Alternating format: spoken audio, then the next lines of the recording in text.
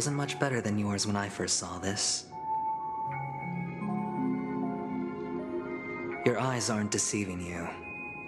It's her. The famous singer, Robin.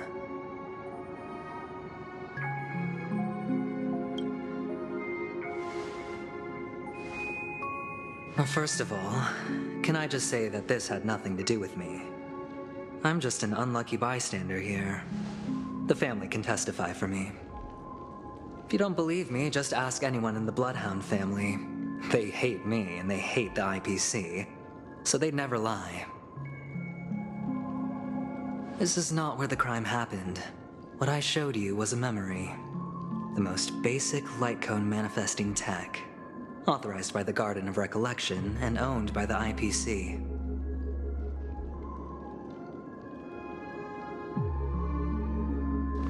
Did you really think the Galaxy Ranger was an outsider this whole time?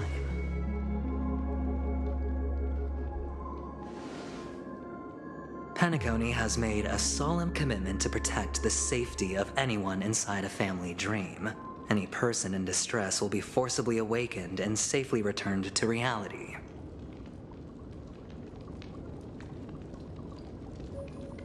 What gives them the confidence to make such conclusive statements? Because behind this promise is the harmony.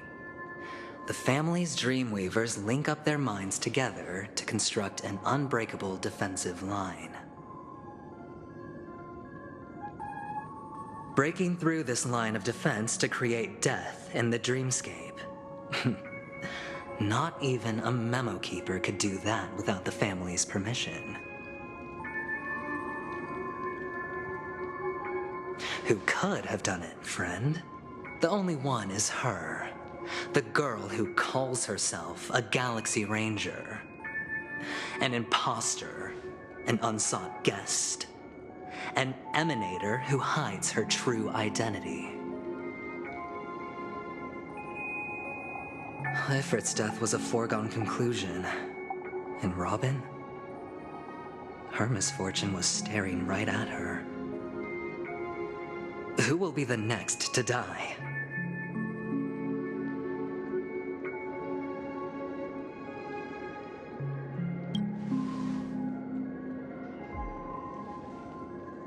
It's fine. Listen to your gut. Building trust always takes time, and I'm willing to wait. I just hope you realize that wherever that legacy is concerned, covert plans are already underway throughout Penacony. Everyone's got their own agenda. Careful you don't get stuck on the wrong side. If I were you, I'd keep my distance from Acheron. After all, any schemes out in the open are always going to be better than a monster in the shadows, right? Who's to say there isn't an even deeper conspiracy lurking beneath the surface? Memo Keeper, I think our little deal is finished. Aventurine is telling the truth. This memory is a real one, and there's no sign of any distortion grafting on.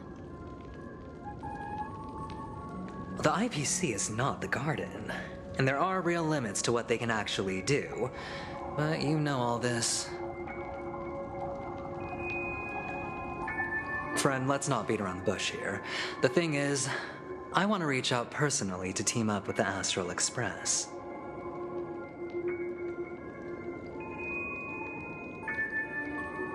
I told you, I'm just not interested in scrambling for the legacy. I just came to Penacony for work. I'm here to retrieve some lost property for the IPC, if you catch my drift. I'm talking ownership of this frontier prison. This has all become a bad debt thanks to the cancer of all worlds. The IPC has tried sitting down for negotiations time and again, but the family wouldn't even take our calls. You have no idea how difficult these people are to deal with. Put it this way. They've hushed up the existence of death before, so they can definitely cover up any news about Robin's death. It'll just quietly float off like a bubble and pop. Nobody ever being the wiser. That's not fair, right? So then, friend, I need your help.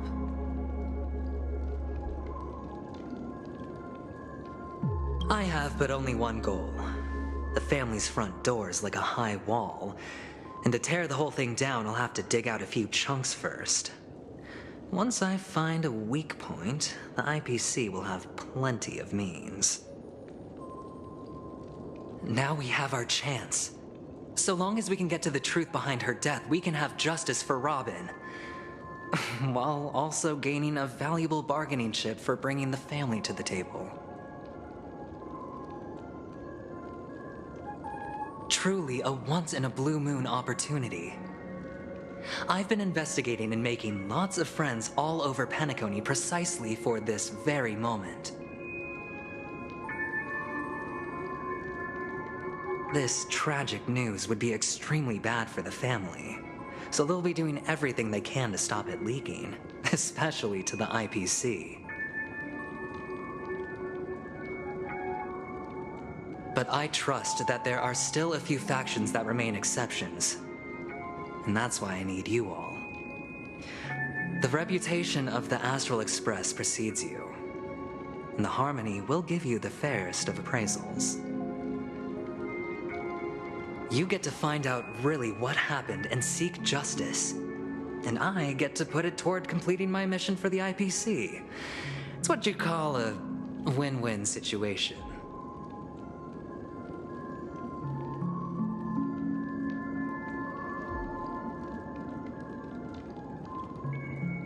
Don't worry, just head back and talk things over with your companions.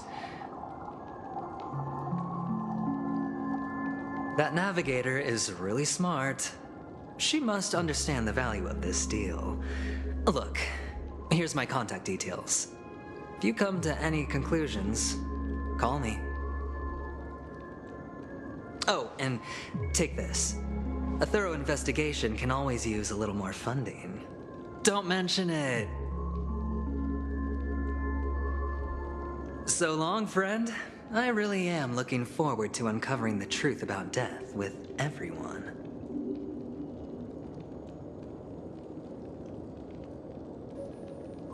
Aventurine just sauntered off.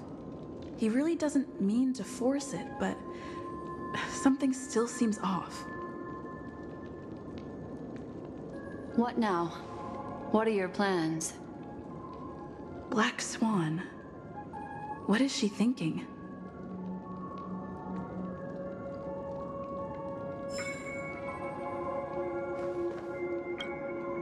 On the surface, this doesn't look like a bad deal for you. But Aventurine is a shrewd merchant whose scheme won't just be as simple as it appears to be. He doesn't know about Miss Firefly yet, but judging by your reaction, he may have noticed something going on and deliberately shifted topics to the truth of death to try and pull you in line with his way of thinking. That's quick thinking and very sound logic. Aventurine is no fool, and working with him definitely has its dangers.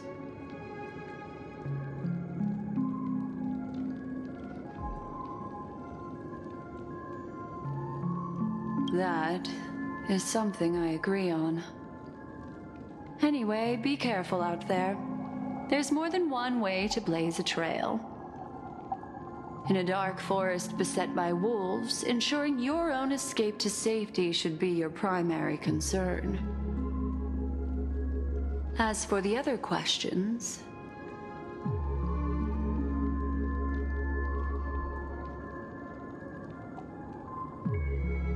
I'm not sure the two cases were committed by the same culprit, but that massive wound looked like its winged blade. We've all witnessed it in action before. Plus, it seems unlikely that there would be two lethal entities loose in the dreamscape.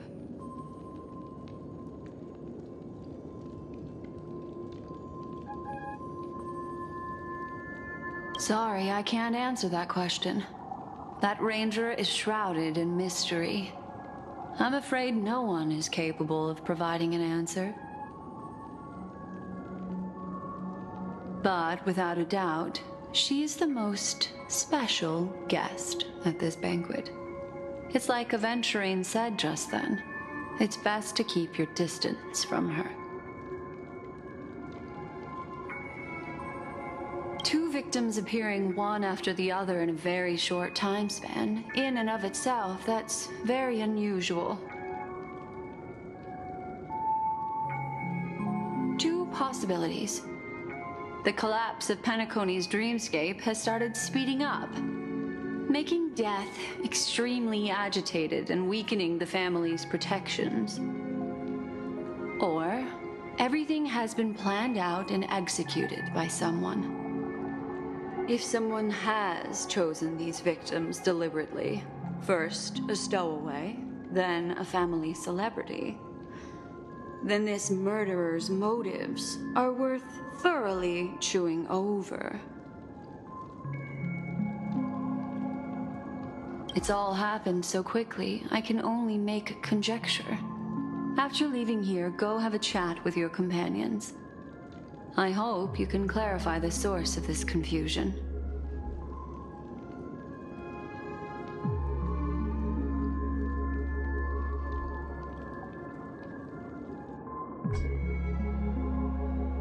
Come, this way. It's a short walk. Don't get lost.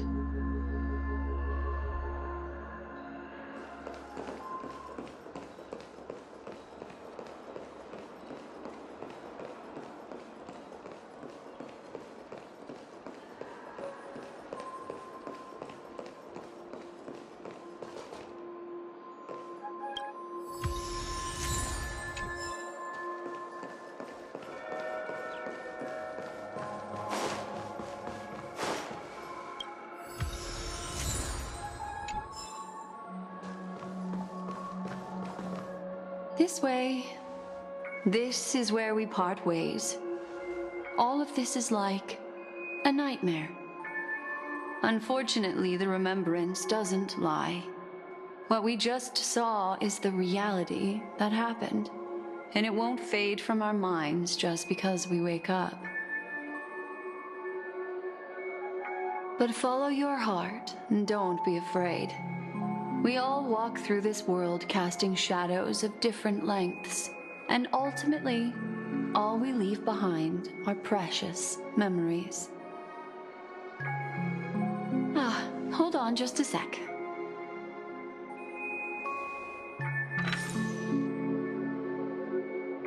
There you go. A small parting gift.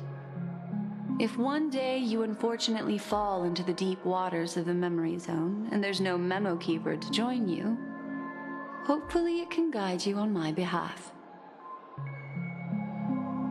I also pay great attention to the ways of the world. Just think of this as an apology from me for hiding something from you.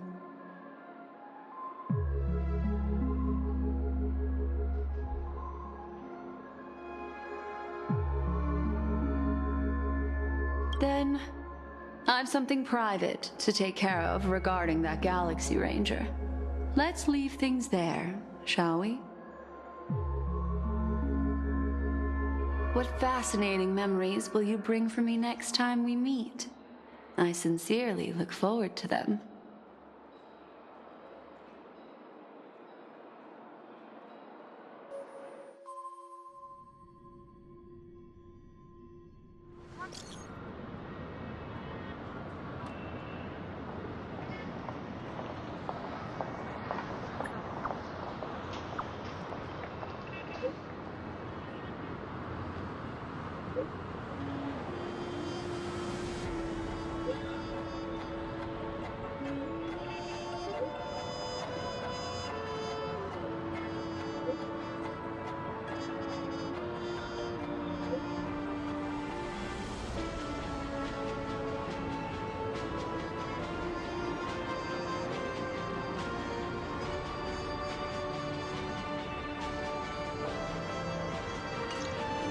A family rep.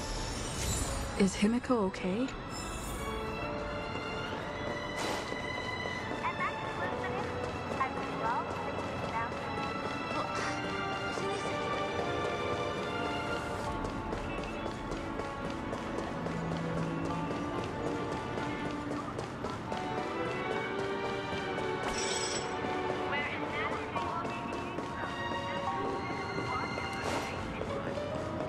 So much has happened.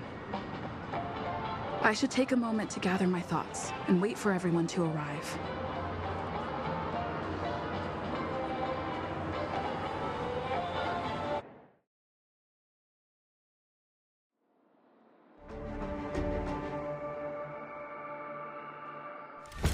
Better unsheath that blade now, Ranger. Do you still dream, Hunter?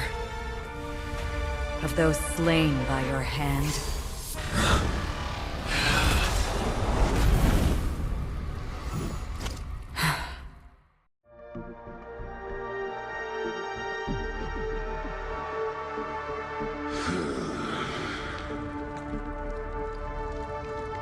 It appears the outcome has already been determined. You're still alive, as are you. You still have room to make a choice. Leave the music box behind, and then go. Choice. The bloody trail of the destruction leaves no room for hesitation. The Taurus Fire Demon. Even if you sacrifice your life for that Eon, you won't get special treatment. Ranger, you tread the narrow path of the hunt. You could never understand. We come from the fire and are born bathed in fire. We spread, burn, and destroy until all the kindling has burned out and we leave only ashes on the ground. Burning forms the entire life of a fire demon, from the beginning to the end. We are born to die just to put into practice a profile of another universal truth. All things are created for the destruction. Your companions don't seem to think so. They fight for your chance at survival. They are my children, and just as I was, they are flames that have yet to burn white hot. They're still young, and I don't blame them. But my flames are faint, and time is running out. Can you see the planet of festivities in the distance? I plan to bring Purgatory with me there, and before that, I must surpass you. Why? Because on the path they have forged, you have traveled farther than I have. Emanator.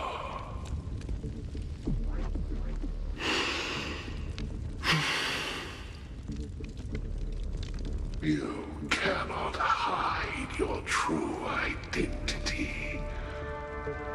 Draw that sword, for we shall indeed remain here, bound to fight a decisive battle to the death, for I choose this. Destruction is intense, but brief. To cravenly cling to life is to endure an endlessly prolonged existence. Even if the answer turns out to be your own destruction.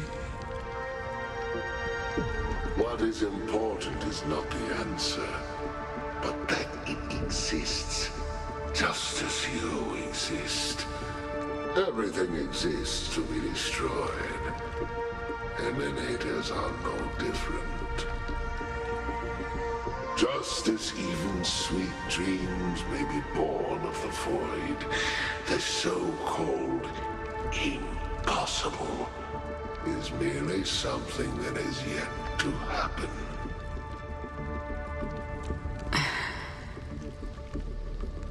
All right. I accept.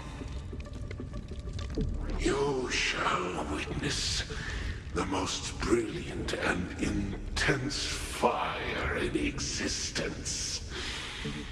May this flame illuminate the farthest reaches of your bottomless dream.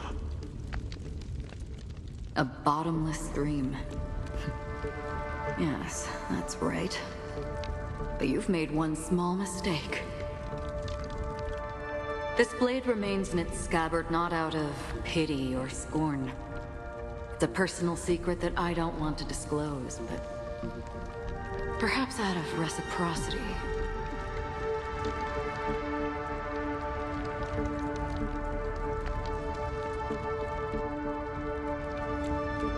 I'll reveal the truth to you.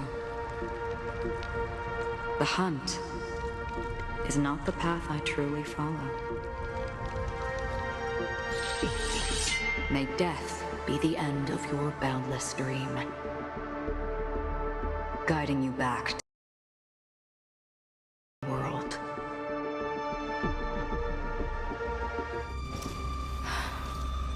I still see them in my dreams. Hold it. Your time hasn't come yet.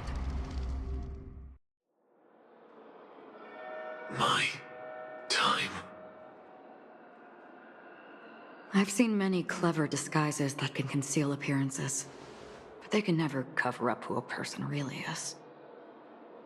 And you're no different. You had no desire to kill the Trailblazer. You only did what you did to drive me and the Memo Keeper away, but why?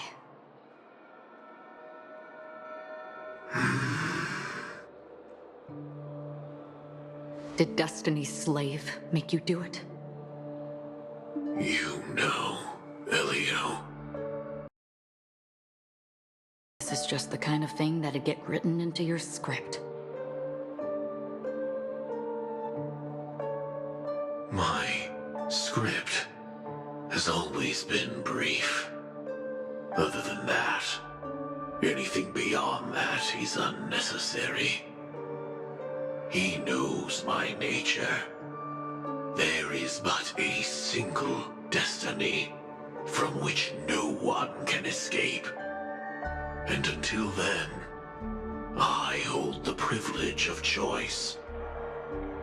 However, you appear to be ignorant of this, so it's time for me to inquire. Who exactly are you? Not your enemy, perhaps. That's not what I asked. I don't deserve your curiosity. Loners wandering the cosmos always have their secrets. Take me. I've also been wanted by the IPC, so it's little wonder I know something about the Stellaron Hunters. That's all. Maybe I can help.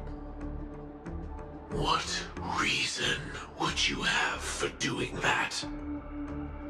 I tend to forget things. Which is why, rather than memories, I'm accustomed to using my emotions to capture what I normally wouldn't otherwise. So, I know who is inside that cold armor. How about it? Ready to take off that armor and sit down for a talk? It's not yet time. I don't need help, but I can give you a suggestion that would make things better for you and me. If your goal is the Watchmaker's legacy, Then go look into the family. Not only are they covering up the existence of death, but they're burying the past and the truth about what happens inside the dreamscape. Already on it. And the Astral Express is no enemy of yours. I know that. I just never expected to hear you say it. What's next, then? The Trailblazer's been taken by Black Swan. Will you go look for her? No need for that. No harm in mentioning that Elio's only given me one instruction. Get all of the Astral Express to track down the Grand Legacy. I tried settling this in an easier and more direct way, but as you can see, here I am, confronting you. I failed. Can't ever go against the script. The so-called impossible is merely something that has yet to happen. That's it. Before we split, can I ask you one more thing? Is there anything else in your script about me? I'd like to know what kind of footnote I get to leave in that future foreseen by destiny.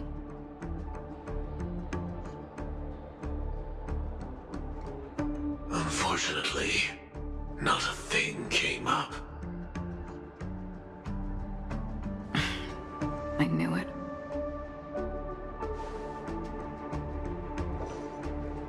Hang on.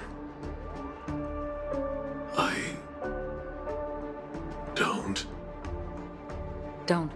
What? Your first question was, do you still have dreams about everyone who died because of you? I don't. Never have. I was born without the ability to dream. I live for this cold, harsh reality. For a little light, and to burn, to keep on burning, until I turn to ash. So, I really envy you. Is that so? Then you're already living in the waking world.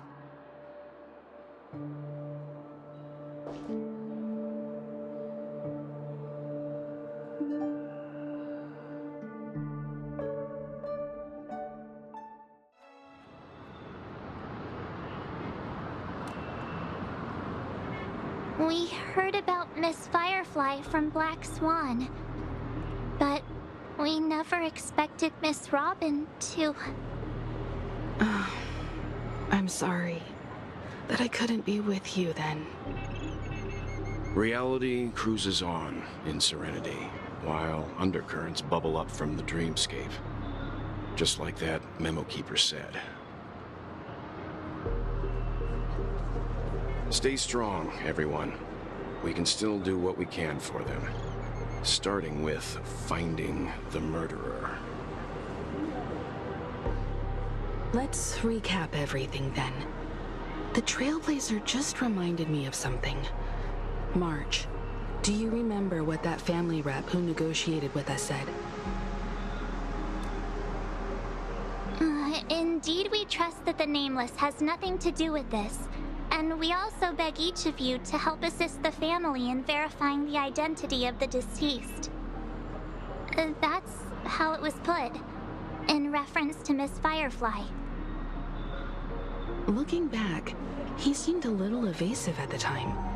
And he also failed to mention anything about the earlier murder, too.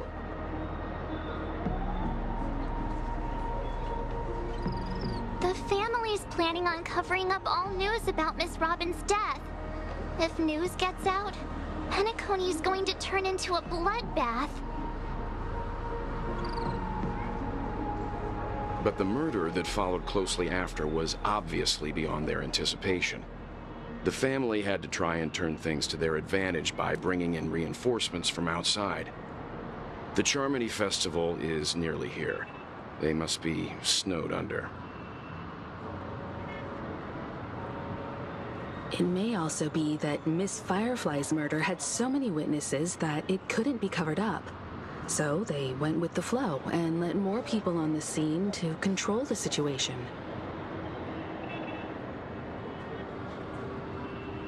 After all, the nature of the two murders is fundamentally different.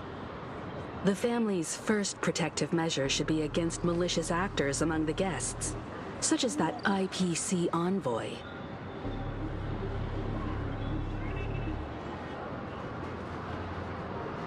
Indeed. He was particularly concerned about that Galaxy Ranger. Are we missing the forest for the trees here? I always felt that Aventurine's reasons for accusing Miss Acheron were highly subtle. Can we believe him? At this point, I'm afraid the only ones we can trust are ourselves. Look, let's try to gather intel first and then list all the possible outcomes we can. Then we go through them, eliminating contradictions one by one. The fewer facts remaining, the closer we are to the truth. I've still got this sense of foreboding. It's like we're stuck in a whirlpool, spinning around that legacy even after everything that's happened.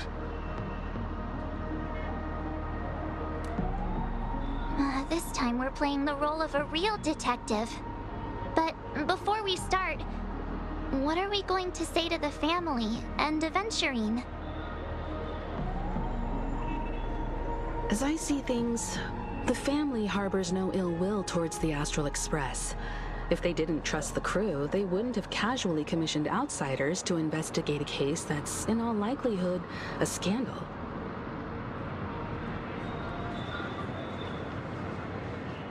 Plus, this is the family's turf. Teaming up with them should make things easier for us in the future. As for that Aventurine, well, I'd like to hear your thoughts. He's complex. He deliberately slow-played his hand during negotiations while running circles around us all the while. He appealed convincingly to both reason and emotion. It wasn't forced, but the intent was obvious. Still, it's good to have contacts among all this uncertainty. Aventurine showed his skills, and as far as our interests are aligned, he can become a reliable ally. We also need to keep a certain distance from the family. Never let them get too close. Teaming up with the IPC helps balance that out. If either side makes a move, we have the option to pull out. So you suggest accepting Aventurine's proposal to team up? Yes. It's risky, but we can only wait until both sides have played their cards before making any further judgments. I get why, but there's a whole lot of bad guys and girls around here, and I'm worried about getting stabbed in the back. She's been bullied a few times now, and I can't stand it anymore.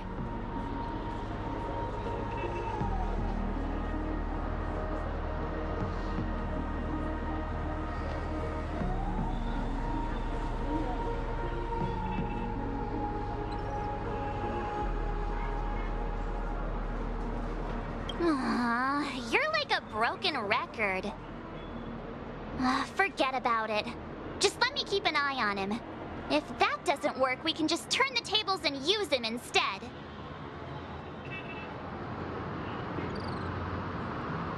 Then, could you please reply to Aventurine? Everyone, take this time to put together your thoughts.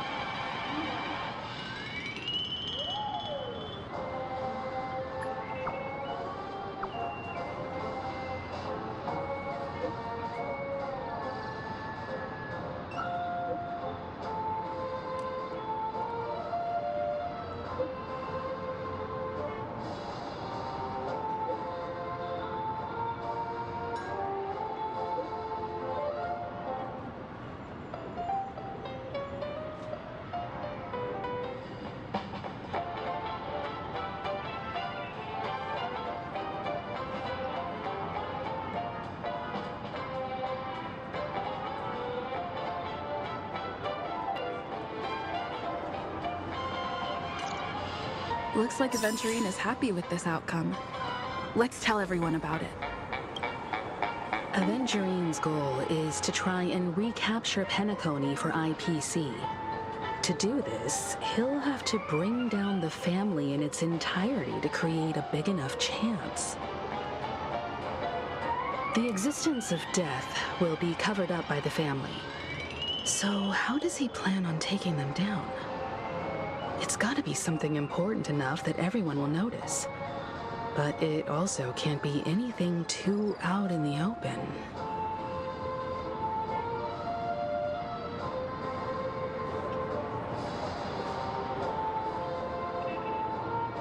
Aventurine has devoted considerable attention to her. But this Galaxy Ranger, we know hardly anything about her and can't rush to any conclusions.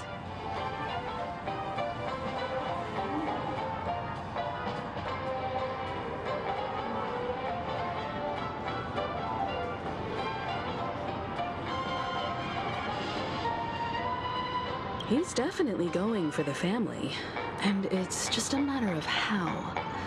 The harmony is strong in Penacony, and almost impossible to take on head-to-head. The fact that the IPC dispatched Aventurine shows that they do not intend to simply play by the book here.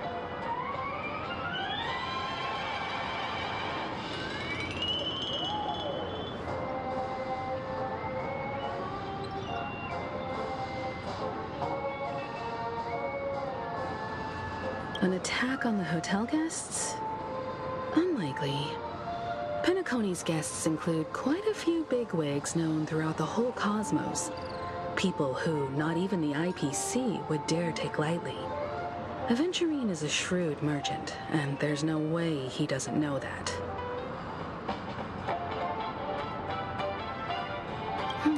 I was also considering this possibility. Especially because he respects you so much, and has sought you out before a few times. Perhaps he's also unsure of your intentions and is probing you.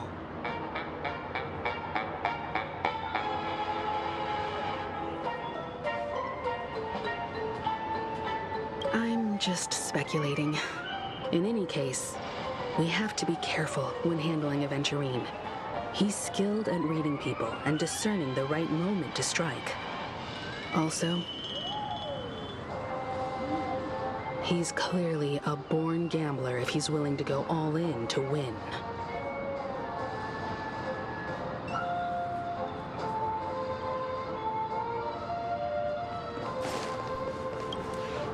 Aventurine said something that concerns me. He accused that Galaxy Ranger of killing Robin without any evidence whatsoever, but said nothing about her connection to that memory zone meme or why he was stalking you. It was a groundless accusation, which only serves to make him seem more suspicious.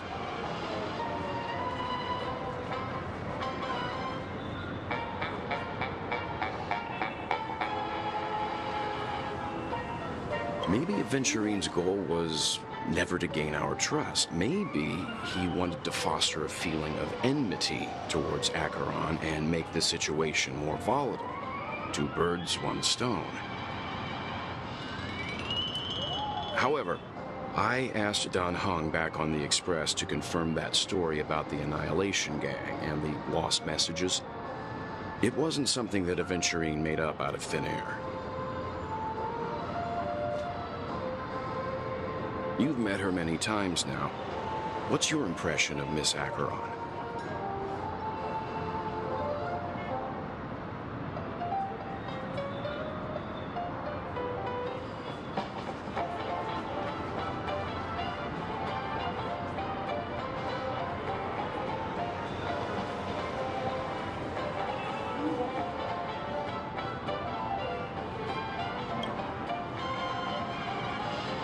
That fits the stereotype of a Galaxy Ranger to a T. They're eccentric, unpredictable, and fond of being alone. No wonder she's a suspect.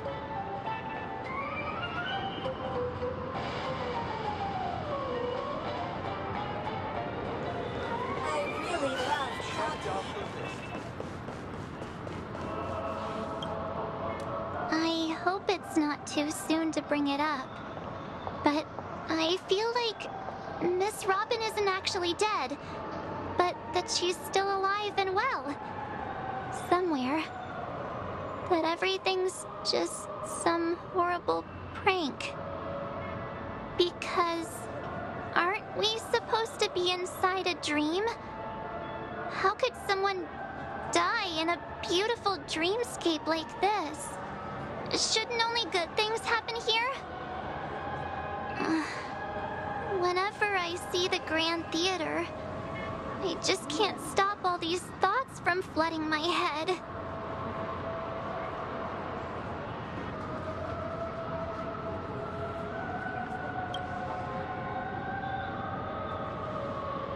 No.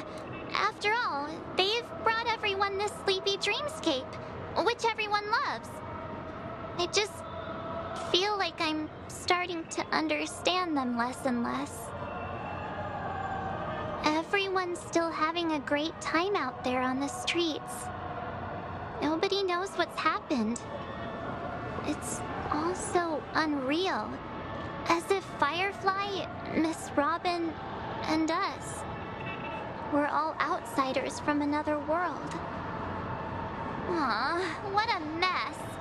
I really want a nice cool drink of soda to help me calm down. But then I'd be just like everyone else out on the streets. Looks like Aventurine doesn't need anything else. Let's turn our attention to the family's assignment for now. Himiko, what do you think? Among our current clues, the two murders that she witnessed are the most directly connected.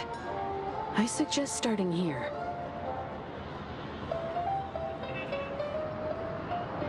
One thing I'm curious about is, if a person dies in a dream, what happens to them in real life?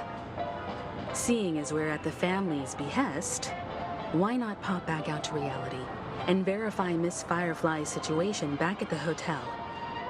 Perhaps we could also make a few inquiries about Miss Robin while we're out there. How about we split off into two groups?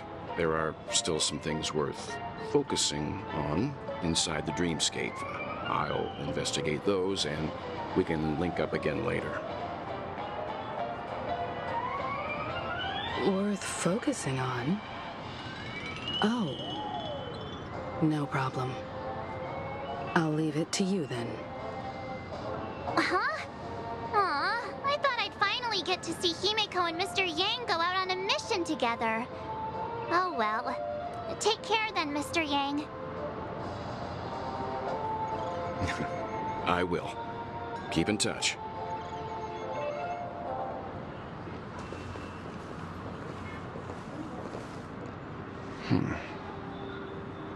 Honored guest, could you come out for a second?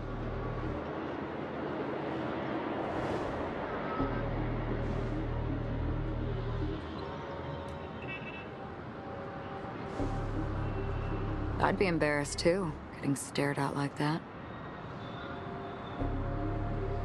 Forgive me. My name is Welt Yang. I'm one of the crew members on the Astral Express.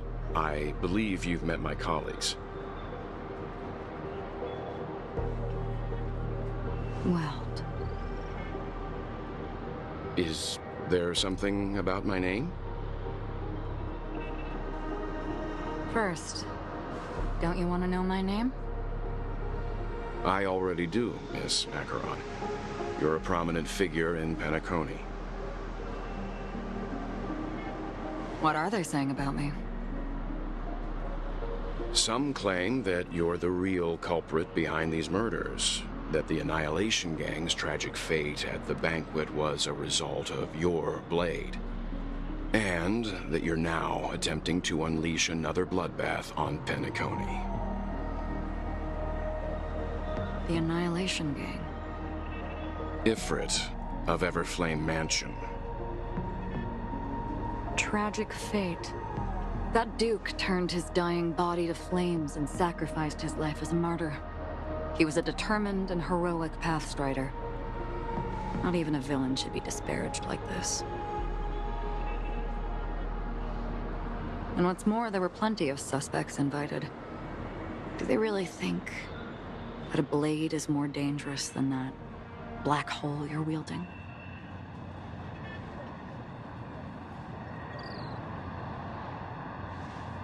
Keen intuition. Not even the family managed to point out the truth behind this cane.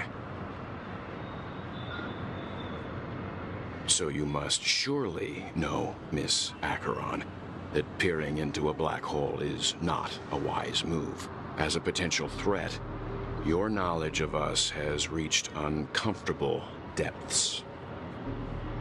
Reveal your true identity and intentions. Otherwise, brace yourself for gravitational disintegration.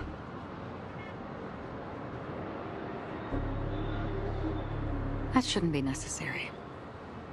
But if it makes the Nameless feel less defensive, I'll be happy to abide.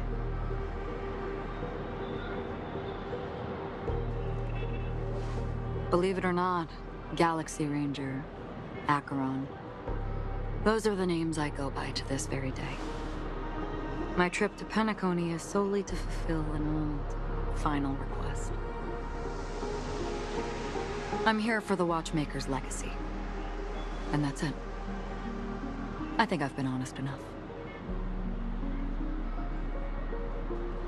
Still unwilling to reveal your true identity? It's not that I don't want to. It's just that I can't.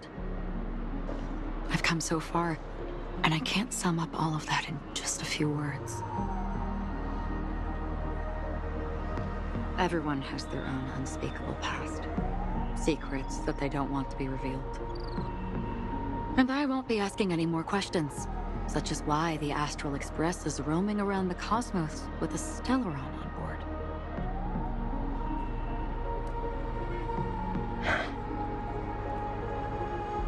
Is she okay? That memo keeper didn't do anything, right? She's fine. Let's just stick with the topic. Gaining my trust depends on how much you're willing to reveal.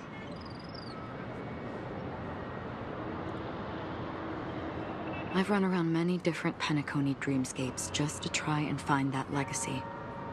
And during this period, I came into contact with quite a few guests. In the process, I gradually came to realize the secret of Penacony may be closely related to the Trailblaze. That's why I've come to ask for your help. I don't have enough proof yet, but I'd like to speculate something. The source of all tragedy lies within the family. If you could trust me, we could find the proof to support this claim together.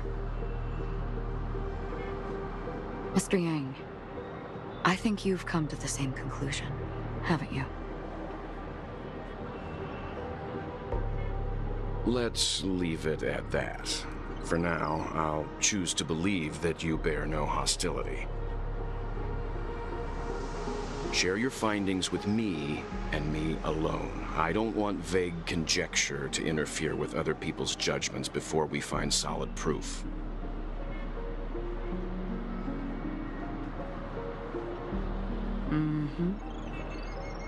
By the way, would you like something to drink? Before we go, how about 2 cups of Wake the Heck Up? No, 4 cups. Because the conversation coming up will last forever.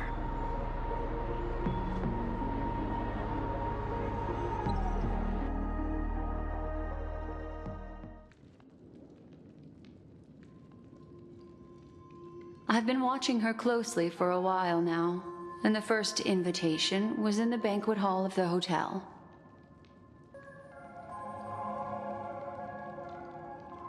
She just sat in one corner, keeping silent, chugging down a couple cups of Wake the Heck Up. I told her it's a pungent, bitter beverage, not the taste of sweet dreams, only for people allergic to Soul Glad.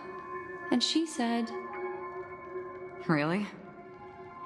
But I don't taste any difference at all between them.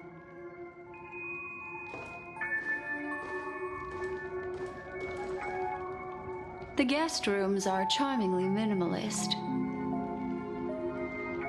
An aesthetic you share, Miss Acheron. It's a cinch.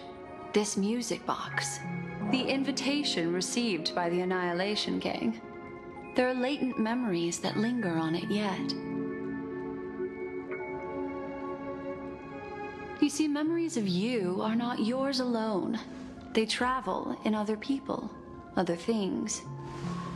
I know much, and I can predict even more. With some help, the dead can be made to speak. The Annihilation Gang, that band of desperados who all disappeared after meeting you. What exactly happened to them? Well, let me reveal all.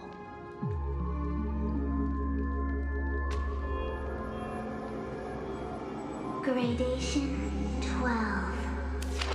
Dreamscape 12. Father, I dedicate this to you. Well done, Dubra. Wherever they go, shall be met by annihilation. There it is. It's hazy, but it's Ifrit's voice. The other one is probably his progeny. This is the residual memory from when the invitation was first delivered. They were abruptly interrupted. Then, what happened next is...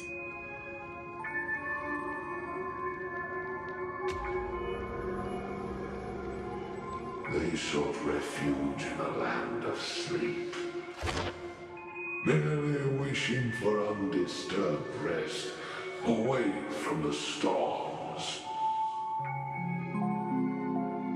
Children of the flame, this marks your rite of passage.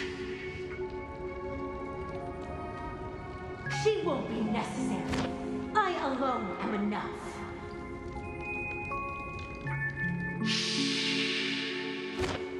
When have those on the path of destruction feared death? The Everflame Mansion has set out on a journey. Those poor people, they have no idea what lies in wait ahead of them.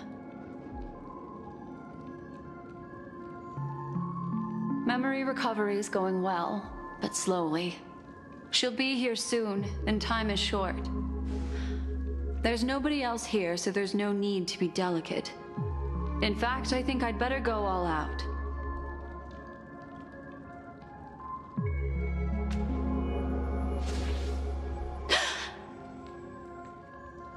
What happened?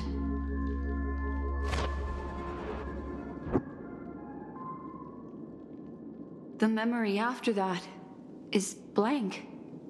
How is that possible? This music box fell into Acheron's hands, and she brought it to Penacony. That's a fact, and that's how it should have gone. But along the way...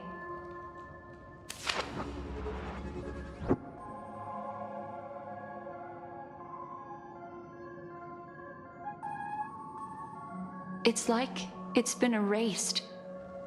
Who's done this?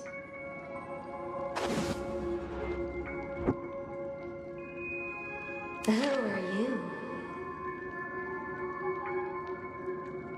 Who are you?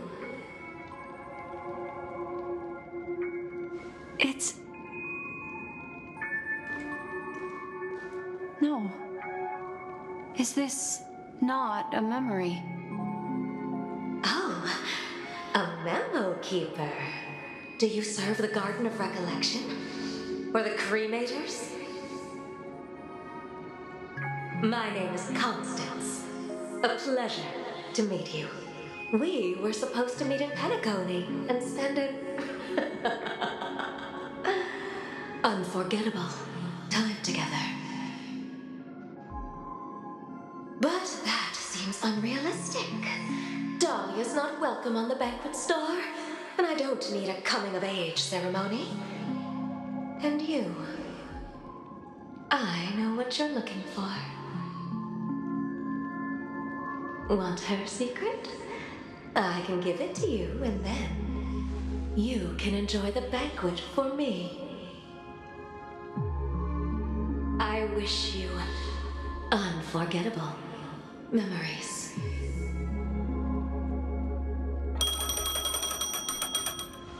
Oh. A phone. Wanna listen in?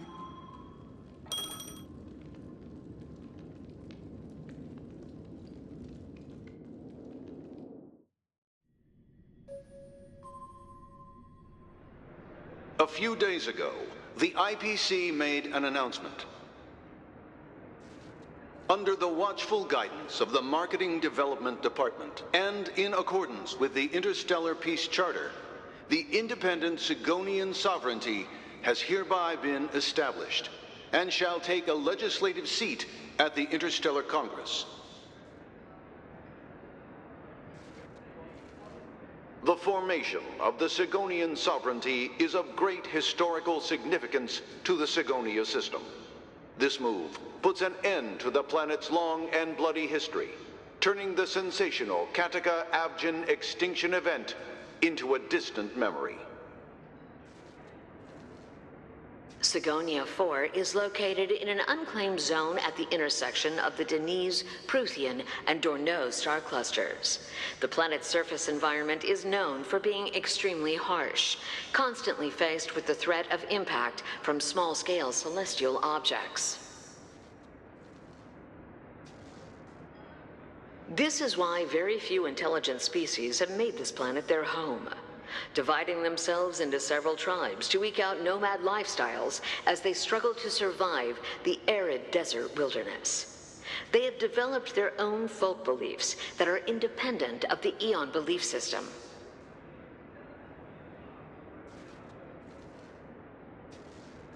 Sigonia. Sigonia. Ravenous eye of the storm, spurned by all the gods. Land of rock, but not water. Lightning, but not rain. Blood, but not tears. You beat us with your falling stars. You lash us with wind and storm. You chew us up with the cracked earth.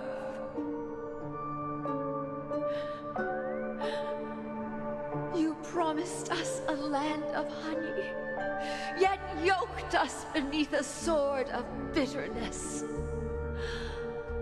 Oh, Gaiathra Triclops, if thou can hear me, please open up thy 3 eyes and gaze upon this child. When you took his father, my child was still sleeping in my belly. And where my husband went, I too soon must go. I don't ask for a peaceful death, just for you to tell me, does the baby swaddled sweetly asleep? Does he dream of his mother's heartbeat and the sound of falling rain? Please tell me whether this life is all just a fleeting dream. Otherwise, why would this child be born to face impending death? Mommy! Mommy! Mommy, the rain! It's raining! Raining?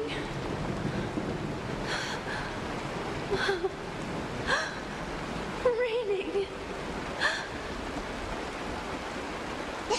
It is raining! It's true! Those outworlders weren't They really did summon the rain. Mommy, we can leave here. We can go back home.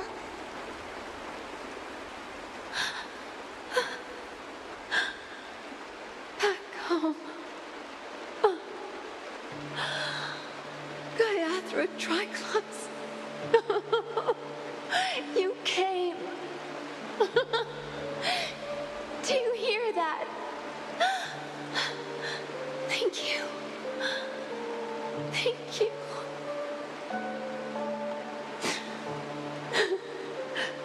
Darling, listen. This is the sound of rain. On the day you were born, the sky also sent down a gift like this from Gaiathra.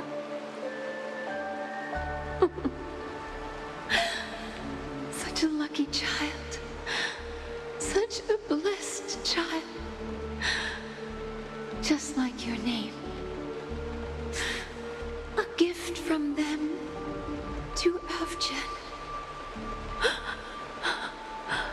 My boy.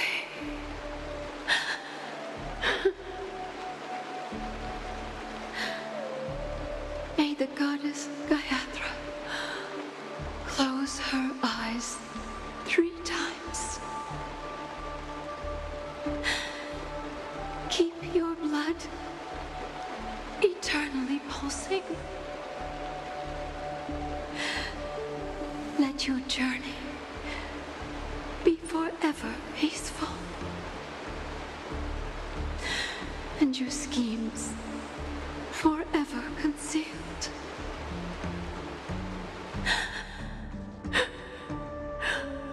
Welcome to this sad world, Kakavasha.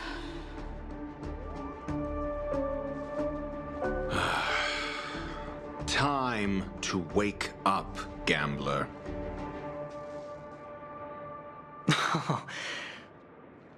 Oh, heavens. I must have drunk too much Soul Glad. Didn't expect you to be back so soon. How is it? Find anything? Just as you guessed. Nobody outside knows about Robin's death. There aren't even baseless conspiracy theories. They're still streaming the rehearsal for her ceremony, using a stand-in, I guess. They must be dreaming. Of course. Who could imagine that death would actually descend upon the idyllic dream created by the family? Let alone that the victim would be the female lead of the Charmony Festival. To be honest with you, I didn't believe it. I even tested it a few times myself, until I discovered that I couldn't actually die. Whenever there's any danger, I'm forced awake by the dream pool, and it's all as if everything were just a nightmare. That's why I'm convinced that there are a few big secrets lurking behind the scenes. Then you must have heard about the Memory Zone meme. When I graciously deigned to establish connections with the Oak family on your behalf, they were quite in a pitiful state of disarray. Besides Robin, there was another body. I don't know the exact details, just that it was a stowaway. 2 murder cases? I told you something seemed off about the Nameless. Oh, she must have come across the other one. This murderer is a psycho. And I have to say, the case does represent an opportunity. We can leverage the family's malfeasance and let the IPC use this as a reason to intervene. It's just that their trickery runs deeper than I thought.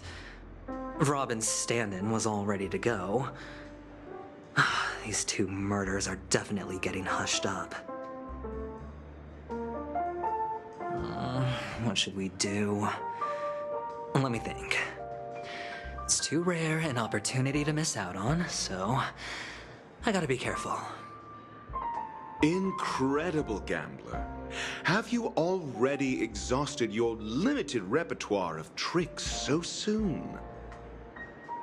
There are plenty of chips, but it'd be best to choose carefully.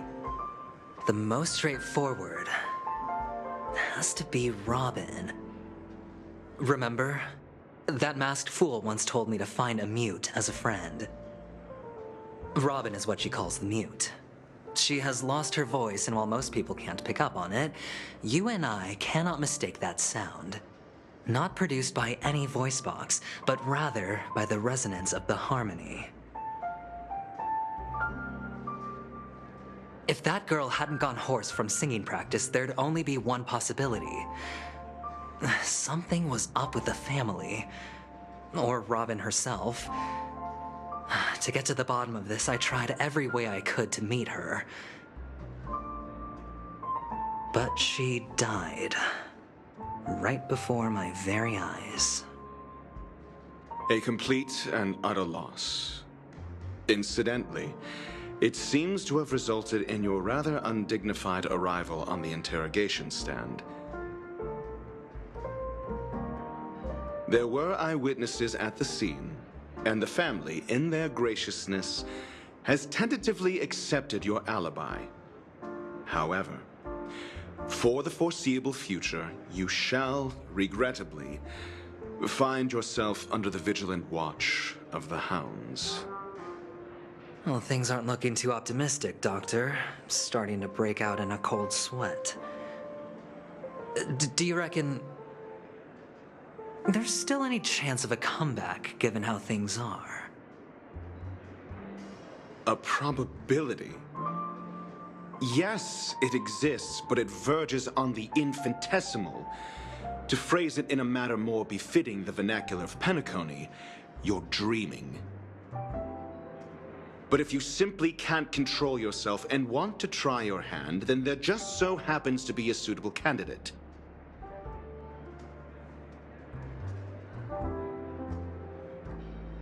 That man wants to see you again. Who? Sunday. Is this a public hearing or a private trial? If it were the former, it would hardly befit my stature to stoop to the role of a mere messenger. Fine. Well, that's great. It's all great. You see, the dead can't talk, but the living can. Ratio, I'm convinced now that there must be something wrong inside the family. Oh, just you wait and see. That man's sister has died. He can't sit on his hands. Well, without any further ado, let's set off. Lead the way. The show is about to begin.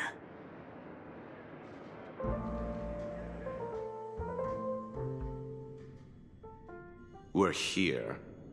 The Dewlight Pavilion is the Oak family's fortress and a place where heads of the families meet to discuss great plans for Penacony. Fortress? I like this metaphor. I dealt with the warlords of the Amanicus star system not long ago, and their synchronized orbital manor wasn't this heavily guarded. This mansion nominally belongs to Sunday, and is very befitting of its owner. Without his express invitation, the likes of ordinary guests would never grace these grounds in their lifetimes. Look around while you still have this moment of freedom. Hey, Doc, whose side are you on anyway? Who's to say I won't sell you out? We'll see. When we meet the authoritarian master of the Oak family, I'll pry an answer out of him. Follow me and I'll bring you to his parlor. Hold your tongue and let me deal with the members of the family.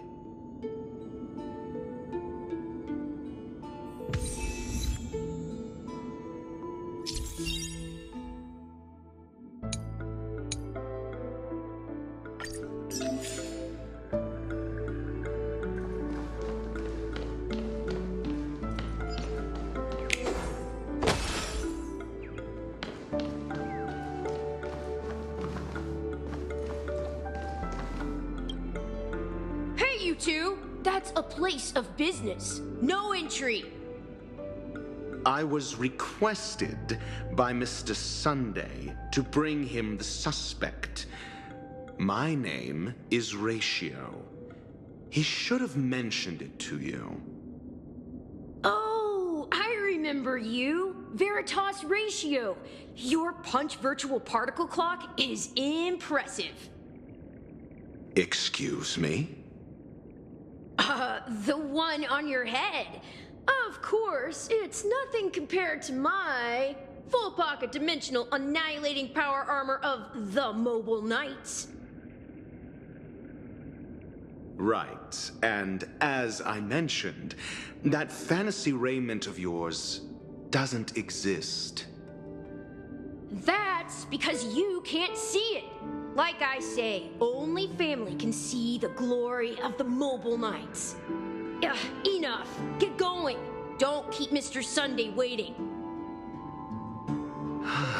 It seems like the idiocy index here is no better than it is out there.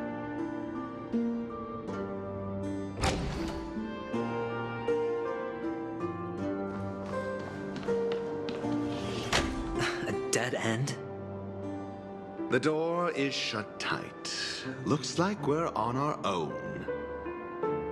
I mean, there isn't a door. How did you get in before? For security reasons, the family built the administrative site deep in the dreamscape, with the mechanisms hidden in these nightingale statues. The direction of the statues can be controlled. On the previous occasion, an attendant named Kona had gone to the side room to verify something before setting the statues in the correct positions. Well, maybe we should do the same. Let's go and take a look. Of course, we can also use brute force.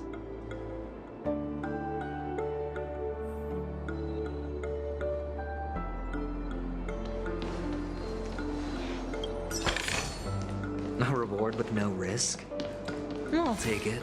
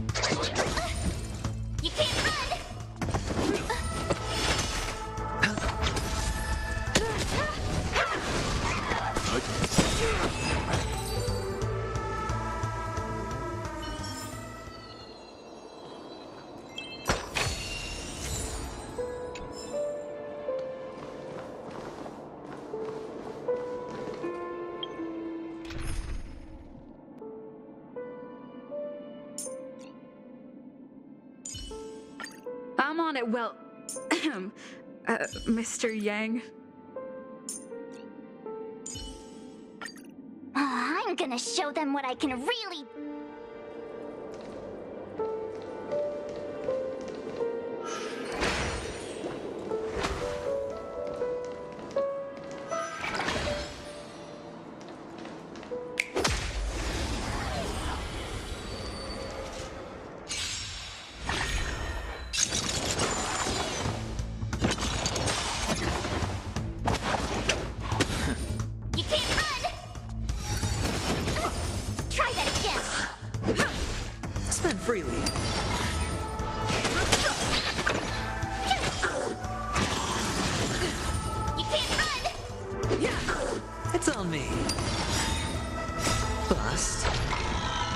Maybe I'll take it all.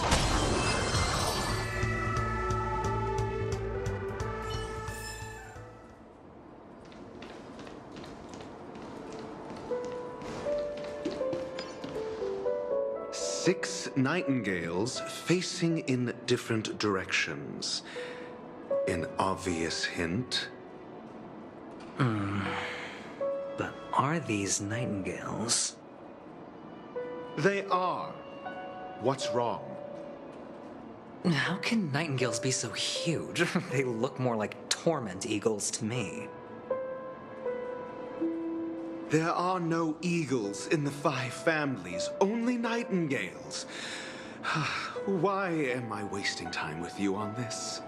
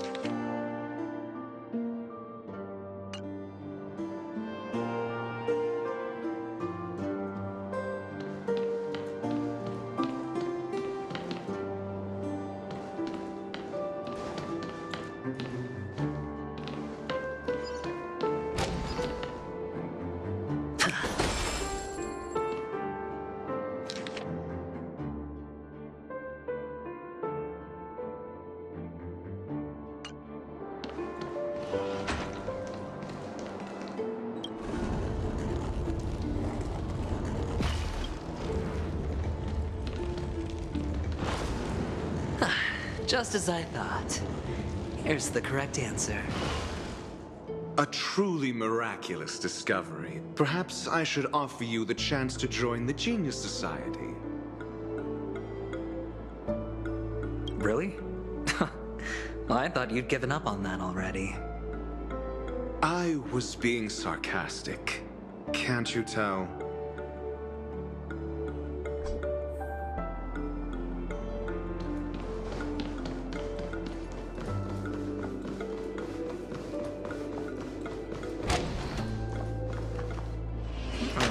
Impressive. So much for Mr. Sunday's reserved, virtuous image.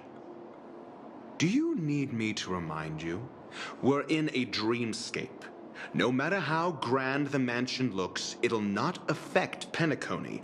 Stop wasting your time nitpicking the family here. Yeah, you're right. The only way to destroy the family is death. Sunday must have thought the same. Let's head down.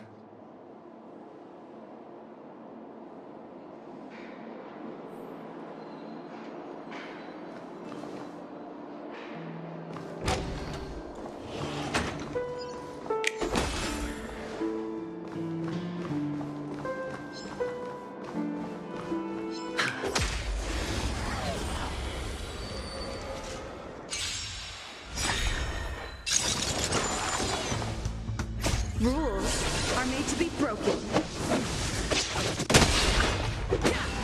Spend freely.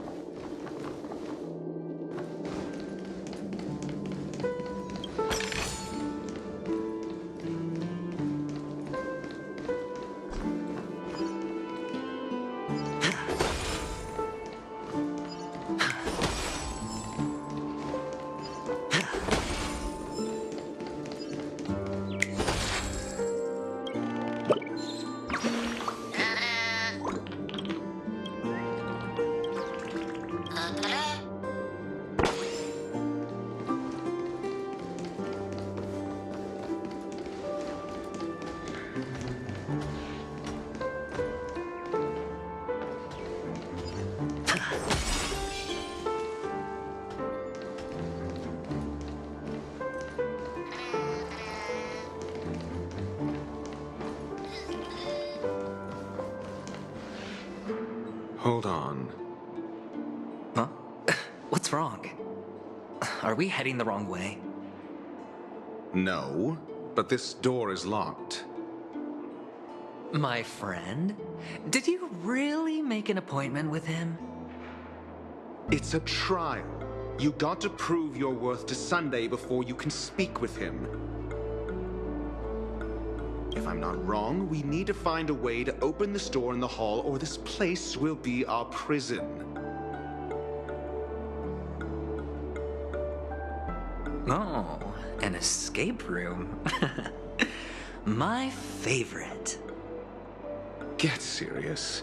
I've no time for games. Let's head back. The hint is probably in that prominent sandpit. Wow.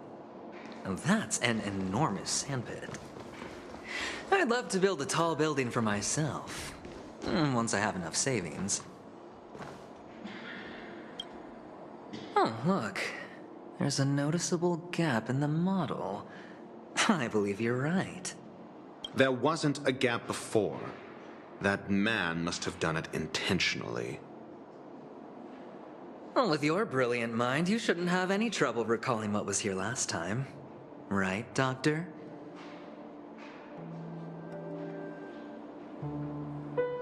Of course.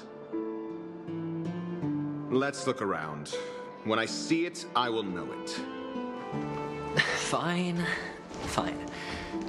Why do I feel that we're pursuing a degree in burglary now?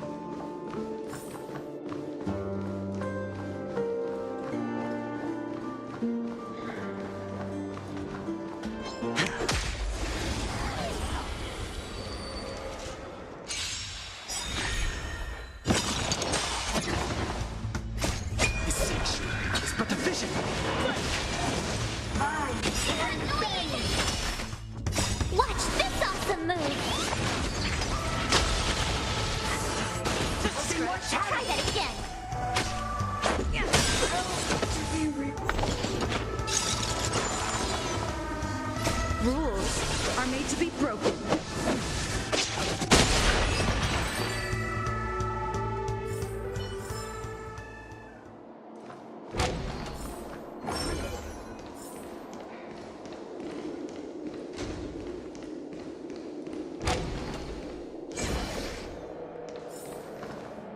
Found it. This is it.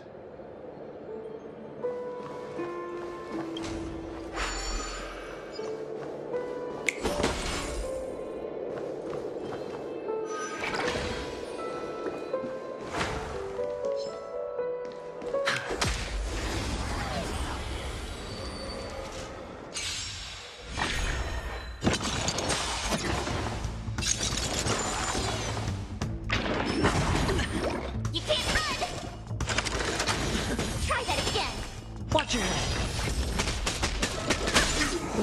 It's on me. Bust. Or maybe I'll take it all.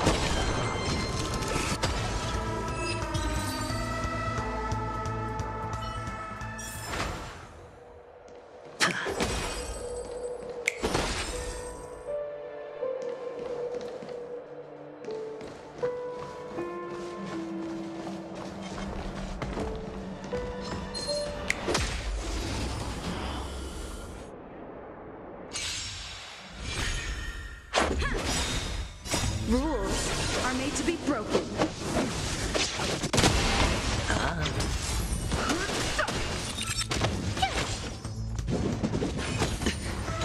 You can't run! Spend freely.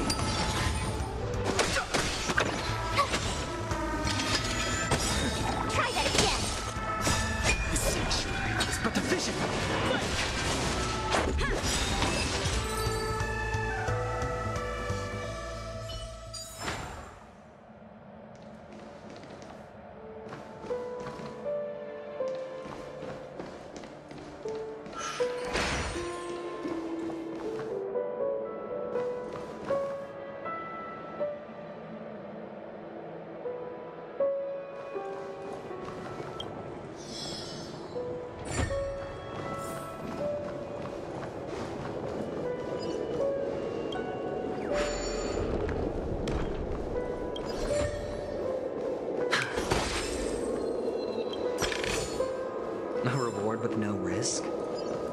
take it.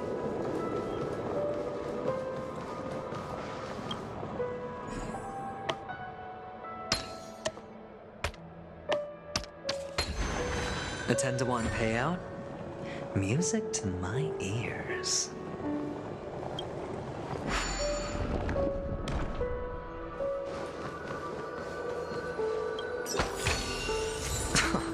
This is hardly enough for a seat at the table.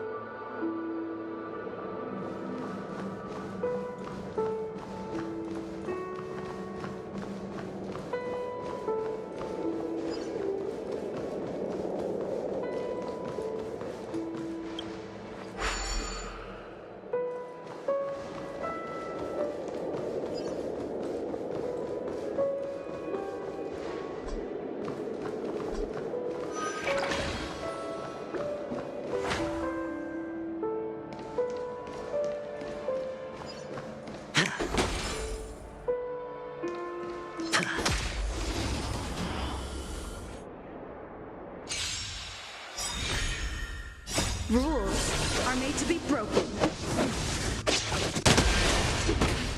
It's on me.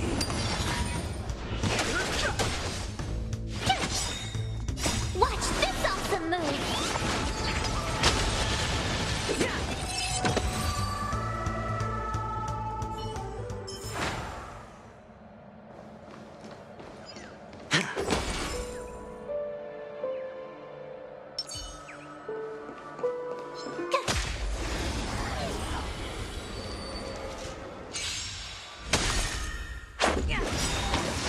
Rules are made to be broken.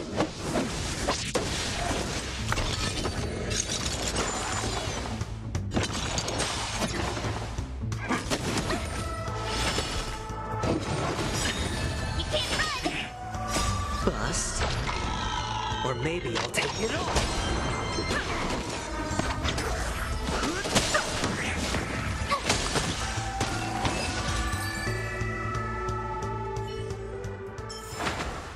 You couldn't have done it without me.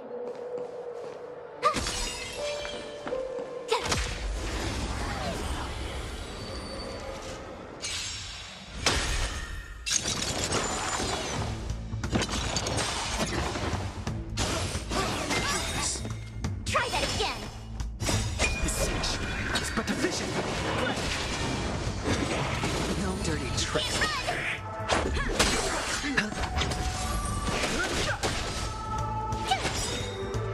Watch this awesome move.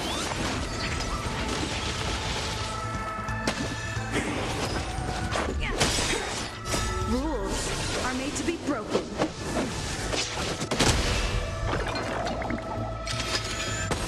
Try that again.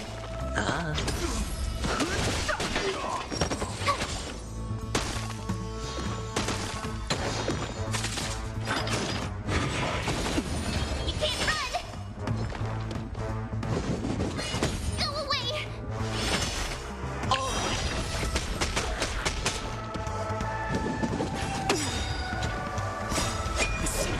It's but division. Spend freely. Bust. Or maybe I'll take it all.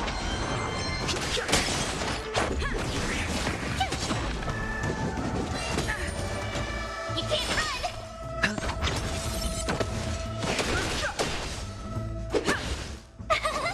You.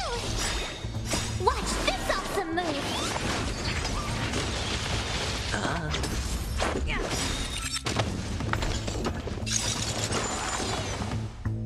Rules are made to be broken.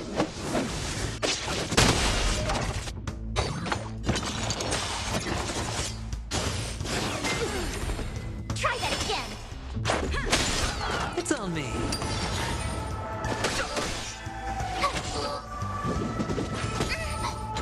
You can't run. Watch your head. Try that again.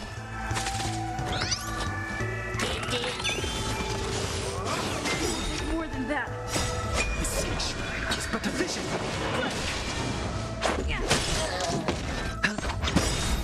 Bust. Or maybe I'll take it all.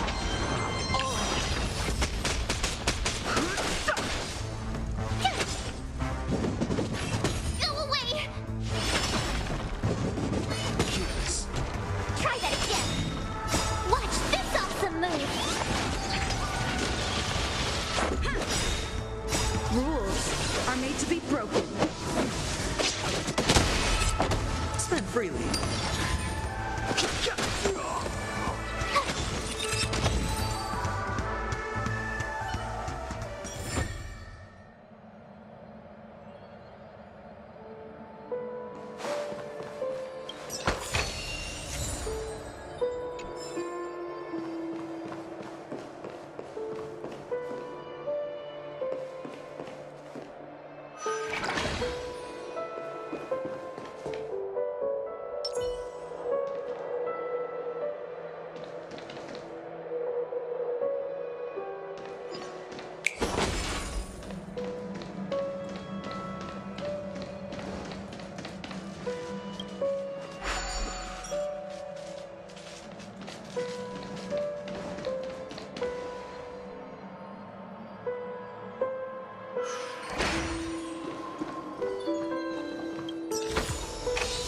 Fortune follows luck, just like it always does.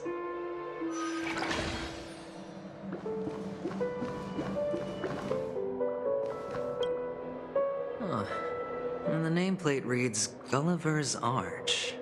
Well, I'm amazed you can remember something this tiny. You know, this reminds me of a tunnel I once saw that could shrink people who passed through it. If I were you, I would shut my mouth. It's wise to remain silent when you should.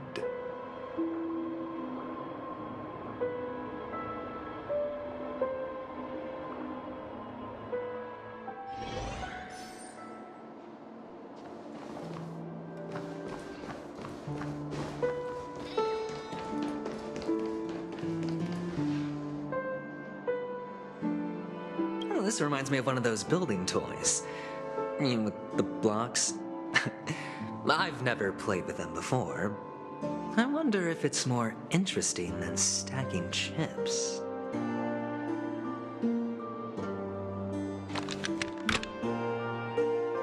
Oh, look. The gap is closed. And it fits perfectly. So, what's next?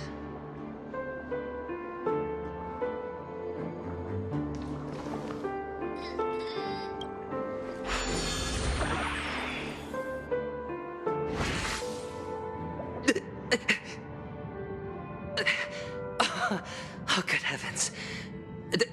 Did I shrink? Am I still in a dream? Indeed. Oh, Doctor, you're huge.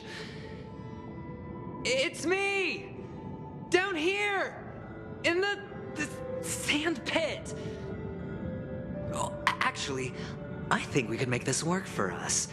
Just find a way to slip me into Sunday's collar, and I'll infiltrate the family just like that.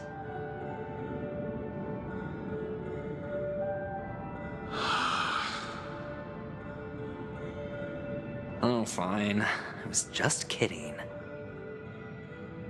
Let's find a way to open the door.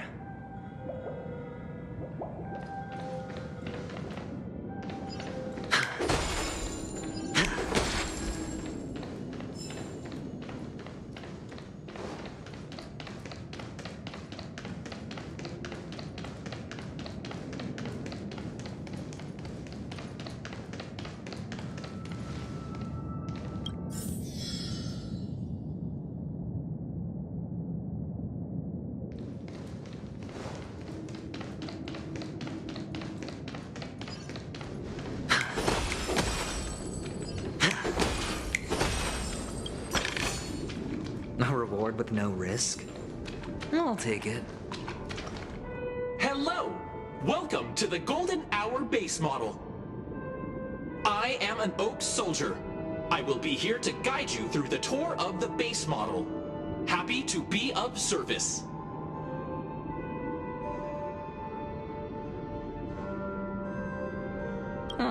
And tell me about the tour. Hello! Welcome to the Golden Hour base model. I am an Oak Soldier. I will be here to guide you through the tour of the base model.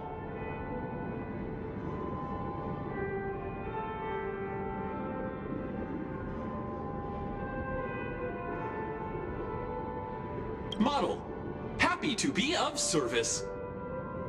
Generating guide. Please wait patient.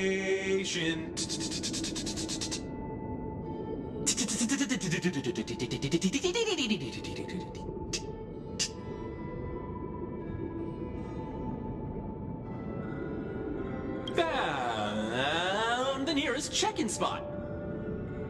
Please look behind me. A capsule machine model.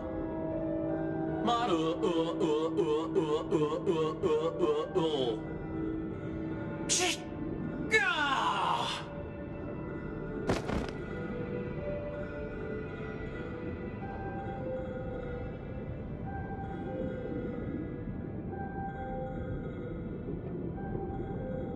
What's up with that? Now the family's toys are trying to frame me? I didn't do a thing to it, Doc. You've got... Oh, capsule machine. There's no mechanism on the floor. Could there be one at the top? Doctor, do me a favor.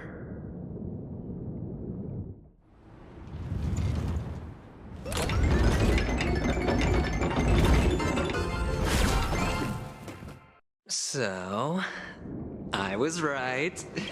These models have interiors that look exactly like the real buildings. The only difference is that no one lives in them. Funny that Sunday puts a miniature that makes him seem like a giant by comparison, right where he can see it first thing in the morning. Insecure much?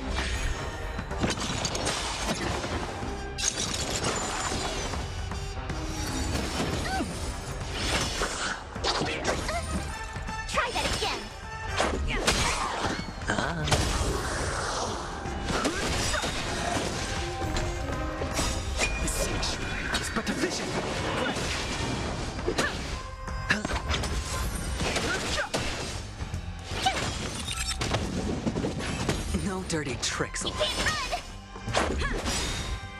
Rules are made to be broken.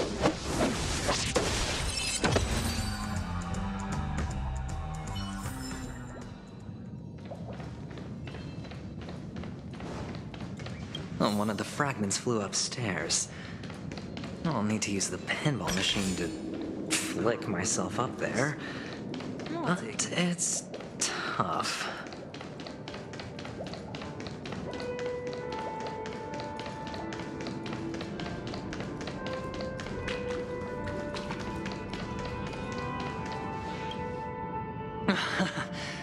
Oh, great.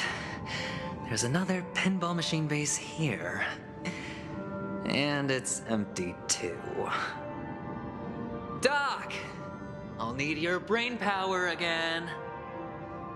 There's no need to yell, I can hear you. The pinball machine must be hidden somewhere in the hall, like the arch.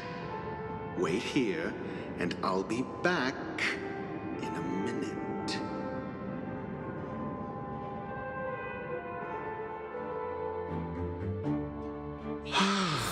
Finally, a moment of peace.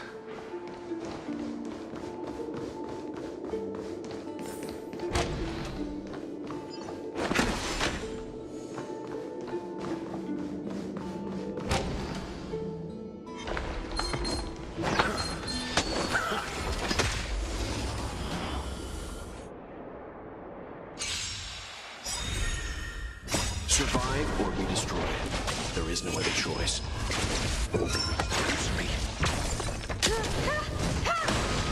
Stand down. You won't get away.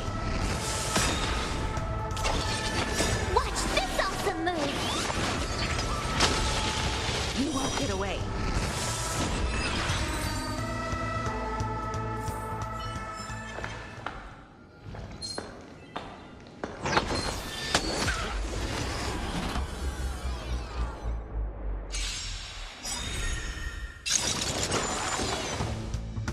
Humanity never conceals its desire to control the heavens, and I'm no exception.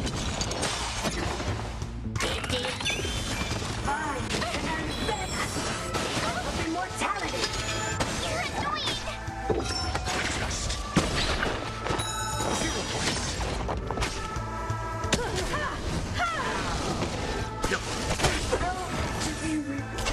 You won't get away.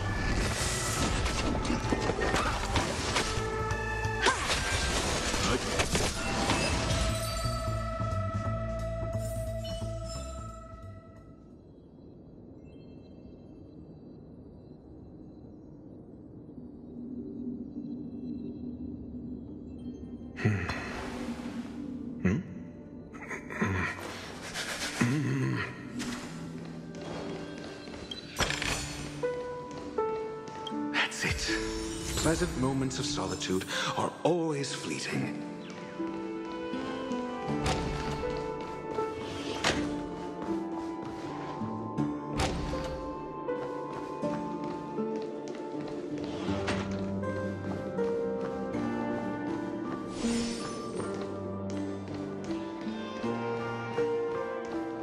Oh, you're back. Just place it here. Thank you.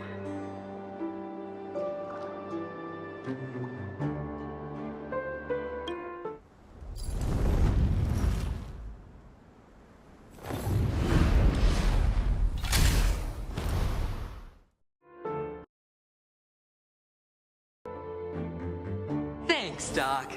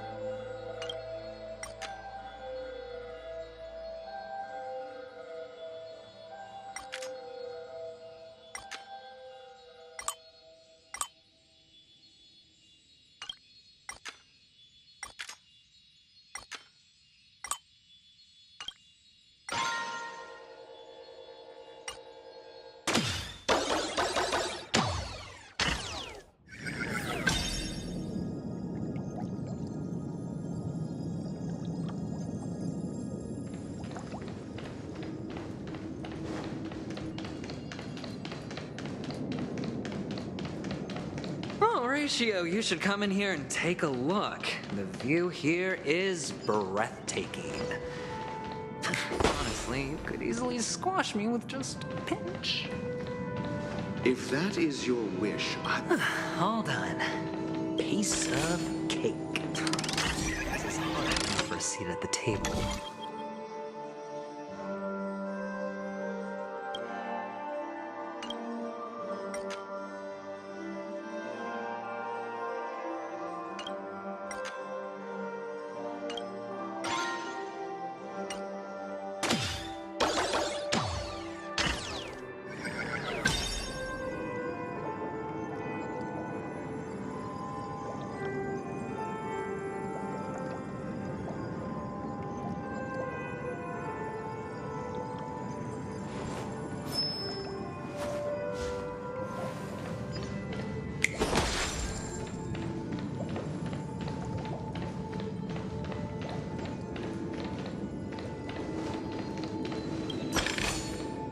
A reward with no risk? I'll take it.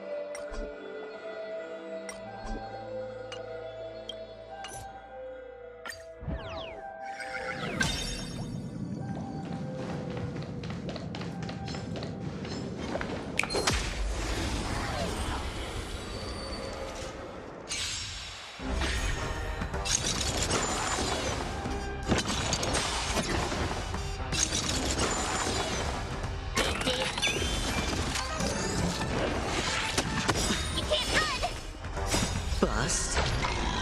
Or maybe I'll take it all.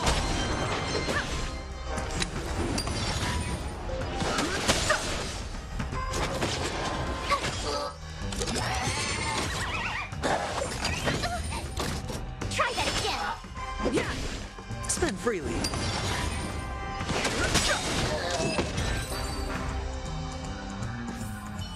All done. Piece of cake.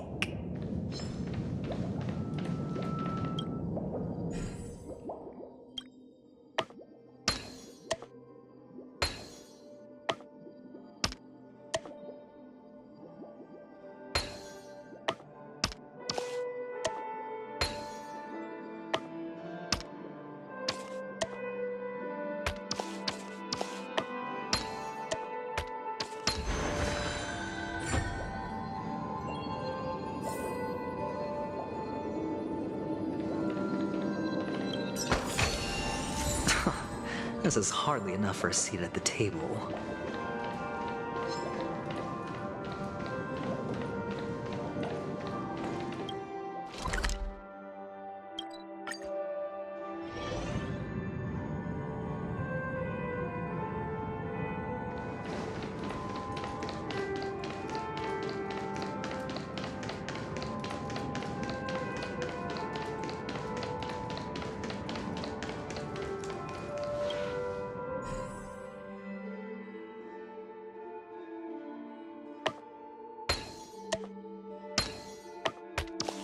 And the joyous tour of Toy City has come to an end.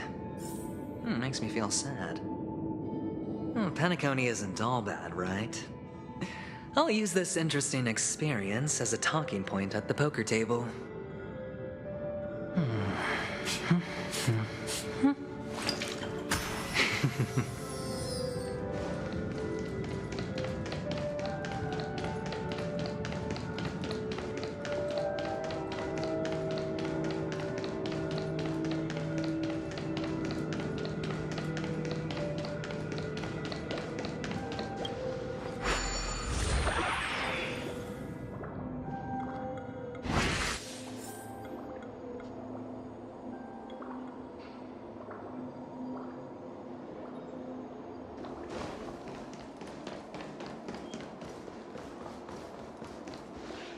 It's a pity you made it out of the sandpit alive. Sunday is just beyond this door. From my limited understanding, he's not someone easily handled. Are you prepared?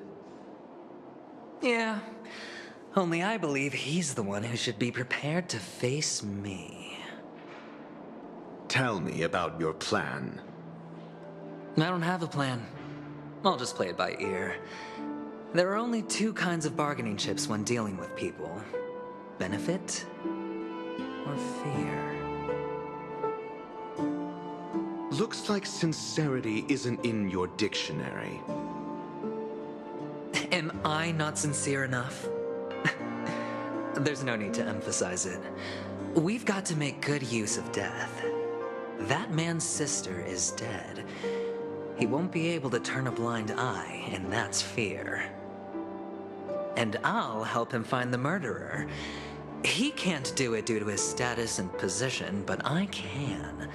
And that's benefit. On what basis do you believe he's incapable, necessitating the delegation to someone from a rival faction, the IPC? Simple. Because that murderer could very well be a traitor hiding inside the family.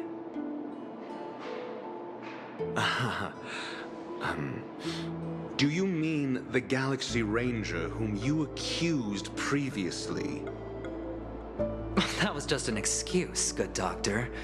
There's something wrong with that woman, and we need someone who can keep her in check. It's better to minimize the variables outside our control while we execute our plans. Moreover, I need to know her identity. If I'm lucky. She could be an important pawn. And it's good to have more helpful friends when dealing with this matter. But honestly, the murder case is likely unrelated to her. I believe my standpoint. There's a rat in the family.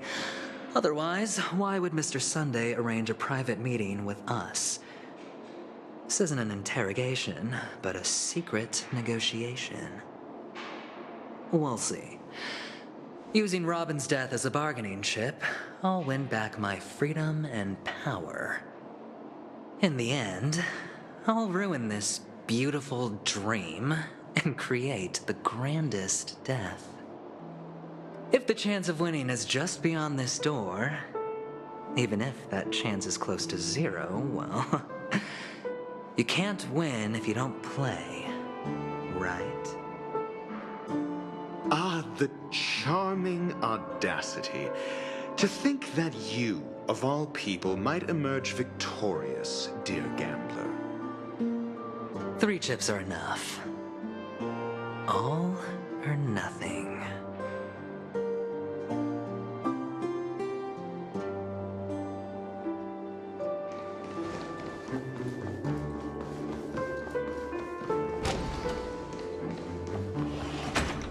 It seems my puzzles are too effortless for you, IPC Ambassador. I appreciate your words. And I see you put a lot of effort into welcoming me, Mr. Sunday. However, this is no way to greet a guest. Well, this isn't an invitation, but a summoning. Before we speak, I need to test your character. I imagine this knowledgeable doctor friend of yours has been of great help, yes? Certainly. You ought to know this better than I do. He's already faithfully fulfilled his duties, hasn't he? Yes, the doctor has assured me of your noble character. He considers you, like himself, a virtuous person who can be trusted by the family. I have come to know you very well as a person, Mr. Aventurine. You're diligent, generous, and willing to cooperate. The fact that you succeeded in overcoming many obstacles just to meet me gave me the reason to believe in your wisdom and courage. But there's one thing I must ask you. That is, you've used your wisdom at the wrong place to meet the wrong person and put yourself in a situation where you shouldn't be, witnessing a tragedy that shouldn't have happened. You don't look too well. Am I making you anxious? If not, then it means I'm on your side. If I wasn't mistaken, you'd just made a serious accusation against the family.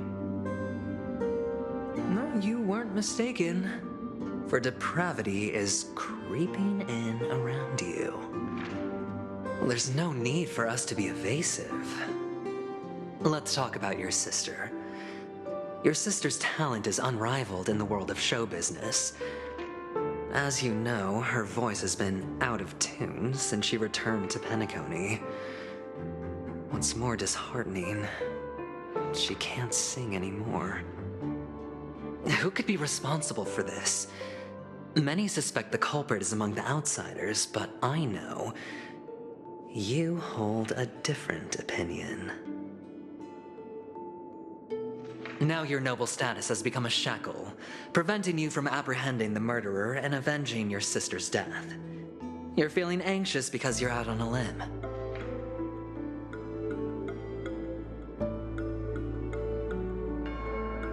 But don't worry, I'm on your side.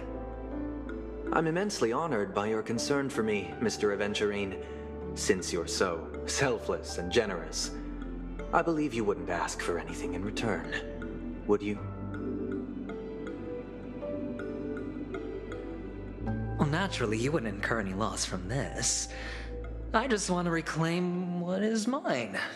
My liberty and the personal items under the family's custody, the bag of gift money, and the box in which the cornerstone is stored. That's right. Cornerstone. I've heard it's a treasured asset of the Strategic Investment Department. A sacred stone that seals the Preservation Emanator, granting significant power. And every liquidation specialist holds one. For an object so precious, it probably comes at an even higher price than other forms of recompense. Well, I'm sure you're aware of the high level of risk I'll be undertaking to bring the truth to light. Mr. Aventurine, when you are out and about, do you always make adjustments to your appearance? Your tie should be on the center line. Your shirt must not protrude from your vest. Your trouser creases should be perfectly straight and always aligned with the tips of your shoes. Of course. But I don't, because it's not appropriate to do so in public. You should make sure everything is presentable and in order before leaving the house. I'm not the kind that takes risks. The Cornerstone must be in the custody of the family. No room for negotiation? Please, don't let me turn you down twice. Sure. The gift money is good enough.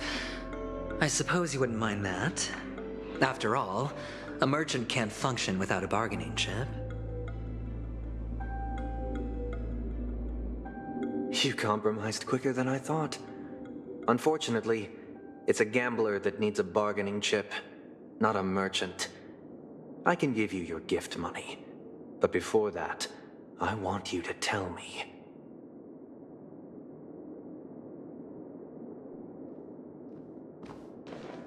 The fact that you can decisively forsake the box you asked for, what exactly is stored in it?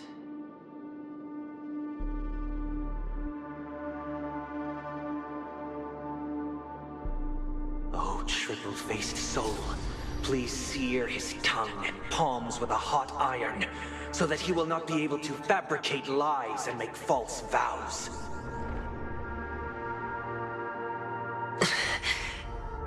What have you done? Under the light of the harmony, all wickedness is revealed. I implore them to shed their light, and I'll ask you questions on their behalf. Next, you have 113 seconds to prove your innocence and gain my trust. And if I refuse to answer? You can try, and we'll see if the harmony rejects you. Question: do you own a cornerstone? Yes. What a simple answer. You, too, understand that idle chatter leads only to poverty. Did you hand over the cornerstone to the family when you entered Penacony? Yes. Does the cornerstone you handed over to the family belong to you? Yes. Is your cornerstone in this room right now? Yes. Is your memory free from any kind of tampering or deletion, encompassing but not restricted to the techniques of the Garden of Recollection?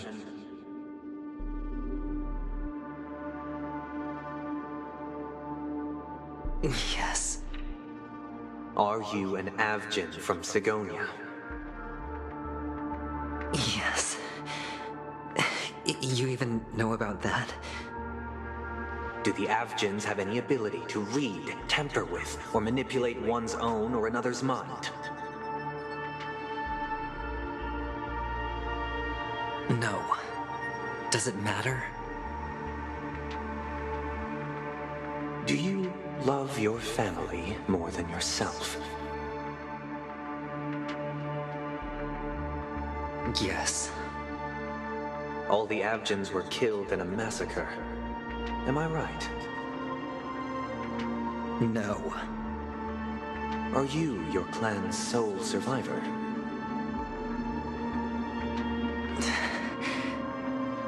Perhaps.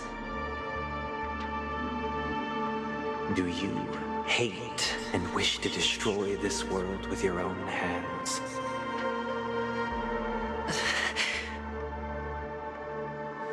I don't know.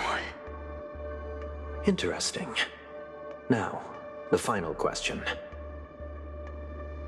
Can you swear that at this very moment, the Aventurine Stone is safe and sound in this box?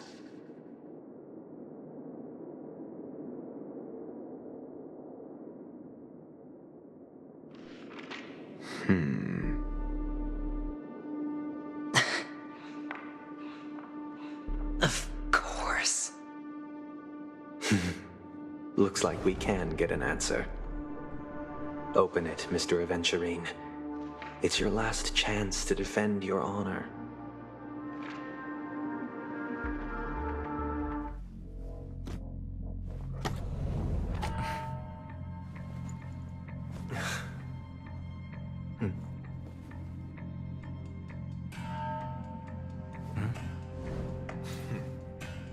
Please.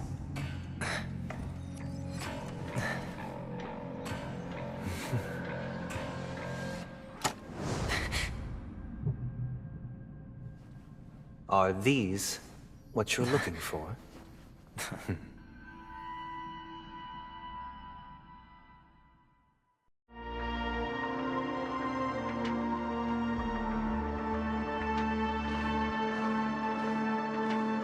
Since you came as promised, learned doctor, does this mean that you are willing to take the side of the family in this farce?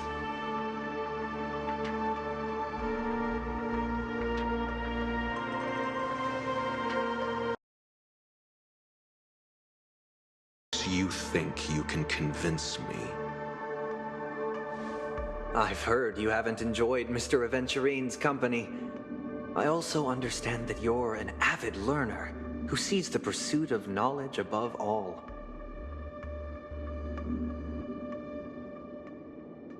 In that case, you ought to realize that a competent scholar knows their position and wouldn't forsake more vital matters for the sake of petty pride.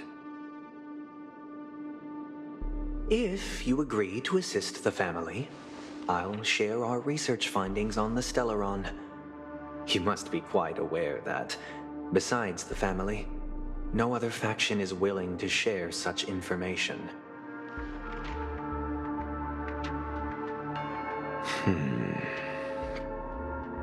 Cut to the chase. What do you need from me? I need Mr. Aventurine's comprehensive plan.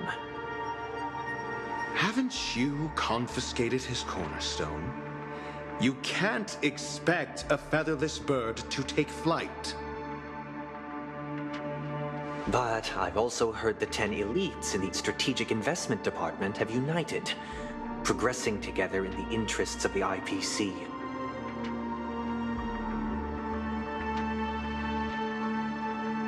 You'll have to speak more clearly than that.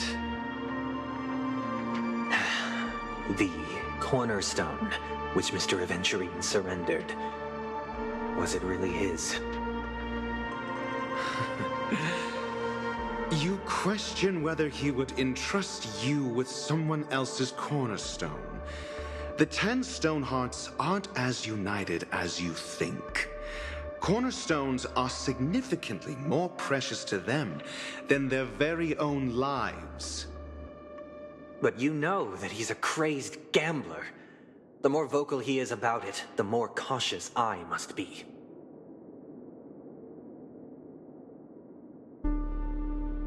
I never imagined someone would share his way of thinking.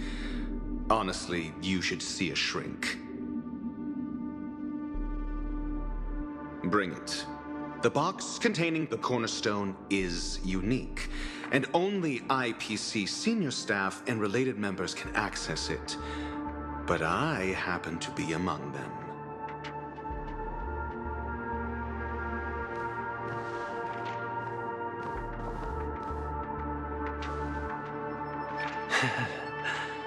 I appreciate it.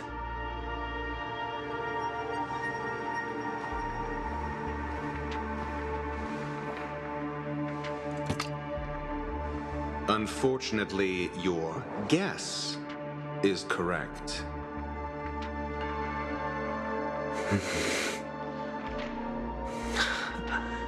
The golden stone. Its color and glow are similar to that of Klepoth's body. This is the very ruse he intends to use to fool you. He won't reveal to you that the 10 Stonehearts chisel their own will into the cornerstones, granting them an unparalleled radiance. And this golden stone is also known as a topaz, not a venturine. And it belongs to Topaz. So, do you wish to confront him? Not at the moment. I'm more interested to know the location of his cornerstone. The safest place somewhere you'd never think of. Because he never intended to hide it. In fact, that cornerstone has been in your hands from the very beginning.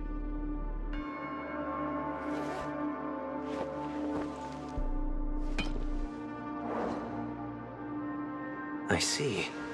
This bag. Mixing a cornerstone, more precious than life itself, with a bunch of worthless jewels, disguised as a gift of money waiting to be confiscated, is indeed in line with Mr. Aventurine's style. Then he makes up some trivial excuse, downplaying the matter, and requests the gift money. This is a gamble, one he's all too familiar with, betting on your single misstep, leading to a total loss. Learned doctor, I am grateful for your help. The family will surely reward a righteous person like you. As for the villain,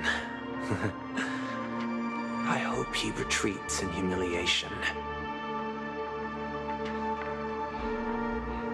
It was all thanks to your friend with a keen eye that I could add a blot of utter failure to your storied career.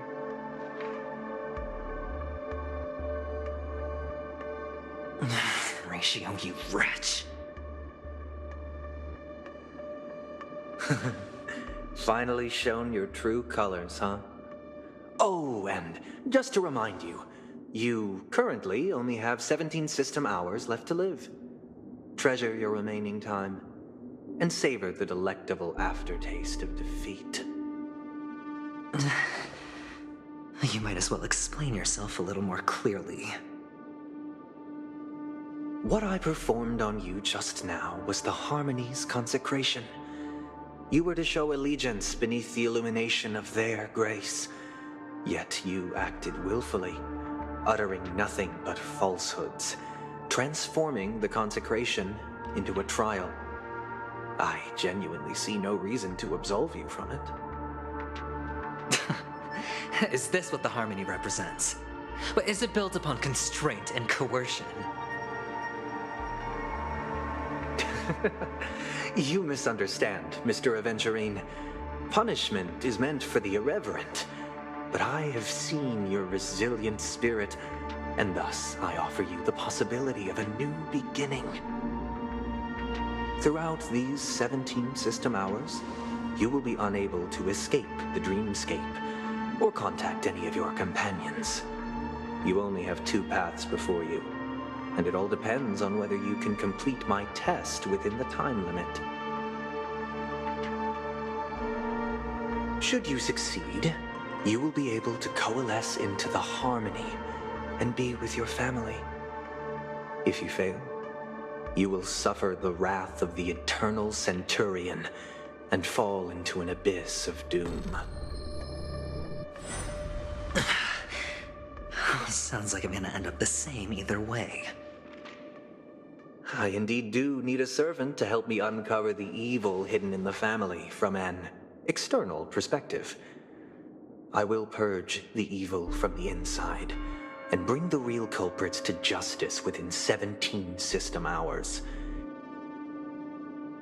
When the time comes, compare your findings with mine. If both our findings align, or if you can provide me more insights, then they will truly be able to grant you mercy and honesty. Shameless hypocrites. You took everything from me and still demand the truth? That isn't fair.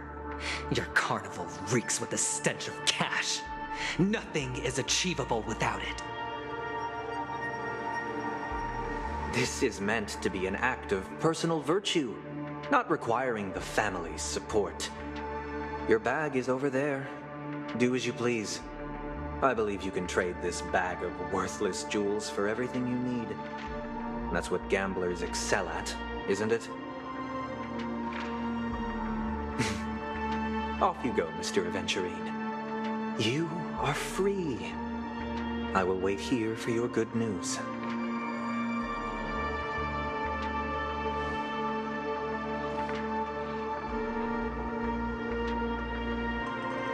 This meeting isn't an interrogation or a negotiation. It's an outright execution. Why would I do that, Mr. Aventurine? I'm just wondering what a passerby who stumbled upon a scene of a murder could have found out. That's all.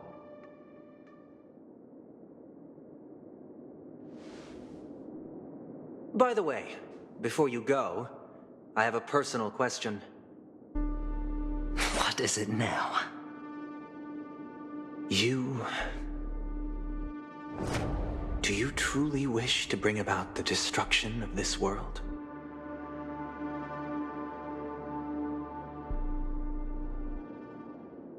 Kakavasha! Where did you go? Oh, are you injured? I got it back, sister. You went to look for them? That's too dangerous. It's just a necklace. It's neither food nor water. We can survive without it.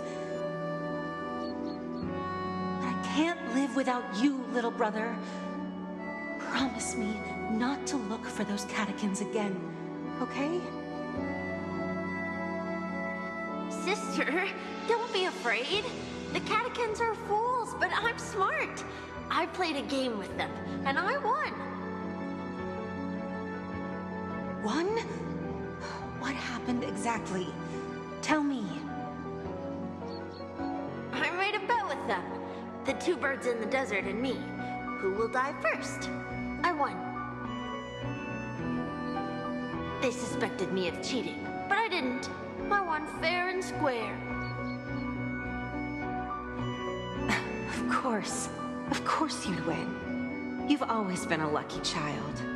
Gayathra Triclops must be watching over you. But that's no reason to push your luck by going up against those bloodthirsty, cruel catechins. Have you forgotten how Mom and Dad...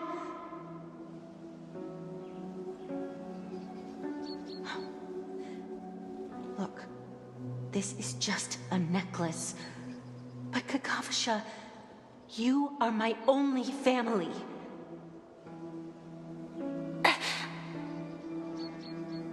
I'm sorry, sister. I thought you'd be happy. Because Mom left you this necklace. There'll be no next time. It is important, but not as important as you, my dearest brother. I don't blame you, but you must remember what Mom said. Pain and poverty are the trials of Gayathra Triclops. She has also granted us a chance, and that's your good luck, Kakavasha. Your good luck is the most precious wealth we, all Avgin, have. You're a child blessed by Gayathra Triclops and can lead the clan to happiness. So always remember to protect yourself and never resent the pain and poverty you're going through, all right?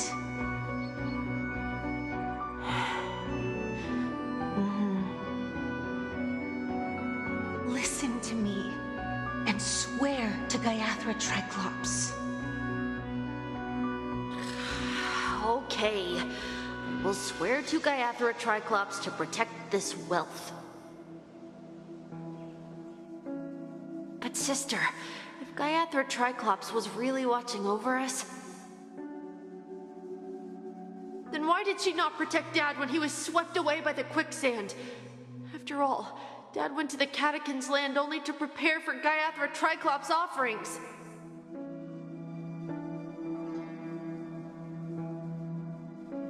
And where was Gaiathra Triclops when Mom was shivering in our arms?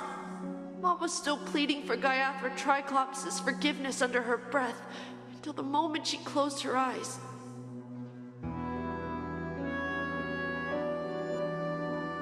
Sister, everyone praises me for being smart, but I don't get it.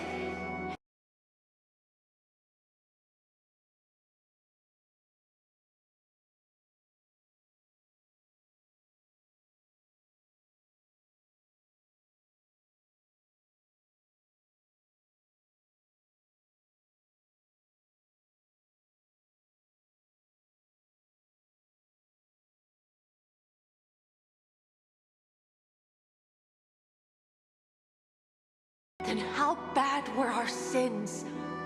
So much so that we were born in this world of death?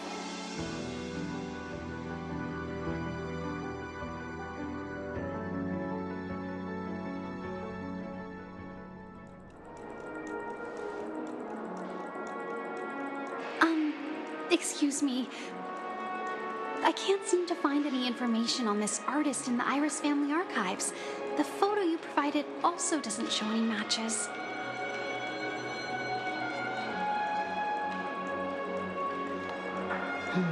Just as I thought. I'd like to ask, what kind of traces do people leave when they enter a dream? Are you referring to the records when you enter the dream pool? The equipment will monitor physiological indicators such as heart rate, blood oxygen levels, and body temperature in real time. This data will be included in statistics and handed over to the family for the screening of any data anomalies. Immediate action will be taken once any illegal behavior is detected. I apologize. The hotel does not have access. This information is managed by the Bloodhound family. We can only gain access if there's a problem.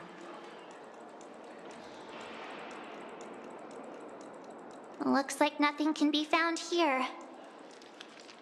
At least we know who to look for next. We can ask the Bloodhound family for information. Thank you for your assistance, Miss Allie. By the way, is Miss Robin doing fine? We are looking forward to her performance. Fine? What does that mean? Is there something wrong with Miss Robin? The preparations for the Charmony Festival have been proceeding smoothly, so I guess things are pretty good. I believe she will be able to put on a spectacular show for all of you.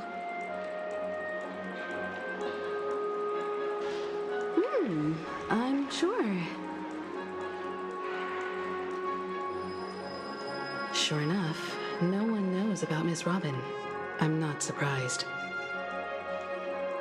But that Miss Firefly is truly mysterious. There's no information on her in the hotel system. Even if she's a stowaway, she should have a disguised identity after entering the planet. She's also in the running for the legacy. How is she going to sneak into the dreamscape unnoticed?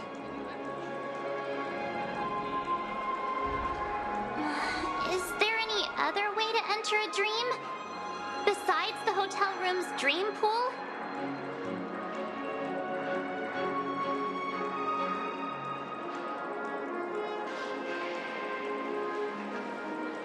The Memo Keepers have abilities that are difficult for normal people to comprehend.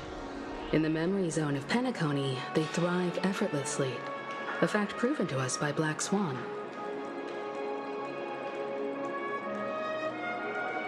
The hacker girl from the Stellaron Hunters used extraordinary means to unlock the Dreamscape Hotel's seal. According to the scene witnessed by her, it is likely that they are behind Miss Firefly's case. The Garden of Recollection and the Stellaron Hunters. Both are possible, but what about the IPC? Since they want Penacony all for themselves, they're bound to have a plan. Who are you guys?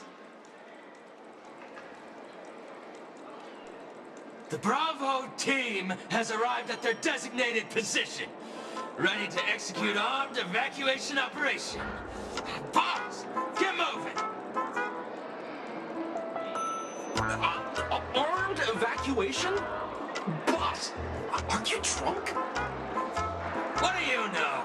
It's more efficient this way. Just don't let the director find out. Act first, report later. Understood? Help me! I spent all my year-end bonus on the snowball! I don't want my name on the department's major disciplinary notice! Hey, check it out! That voice. Could it be the IPC workers from Bellabog? To all guests, the IPC will be conducting special operations within the hotel. Please follow the staff in charge of evacuation to the designated safe zones, or compulsory measures will be enforced. I'll request a beating for you lot! You've been told not to drink during work hours. Take him back to the hotel room. I'll organize a meeting later to properly go over how this incident report should be written.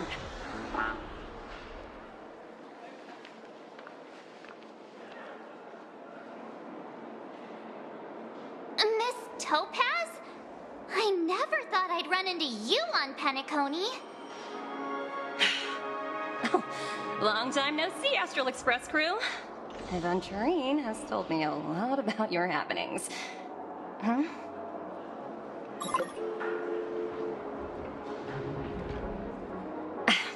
It's fine. Do as they ask and try to avoid any conflicts with the family. Report to me before taking any action. Yes, all right. As you see, the IPC isn't very popular here on Penacony. Cordiality from the family is a mere facade. The former frontier prison has turned around and cuffed its shackles on the IPC staff now. Only Aventurine, who carries an invitation, is allowed to attend the banquet. An entourage like us, we can only sit around in the reality hotel, unauthorized to even enter dreams. No wonder Aventurine's scrambling to partner up with someone. The IPC can't back him up in the dreamscape.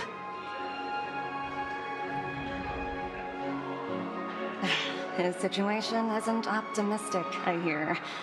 You're all helping to investigate some dirt on the family, are you not? Let me know if you need anything outside the dreamscape. The IPC always treats its partners well. Thank you, Miss Topaz. We're on our way to the Hounds to verify some intel. Perhaps you've had dealings with them?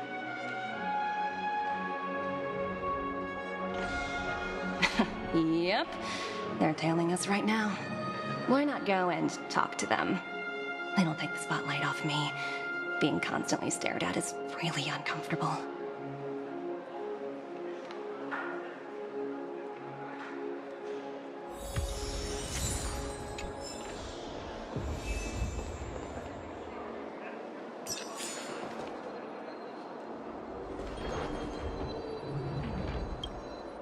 We're carrying out our captain's orders.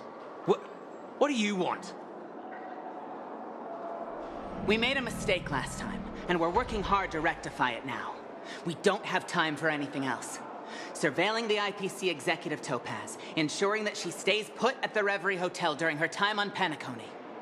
We've got the right one this time.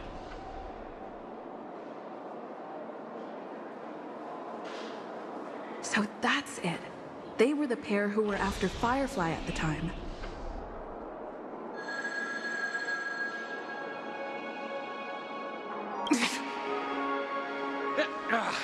It's you again. Back for more trouble? We're not afraid of you this time. Well, spit it out. Stop bothering us if you've nothing important. So you know each other. Why do you keep running into people you've beaten up before?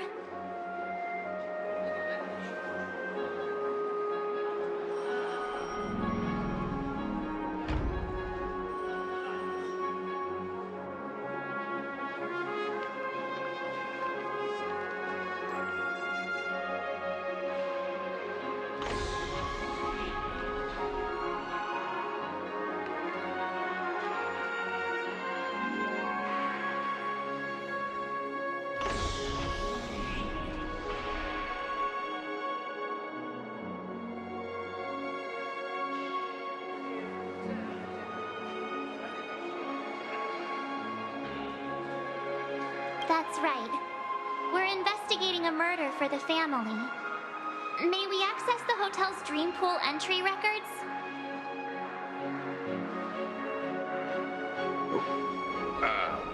Well... Hey! The security officer instructed everyone to shut their traps before he returned from Dream's Edge.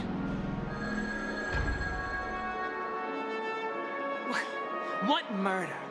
You'd better stop spouting nonsense. Yeah, that's right. We have nothing to report. Please leave. Looks like they're not going to cooperate. But they did at least tell us that the captain is at Dream's Edge.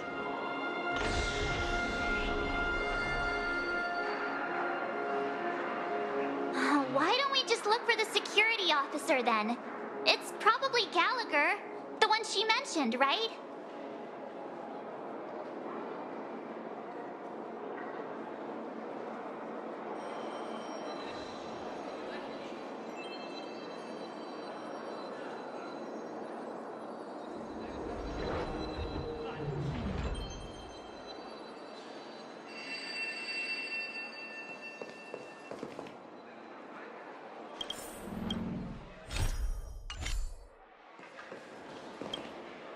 How does it feel to be in business with Aventurine? I bet you're not used to it. That's just his style. All or nothing is his mantra.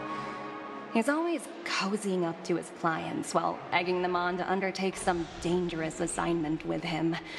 But everyone has their merits, so I won't comment further. But Aventurine's luck has always been good. He's always closed all his cases without a hitch and basically never lost a gamble.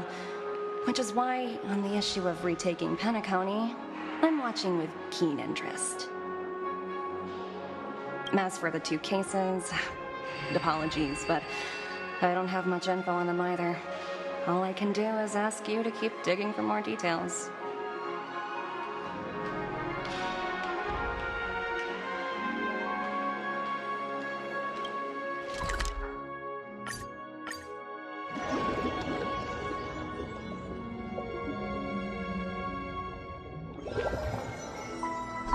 Such tight security. I bet they're stumped by the case as well. Apologies. The Bloodhound family is running an investigation up ahead. No unauthorized personnel allowed. Hold on a minute. I think I've seen you before. The gray-haired one. How much trouble have you stirred up exactly on Penacony? You think you look alike?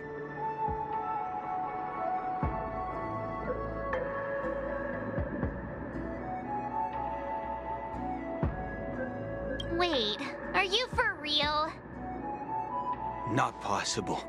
It was you the last time, yelling about some clockwork friendship while beating me up with that silver-haired girl.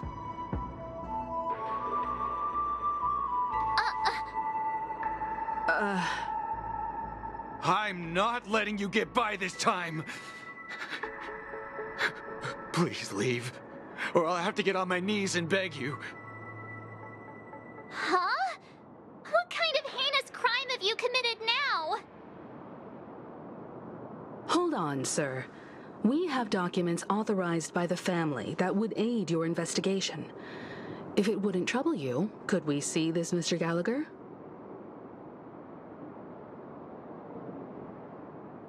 Who exactly is this Gallagher you keep talking about? There've been a few people mentioning this name. Even the one with the gray hair. He didn't send you all here?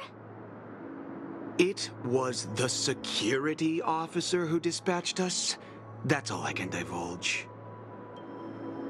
He'll do. He's the one we've been looking for. Sorry, no can do. The boss said that since it's a matter of the family's reputation, no one's allowed through. Everyone, please leave. There's really no need for us to make things difficult for each other, right? We're really sorry for troubling you. Let's think of another way. Another way. That's it! Didn't they say something about that? What was it? Clockwork? That got this guy to change his mind. Can you perform it again?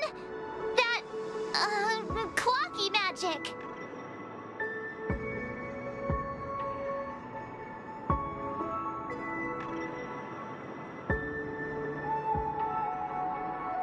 Please?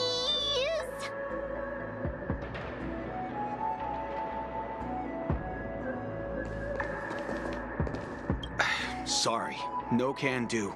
The boss said that since it's a matter of the family's reputation, no one's allowed through. Everyone, please leave. There's really no need for us to make things difficult for each other, right?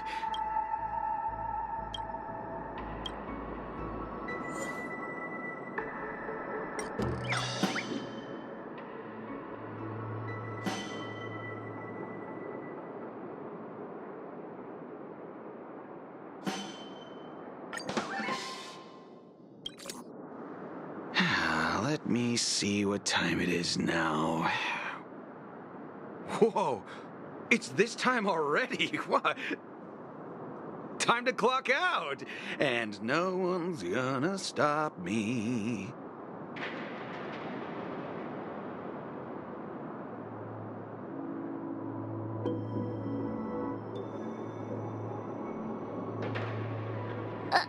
What?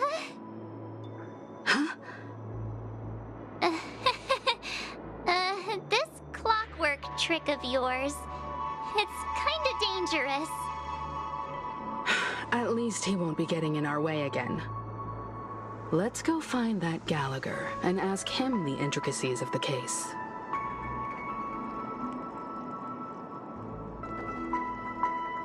I was wondering what all the commotion was. Huh. Oh, it's you guys. Welcome. Since you made it here, what can I do for you? Hello, Mr. Gallagher, sir. Judging from your tone, it sounds like you were expecting us. Miss Himiko, you're too polite. There's no need to call me sir. Mr. Gallagher, you even know my name. Of course I do. You folks are from the legendary Astral Express and honorable guests of the Watchmaker. I had an encounter with this lady in the golden hour. I remember that little silver-haired girl was there too.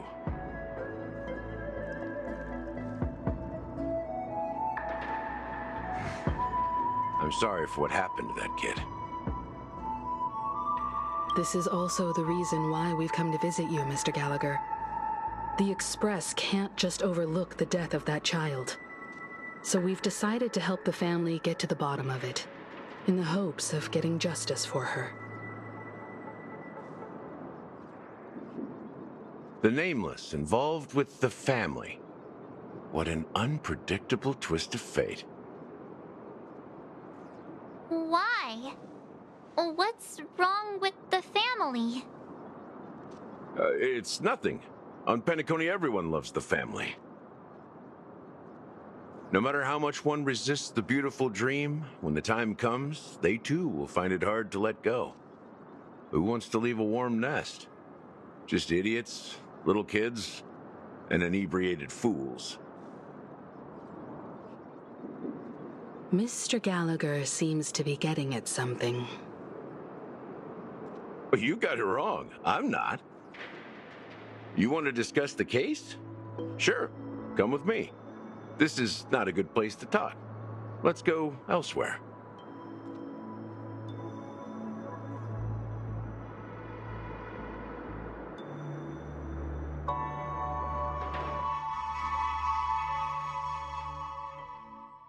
Even after that chilling tragedy, this dream is still running effortlessly. Other than the family of the Harmony, it's hard to imagine any other power in the universe that could sustain a building of such magnitude.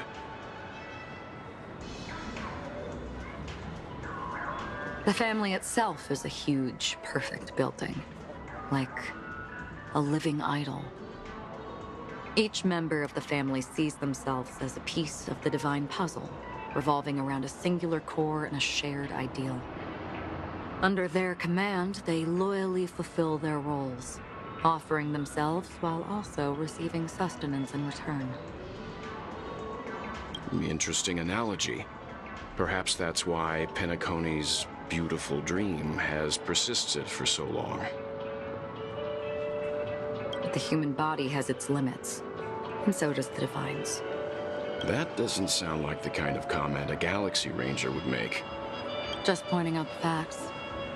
Mr. Yang will definitely have a better sense of what's going on than I do.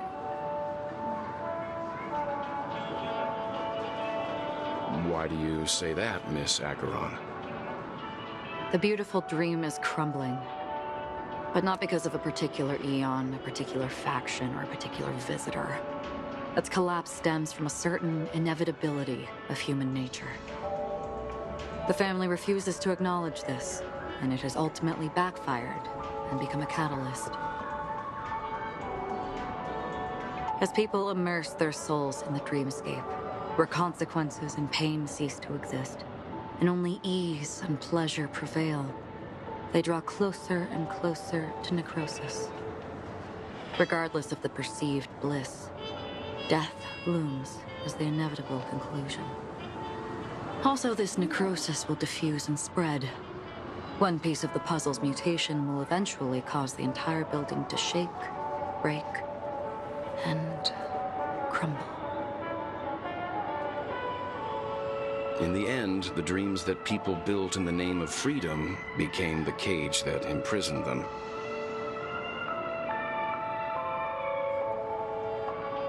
I'm sure you've gained a lot from this trip, Miss Acheron. Are you willing to share your findings with me? Of course. That's if I remember.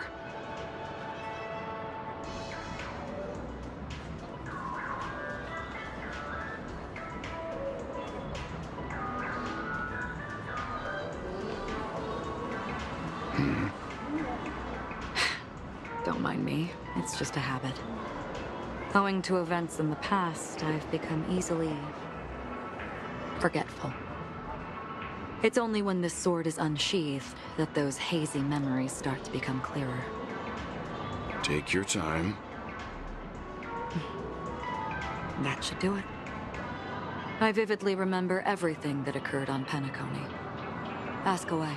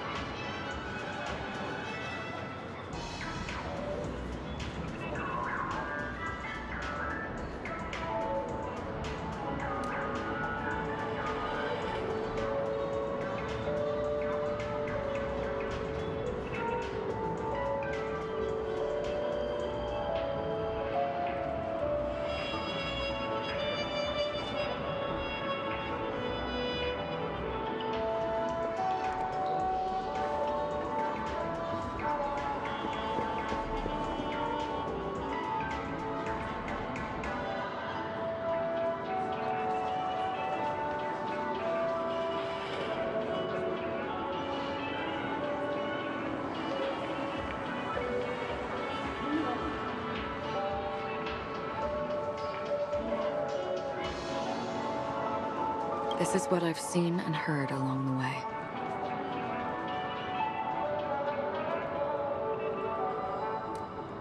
Someone once said to me, Penacony wasn't like this a long time ago, nor should it be.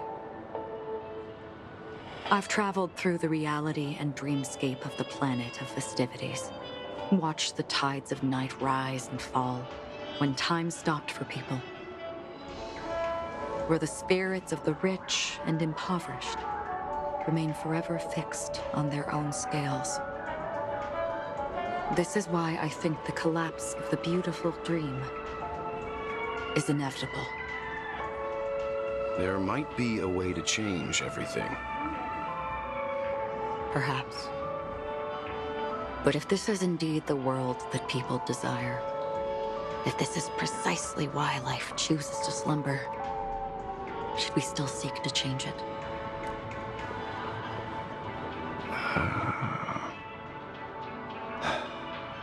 Miss Acheron, now it's my turn to share a story with you. There was a man from my homeland who, at a time when the world was grappling with deep, unhealable pain, made a choice.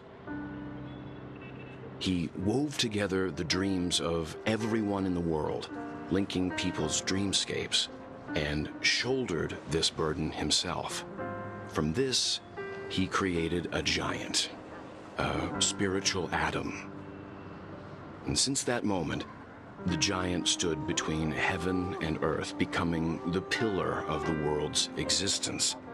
As a price, those who found it hard to move forward, who could not advance, forever lost their future. They slumbered in a dream, devoid of disaster and pain, living out their days peacefully in the man's created utopia. And it is because of the wishes of those people who wished not to awaken that this spiritual atom became unbreakable. And yet, you stand here right now, which also means that man failed. Because people must always move towards the future. Even if human weaknesses make them pause when they truly cannot move forward, humanity will eventually seek a way to save itself. And that man, he was never a failure. Like everyone in that world, he etched the possibilities of human nature into his heart. He was the sun chaser of legend, soaring towards the sky and embracing his final victory with his fall. He ascended to heights uncharted, only to come face to face with the sun, a place not visited by anyone before. His wings would melt because of it, only for him to fall into the sea. And after that, countless others would surpass him, soaring to even greater heights. A fitting metaphor for the Nameless's trailblazing spirit. Thank you, Mr. Yang. I know what you wish to confirm. The universe has innumerable similar, yet different worlds. In these worlds, there are innumerable people who look alike, yet don't. I, too, have embarked on journeys, encountering old friends with familiar faces on different worlds, witnessing their destinies follow paths similar to mine. So I will tell you. Even if not completely similar, the story you just told, it overlaps with my past. And within that abyssal dream, I ended that man's life. Alone.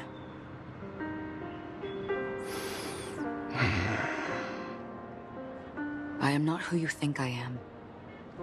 Nor will my home be as fortunate as your world. I am sorry. It's fine. I don't mind, so long as I can alleviate your suspicions. There's something I still wish to know, Miss Acheron.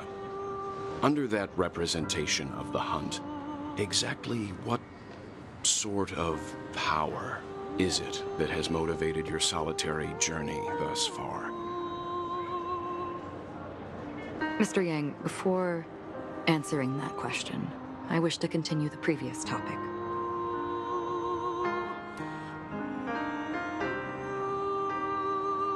I like your analogy very much. Indeed, birds are born to fly. But in a distant past, their ancestors could only gaze at the sky in envy. They saw that faraway ray of light from above the heavens, piercing through the clouds and blanketing the earth. And so, time and time again, generation after generation, the birds spread their wings and took to the sky, attempting to touch its ceiling, all because the sun was there. Then, what if the last bird finally soars into the sky, only to realize that the end of the light is not the sun, but darkness?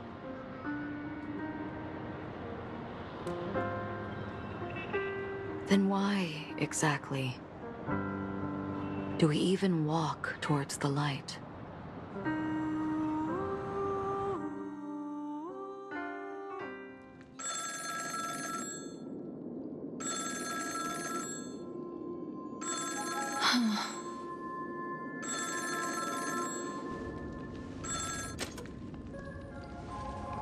Long time no see.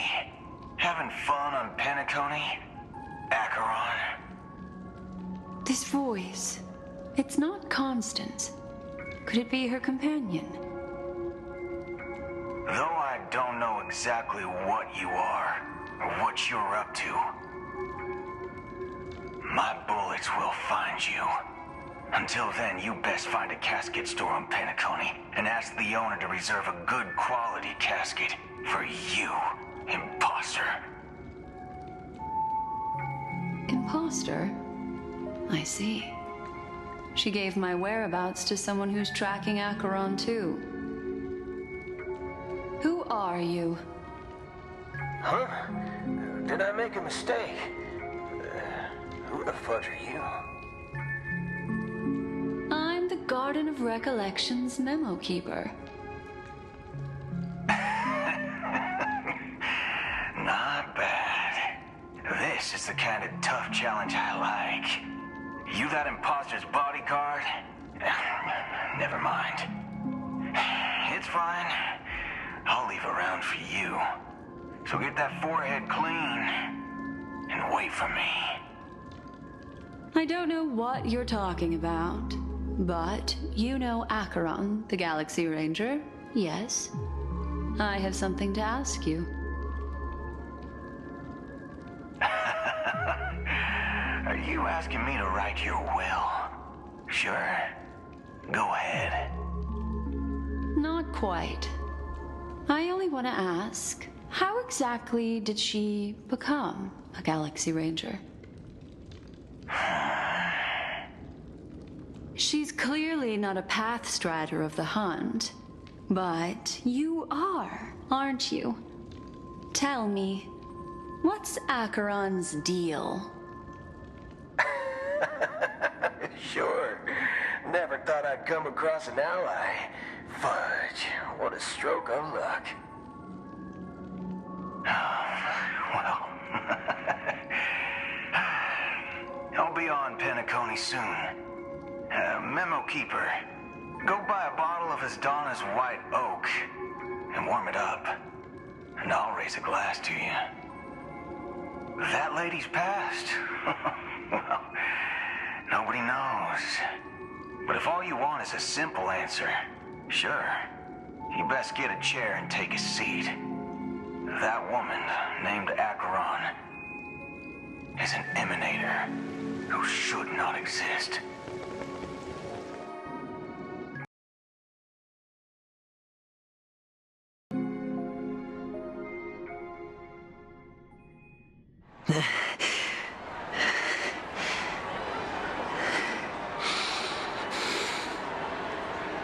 You look pale. Or is that also part of your act? I didn't think you'd have the nerve to show yourself. I thought this was exactly what you wanted. After all, I faithfully fulfilled my duties as you instructed. Just tell me if you can't hold on any longer. So, the genius of the Council of Mundanites wants to be my Undertaker now. My, what an honor. Yes, and I'm pretty sure the people at the Strategic Investment Department would love to be notified of your death in due time. But let's not forget, you won't be seeing them, because I'm the manager of this task. Great. Then tell your people that Aventurine is ready to go in 17 system hours. Oh, you've got a lot of nerve. How exactly do you plan on completing your task while your hands are tied by the harmony? Well, my conversation with Sunday convinced me that there's a traitor in the family, and that they hold the secrets of Penacony. So, I took the opportunity to set everything in motion. I even managed to recover the gift money. Things haven't gone this smoothly since I walked through the doors of the Reverie. Now I'm only one step away from victory. Let's just wait and see. Sounds like a very elaborate way of saying that you failed. That's all I can say. Have you forgotten, Doctor? You betrayed me. Go. Do what you must. I look forward to the sight of the IPC fleet surrounding Penacony. You've achieved what you desired, haven't you? That's true, but what's your plan? Did you conceal an orbital support beacon in that gift money bag? Well, who knows? Maybe that's why I'm handing out cash even when I'm about to bite the dust. You are indeed a gambler. An insane one at that. Well, maybe I am. Who knows? Fine. Here, take this. Open it when you're on your last legs. You'll thank me. What's this? Medical advice?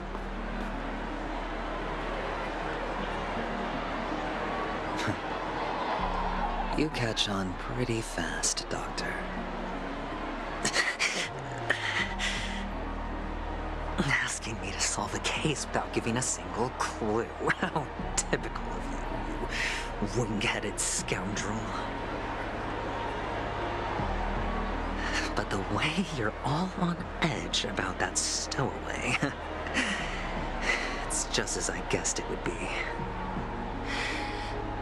As for now, let the rain of wealth from the IPC fall evenly on everyone.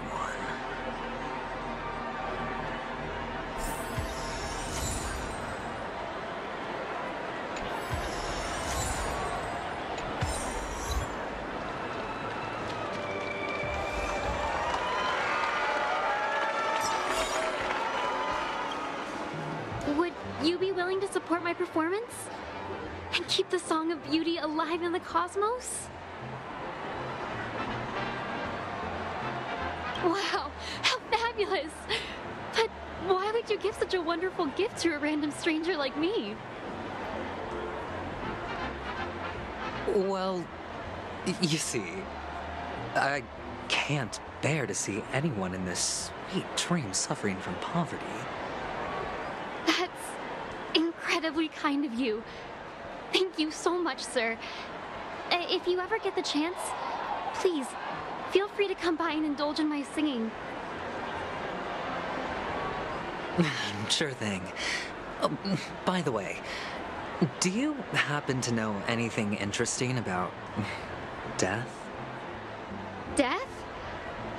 That's a pretty scary topic, and it doesn't really match the mood of this sweet dream. Oh, you see, I'm a tabloid reporter collecting ghost stories in Penacony. As you know, the more chilling the stories, the more attention they get. Maybe you could help me out. Well, if you're up for some gossip, it's not about death, but there have been some rumors about a guest at the reality hotel who fell into a deep sleep and didn't wake up.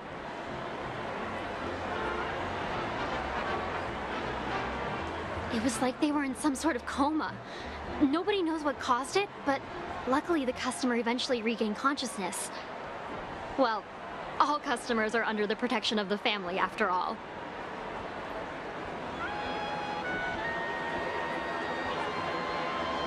Thank you.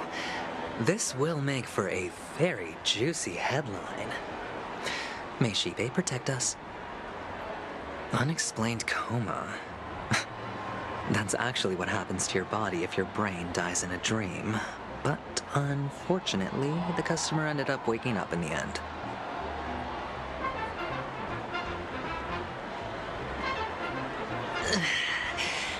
I can feel something inside my head. Is the harmony starting to kick in? The world has truly lost its way.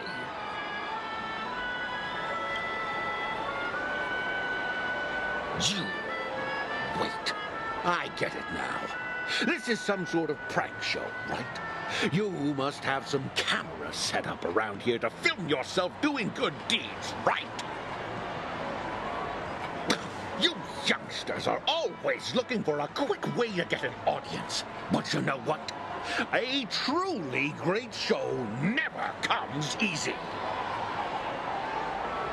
A great show will start soon, old man. But before that, I need to ask you something. Do you know where I can find death in this dream? Ah, I see. Another fearless youngster looking for death.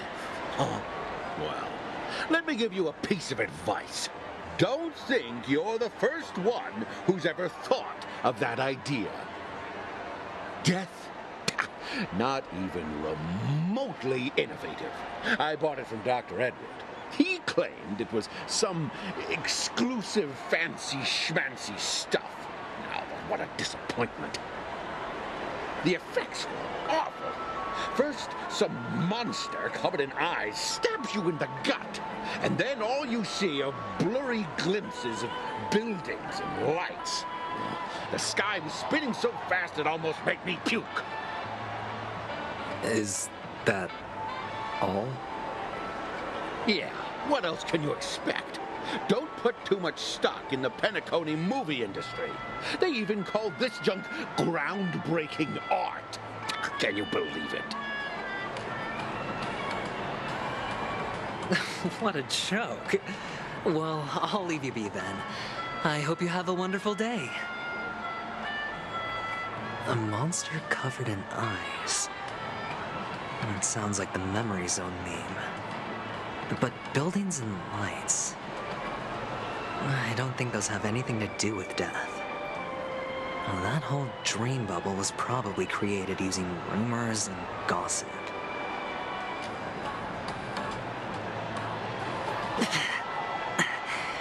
The disturbing voice in my head. A sip of liquor. A blissful reprieve. To drown 1,000 sorrows. Let worries leave. I know I have what it takes to become a poet. Oh? You're giving these gems to me? Didn't expect to meet such a generous soul in this place. Or are you just pitying me? Well, it really doesn't matter. As long as I have Soulglad, that's enough. This is just a dream, after all. You really shouldn't drink so much Soulglad, my friend. It's not good for your health.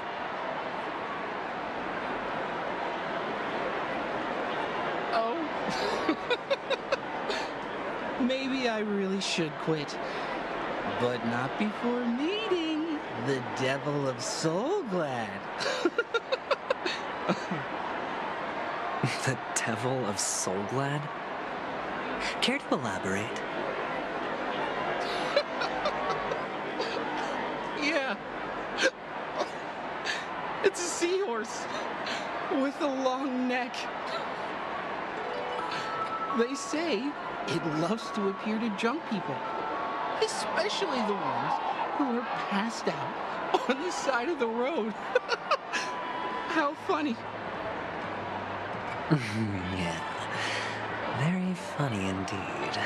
Thank you.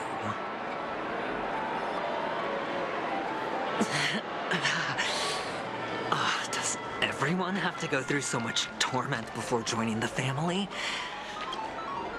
Take care, my friend. If you ever find yourself in danger, remember that the hounds are always ready to help.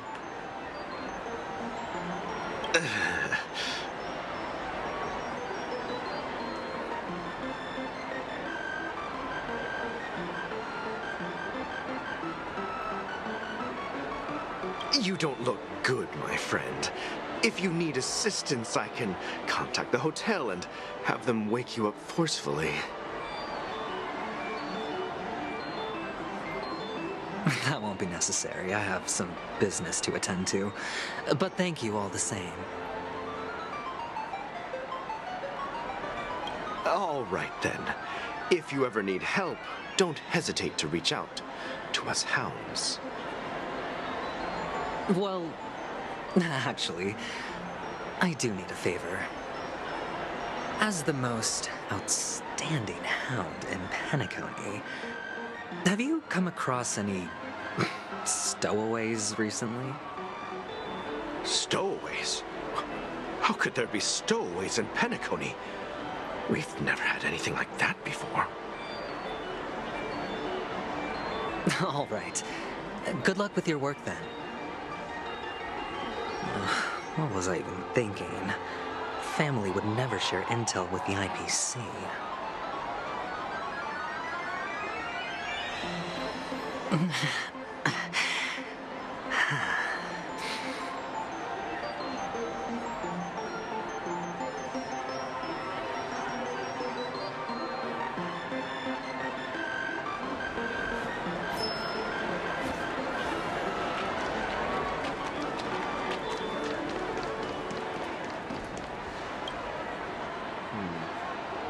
Were you wanting to talk to me? Sorry, I thought you were checking out something behind me. Is this a gift? For me? Are you sure this isn't some kind of mistake? Yes, it's for you. Just take it. Is this for real? Someone is actually giving me a gift. Not for my parents, but for me. Thank you. Thank you so much. No, it's not much. I just want to ask you something. I knew it. What's on your mind? Are you trying to ask about my father or my mother?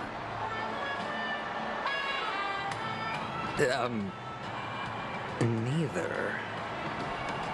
I just wanted to know if you've ever heard about death in the dreamscape. Oh, you sound just like my father. Always warning me about danger, even in dreams. He's an Intellitron, so his dream entry methods are different from us organics. Can't count on him to protect me if something does go haywire. Funny, right now I'm still under his protection. How ironic. Hey, stay positive. Gold will always shine one day, right?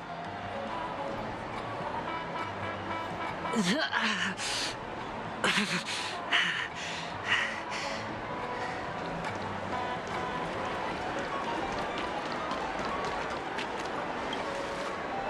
want to talk to me? Sure, but nothing too sensitive, okay?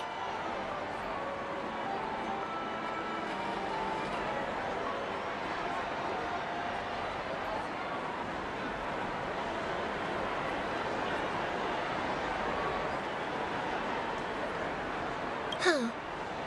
Wealthy people have fancy ways to enjoy this dream. But to be honest, I've never seen anyone who gives out money to others like you. So, are you trying to be the prince from the tale, handing out his gold leaf garment and melting his lead heart in the fire?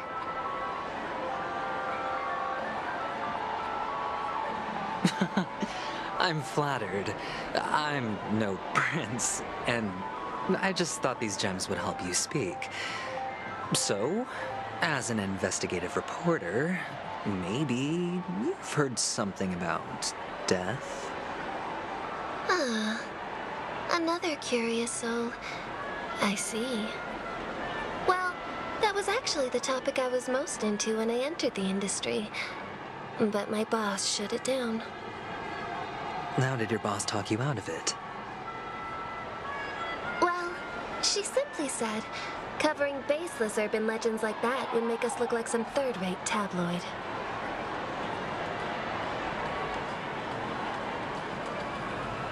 I thought about it, and she had a point.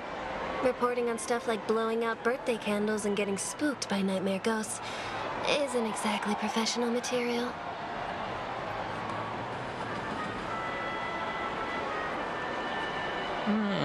Guess she's got a point. Thank you for sharing. The Devil of Soulglad, Dangers in the Dream, and Nightmare Ghosts. Well, surely death is a popular topic in this sweet dream granted by the family. Well, I've collected a bunch of rumors, but no useful clues.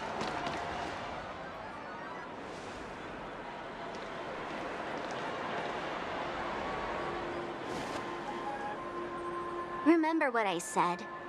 You Sigonians are better off hiding in the sewers. Look at you, snooping around and sticking your nose everywhere.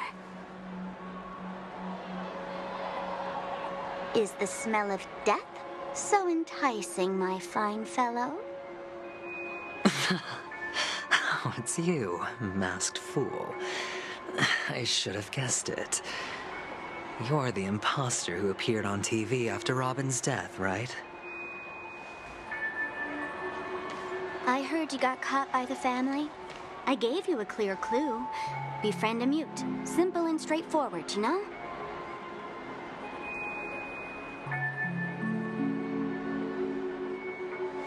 And what did you do? You messed it up and ended up as their prisoner. I told you to make friends with a mute, not become one yourself. You really let me down. What do you mean? You know better than I do. Who watched the little songbird that couldn't sing perish right before their eyes? You did, Blondie.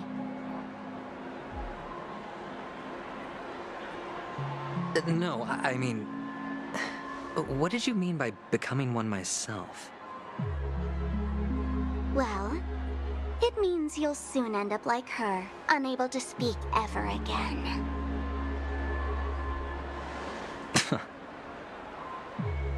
But it's a good thing if you ask me, because... Because I'm getting closer to the truth, right? Oh? Why else do you think I'm handing out cheap trinkets all over the streets, fool?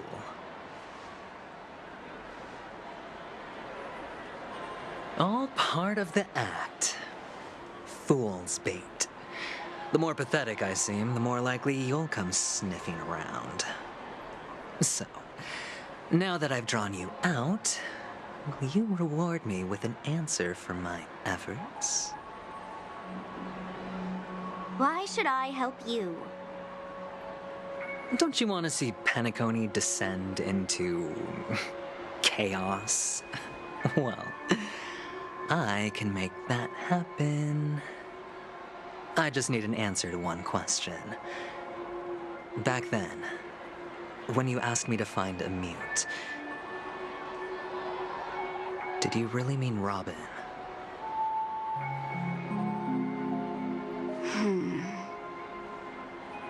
And what if I say no?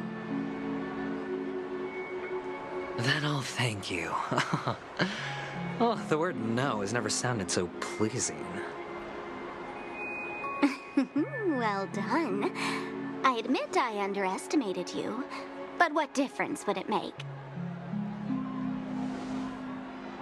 Let me tell you something. There were 2 mutes, but one is dead now, and the other, though she is still in Penacony, I'm afraid you'll never find her again.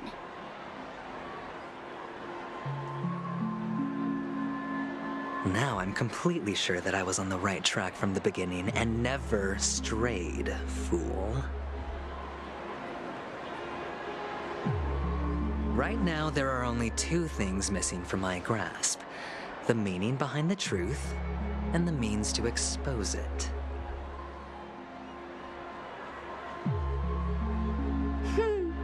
How impressive. That's quite a fancy way of saying I haven't learned anything so far. Not exactly. I've gathered enough clues to prove its existence, and that's enough for me. As for the answers to my questions, I'll find them within 16 system hours. Oh, really? Only 16 system hours? Well, let me lend you a hand. Here you go. This is my precious, mutually assured distraction button, and I have one just like it. When either of us presses it, the other and the whole of Penacony will go up in smoke. If you're really so desperate for the IPC to take over Penacony, blowing up the chessboard isn't a bad idea. Start from scratch. That's where the IPC excels, right?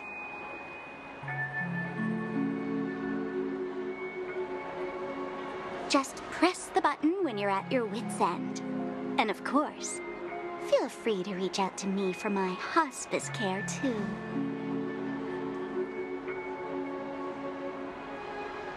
Oh, deadly button, huh? Well, I guess the family didn't take your threat seriously at all. Otherwise, how on earth did you manage to bring it in here?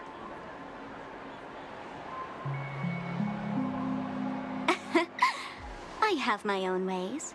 That's all you need to know. Well, I'm afraid I'll have to decline your offer. Who knows if your little gadget will actually work. By the way, I have no plans to search for the other mute friend you speak of, but it's good to hear that he's still here in Penacony. I'll handle the rest myself. I'll orchestrate a grand finale for the downfall of the family.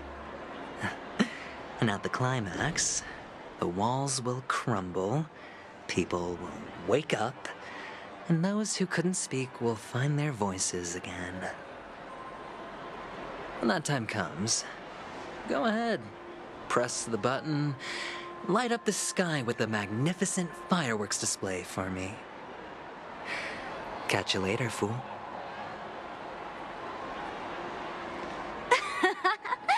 You're still talking big, but sure, if that happens, I'll stay true to my word. Just don't let me down now, okay?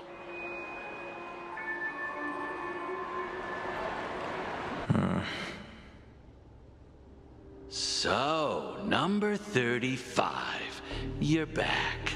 Like your new lucky charm? Can a commodity code really be considered a lucky charm? Silence! I didn't give you permission to speak, you Sigonian hound.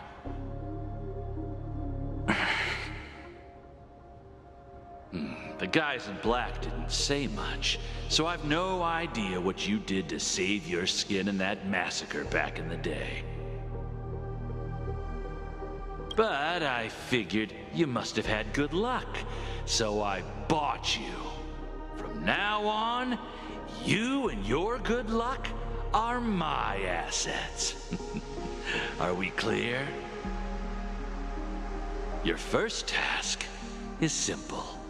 In addition to you, I've purchased 34 other slaves.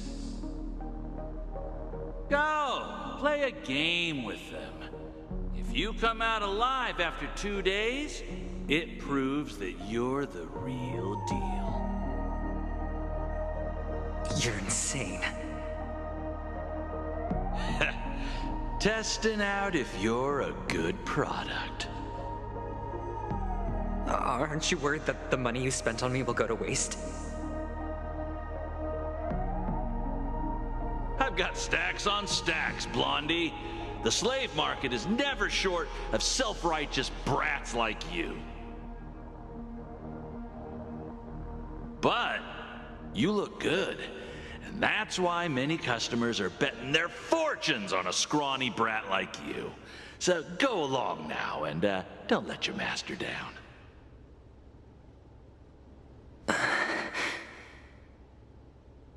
How much did you spend? What? My price. How much did you pay for me? Huh. You really want to know? Well, it was 60 tanba. No more, no less. I'll take my chances. 30 tanba. If I come back alive, you'll give me 30 tanba. Deal? Are you trying to strike a bet with me? Oh, you've got some guts. Yeah, sorry, but that won't do. Don't forget your place, slave. You're not qualified to be at the table. You're just a chip. A life thrown away in someone else's hands. Either you come back with more chips for your master, or you never come back. It's all or nothing. Don't embarrass me, my lucky hound.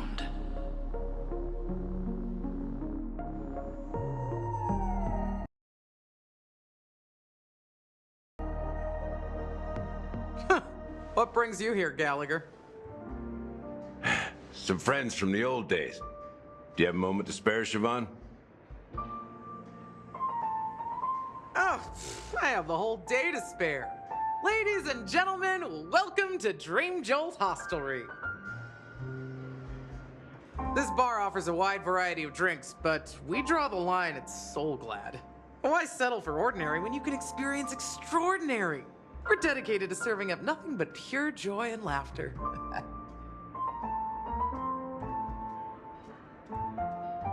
What would you like to drink? I'll whip it up for you. Oh, look!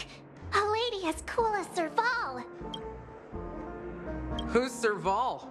Will you, introduce me to her? Huh? Oops. She's heard us. Just spare them, my esteemed bartender. I'll take over the bar today. I'm getting up there in age, and I need some practice before I forget the skills that used to put food on my table. Where did you stash the ingredients? They're all under the counter. Since our guests have traveled from afar, shouldn't you whip up some special drinks? That's exactly what I had in mind. Hey, my friends, do me a favor. Go around the bar and bring me any ingredients you fancy. The discussion might take quite some time, so I'll prepare some customized, non-alcoholic drinks for you. In the bar? But aren't all the the ingredients right there on the counter? Why, we're in a dream, my lovely lady. You can help yourself to anything if you wish for it. Comfort, hunger, confusion, or even boredom. It's all within reach, right at your fingertips. Oh, did you hear that? She just called me my lovely lady. Even in reality, mixing drinks is more than just throwing ingredients together. A bartender needs to capture the bar's atmosphere, master technique, and spin a tale of mystery and anticipation. Only then can a perfect drink crafted with a customer's life story be created. In other words, what you get from your drink is down to luck, so don't overthink it. Indecisiveness has no place when it comes to enjoyment.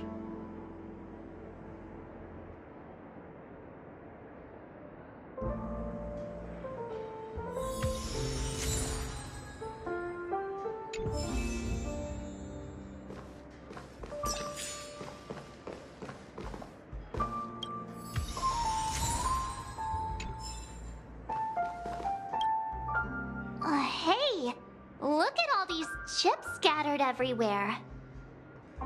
A few days ago, an actor from the Iris family came. Caused a ruckus with Siobhan. Those chips must have gotten scattered during all the chaos.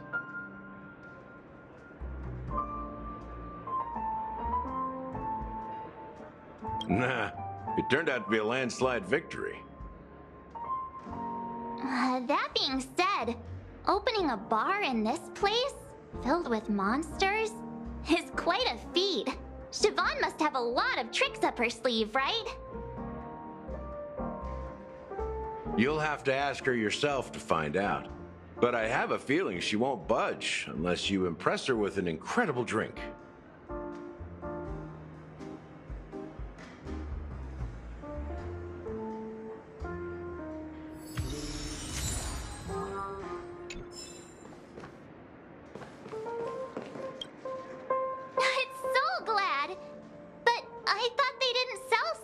At the bar. Let's give it a shake. Nice, it's still fizzy and has a long shelf life.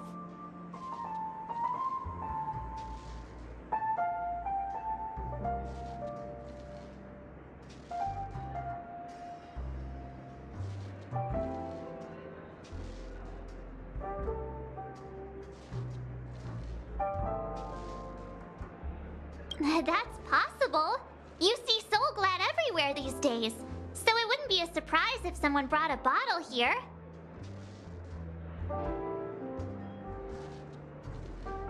Why don't they sell Soul Glad in this bar? Did something happen? It's all about the bartender's pride. It wouldn't make sense for customers to come here and order drinks they can find anywhere else. That's the mindset I use when I brew my coffee.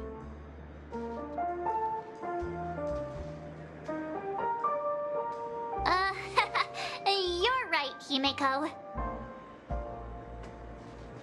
That's quite a stash. Not sure if it's enough. Stay out of my way. I'm looking for Siobhan. Haven't I made myself clear enough, Miss Amiki? The Dream Jolt Hostelry only welcomes guests who want to enjoy a drink to their heart's content. I'm sorry, but I'm not interested in your proposal. But you have the talent. You'll attract a huge audience. You're destined for the Iris' stage, not for this rundown shack. Come with me. We'll become the talk of Penacony, a shining light into every corner of the dreamscape. Please, Siobhan, I really need you. As you see, I'm entertaining my guests. Don't make me repeat myself. Fine. If you don't come along, I'll just sit here and not go anywhere else. Give me a sparkling drink. Sweet. With extra ice. Just... one moment. What's her deal? We can't discuss the case with other people hanging around the bar. Hey, can you do that clockwork trick of yours again?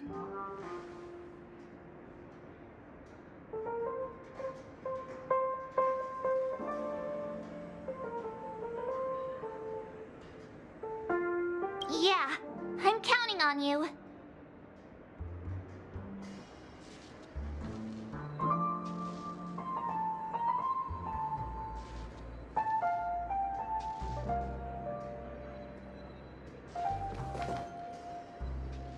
You're one of Siobhan's guests, right? What can I do for you? If you're here to convince me to leave, please stop it. I'll never leave until she accepts my proposal. I just don't get why she won't leave this place. This rundown shack with no customers whatsoever.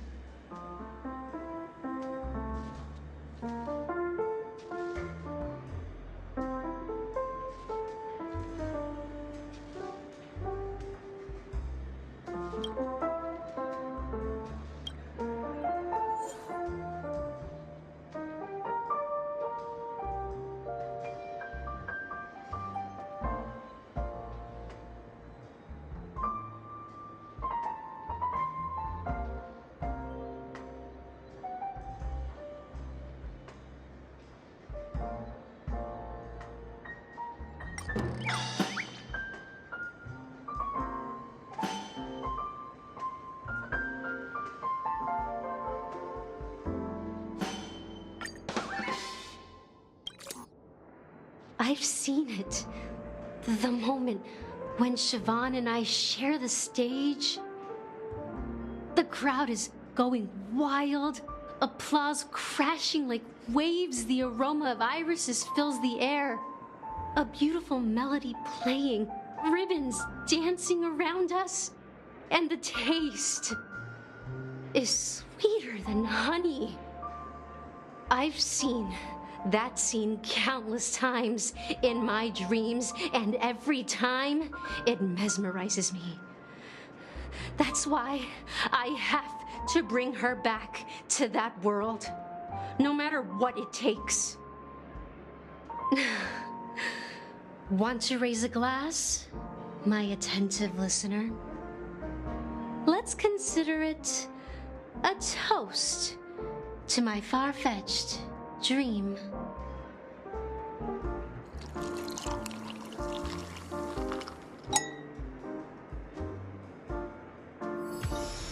She's still not leaving. Maybe I'll have to try again.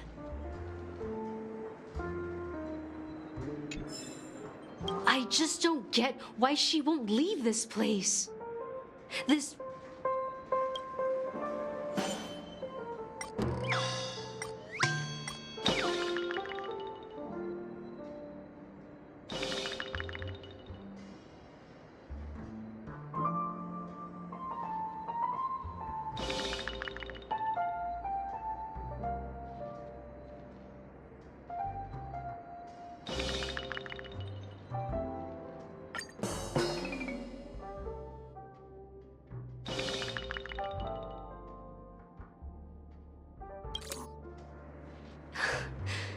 It's ridiculous, right?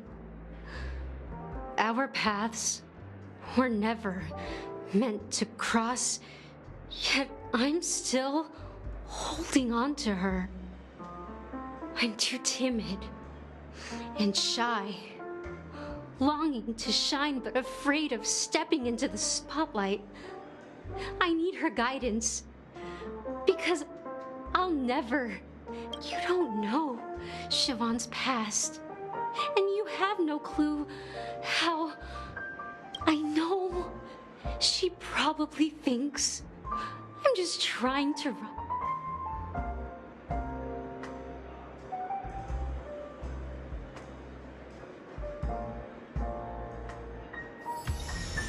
She's still not leaving. Maybe I'll have to try again. I just don't get why she won't.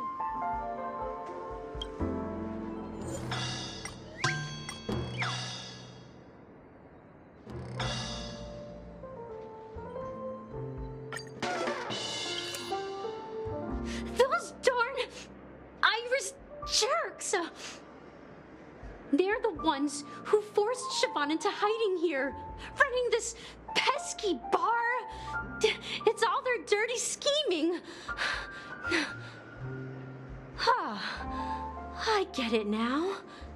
She's not leaving because she doesn't want to run into them again.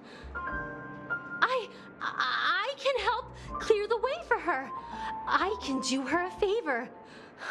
I'll go back and write a letter to the Dream Master exposing the crimes committed by the Iris family. Siobhan will definitely appreciate it. Well, talking to you has got me feeling a bit down. My thoughts are swirling, making my mind clear, and bringing tears to my eyes. Maybe I should find a place to reflect on what Siobhan truly means to me. Here's the payment for the drinks. Please, pass it on to her.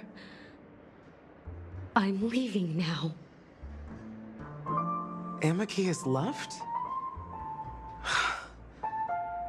That's good for her. Radiant dreams may be enticing, but they're nothing more than dreams. Her drink is on the house.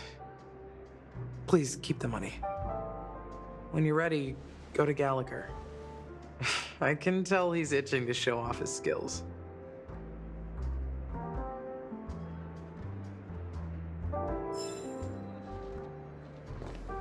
That being said, mixing a drink is way simpler than you'd imagine. Just pick your favorite ingredients, toss them in a glass, mix it up, and it's done. So go ahead, explore the bar, and bring me any ingredients you prefer. Nice work. Let me take a look. You found some interesting ingredients there. Now take your pick.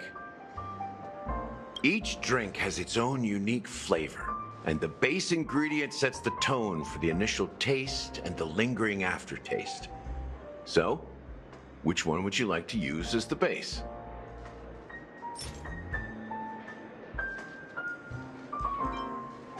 The original formula is said to be Nunu's favorite drink. It's sour and bitter, and the bubbles burst in your throat like swallowing rusty chains, evoking thoughts of dungeons and prisons. Now that you've chosen the base, it's time to pick the adjunct, the ingredient that'll create a marvelous chemical reaction with the base. It should give an unforgettable taste without overpowering the main tone. So, what's your choice for the adjunct?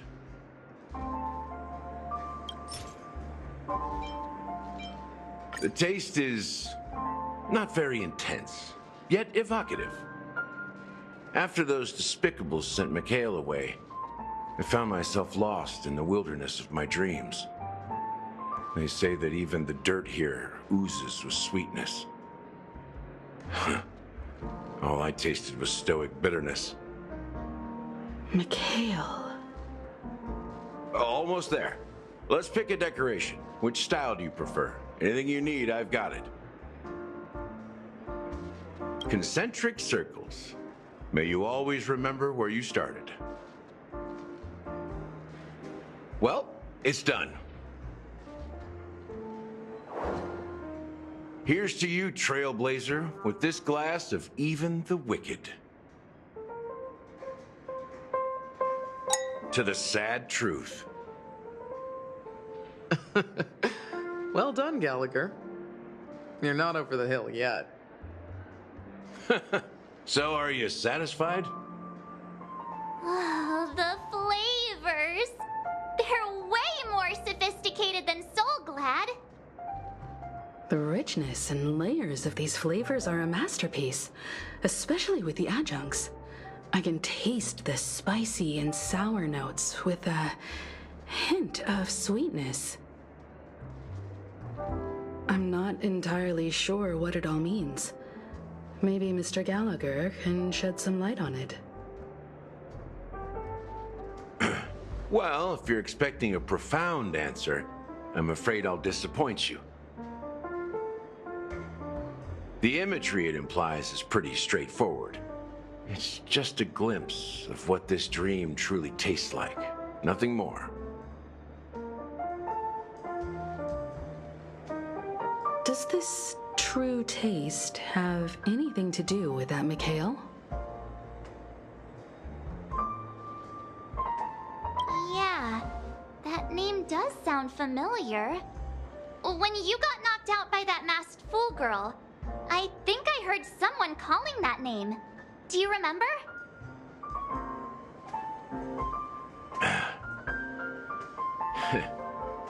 I was right about you. You guys seem to know quite a bit, and now there's no reason to hide anything from you anymore. Let's dig deeper into the case, and of course, I'll tell you a story about Mikhail. All right, let's start with what we know based on the clues the family has. It seems that Firefly isn't a local or an invited guest. In other words, she's a stowaway. She managed to fool me at first. My age must be getting the best of me. But here on the planet of festivities, stowaways are a common sight. You're bound to run into one sooner or later. After the incident, the hounds wasted no time searching for that girl in both the dreamscape and reality. But here's the thing. We only received bad news, and the trickiest kind at that. She simply vanished, leaving no trace in the dreamscape or reality, as if she had never come to Penacony at all. Huh? Does that mean...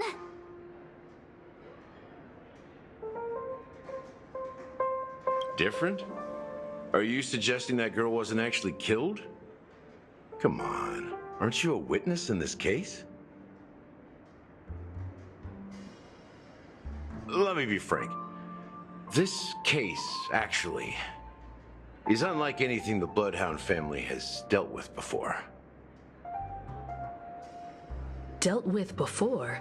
So, death does happen in Penacony, if I understand correctly. You've witnessed it, so there's no need to hide. Even the shiniest city has its dark side. We're all adults here. Surely I don't need to explain too much to you.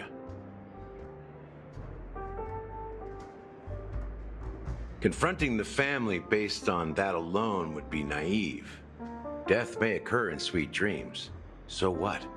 Such events are highly unlikely and only affect a tiny number of people. If you really want to delve deeper into this case, you need to understand the true problem with the family.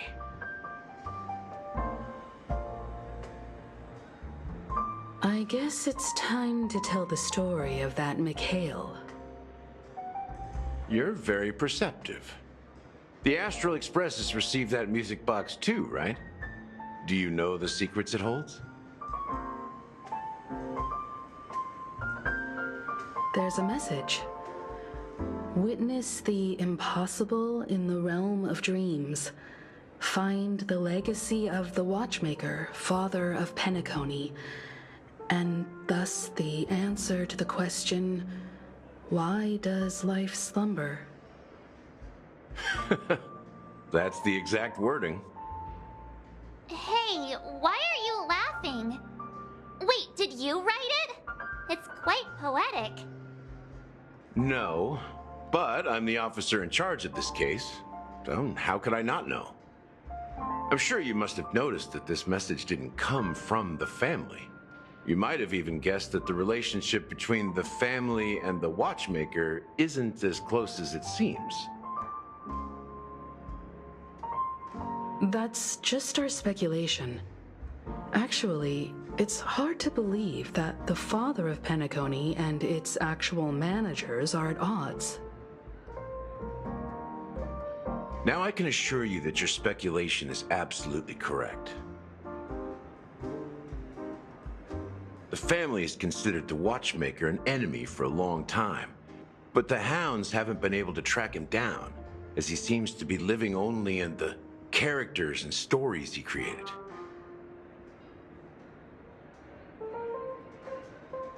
Let me ask you a question. Have you ever wondered why the family allowed the watchmaker to send out such a ridiculous message to the outside world, inviting you here and causing chaos?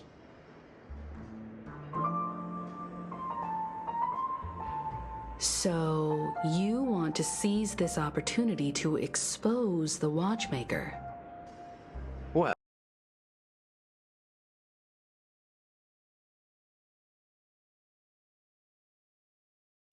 now you understand why the Oak family authorized the Nameless to assist in the investigation, but kept you in the dark, right?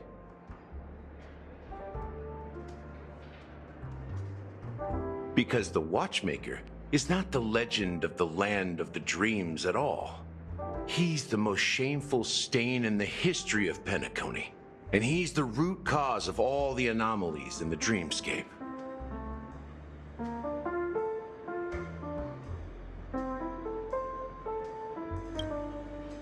You don't get it? Well, I mean...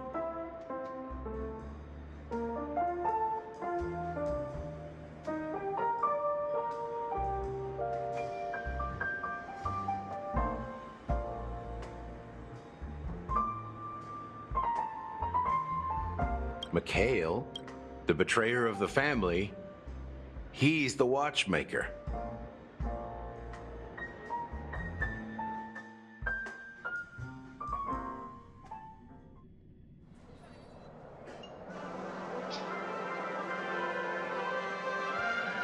Here we are, Clock Studios theme park, the most popular entertainment center in Penacony. Wait, aren't we supposed to be discussing the watchmaker? I would have expected you to take us to maybe a library or an archive room of sorts. But an amusement park? The culture of a city reflects its history in the most authentic way. To you, it's a fun place. But to me, it's a prison for the planet's past. You know that Penacony used to be the IPC's prison planet, right? All the prisoners were brought here, helping the Garden of Recollection salvage the leaking memoria from the macro void. The prolonged exposure to high concentrations of memoria caused a unique phenomenon. The dreams of countless prisoners intersected and overlapped, and people started meeting each other in their dreams, living lives that were almost identical to reality. But everything has a price, and sweet dreams are no exception. In the end, the dream world was unable to alleviate the suffering of prisoners in reality. One of the prisoners broke free from the IPC shackles and fought for freedom.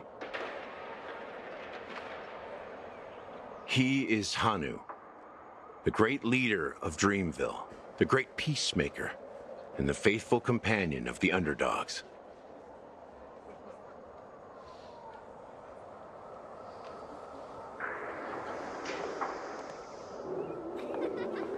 History is always written by the winners. However, it's undeniable that Clocky is an animation that draws from Penacony's actual history.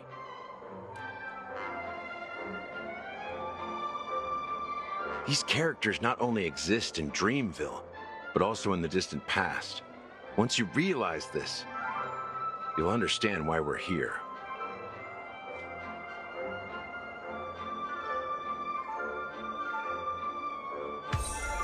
There are so many members of the Bloodhound family around here. They just received a lockdown order, supposedly from Sunday himself. Who knows what it's for?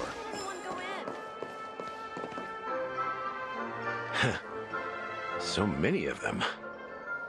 I've never seen anything like this, even when they're tracking down suspects.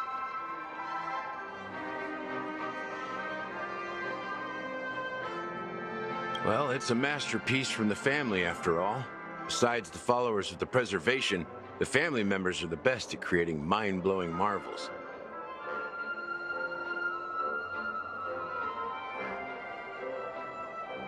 Let's find a quiet spot and continue our conversation.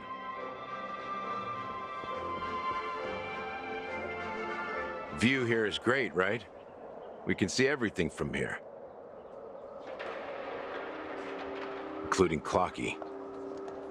If all the characters in the animation are based on characters in reality, then Clocky's counterpart is definitely the Watchmaker. In the animation, he's Hanu's partner and one of the founders of Dreamville. Does that mean the Watchmaker was personally involved in that war and sided with Asdana? It was a monumental war for freedom. Hanunu fought alongside a motley crew of masked fools, nameless, history fictionologists, mourning actors, omen vanguards, even visitors from beyond the sky. In the end, they emerged victorious. Among them was the person who would eventually be known as the Watchmaker. But if you do the math, doesn't that mean the Watchmaker was around for several centuries? I'm not sure, but Mikhail was already the Watchmaker when I met him, so maybe he inherited the title. How old are you now, Mr. Officer? I'm 13. No way. Not even close. Hanunu freed the frontier prison, but peace still eluded him. With limited resources, threats from the outside world, and internal conflicts between major prison districts, the future of Asdana was uncertain. It wasn't until the Watchmaker approached the family with the idea of turning the prison into the planet of festivities that Penacony finally gained its name and glory. Thus, he became known as the Father of Penacony. But didn't you say the Watchmaker betrayed the family? And you said you were his companion, so that means you... No, I'm not his companion, but rather one of his many children. But I am indeed a traitor. Not to the family, but to Mikhail. What did you do? I did nothing. And that's the worst betrayal of all. Just like you, I had close companions. We dedicated ourselves to Penacony. But the Oak family, they set us up. Mikhail was too old to protect his children anymore. So we left the family to find our own path. We were branded traitors of the Harmony, even though the true traitors were someone else. While they continue to praise the Watchmaker's name in the world, behind closed doors, they condemn him on a pillar of shame.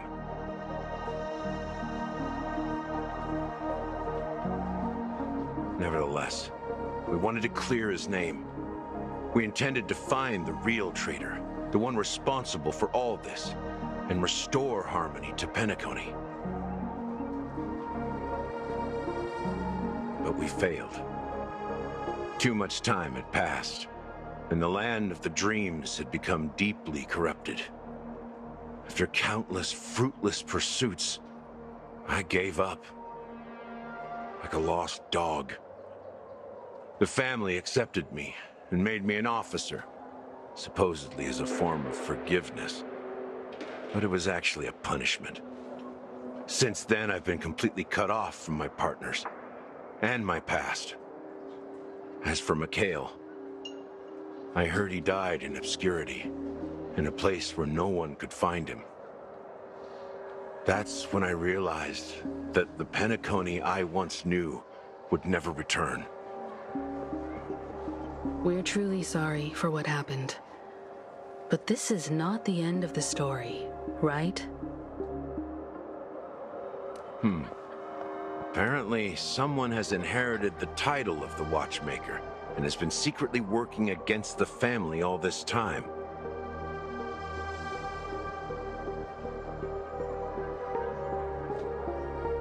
Well, that's one way to look at it.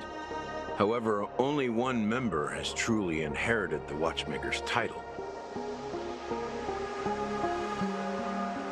Unfortunately, after all these years, I have no idea who that person is, or if they're even real. Or just Mikhail's lost soul haunting the dreams. So, do you understand why I'm spilling all this info? Because I believe the girl's death must be connected to the Watchmaker's legacy. And at the end of all these mysteries, we will find the answers we are seeking. If it really is Mikhail's ghost, I want to meet him. If only for the last time. For those who despise me could form a line from here all the way to the entrance of the hotel. But those willing to look me in the eye and hear me out? Let's just say, there won't be many. I've told you all I know is a sign of gratitude. Thank you for listening to this old dog, bark and all. Something just happened at the theme park. Now, if you'll excuse me, good luck to all of you. How ironic. What's so different between the stowaways rejected by Penacony today and the dream seekers once hailed as pioneers several amber eras ago?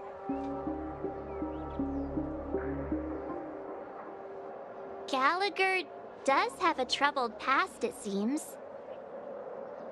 While Firefly's whereabouts remain a mystery, his stories shed light on our suspicions about the true identity of the Watchmaker, his connection to the family, and the power struggles hidden behind sweet dreams and death.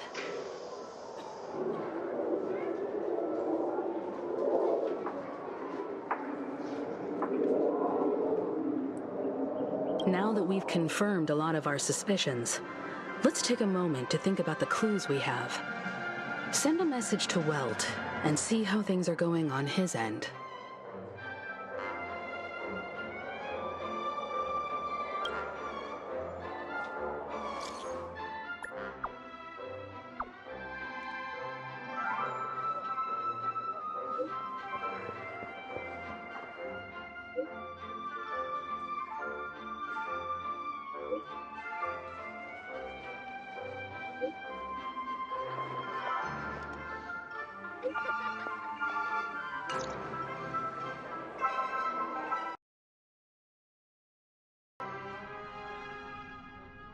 Are your companions worried about you?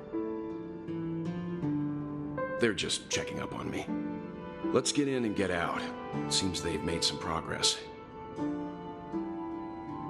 Looks like we're about to enter the depths of Dewlight Pavilion. It's been a smooth ride. Let's see if there's anyone waiting to greet us.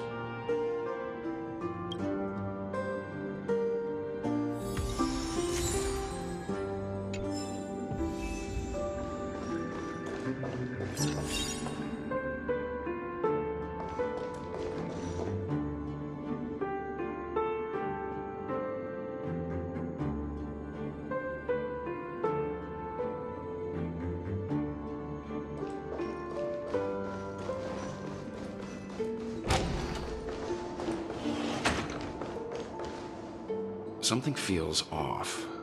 A grand mansion like this and not a butler or servant in sight.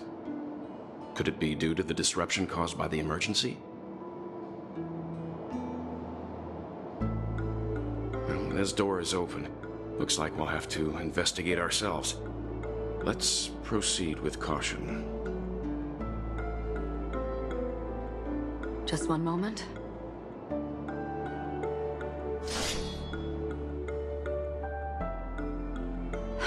Light. I've made myself less noticeable.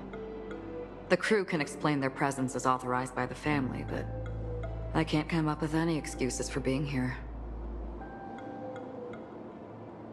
I see.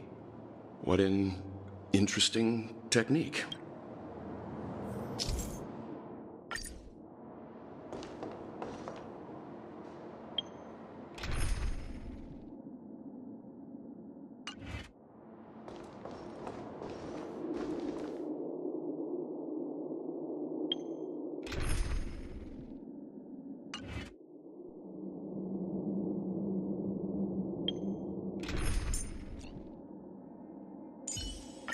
I'm on it, well...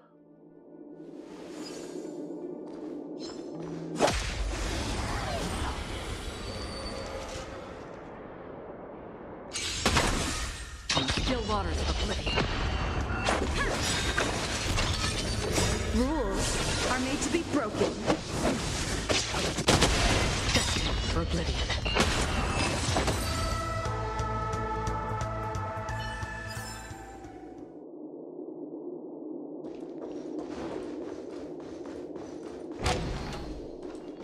The model in the sand pit. It's the golden hour, isn't it? Maybe the heads of the family and the footprints here are different from the rest.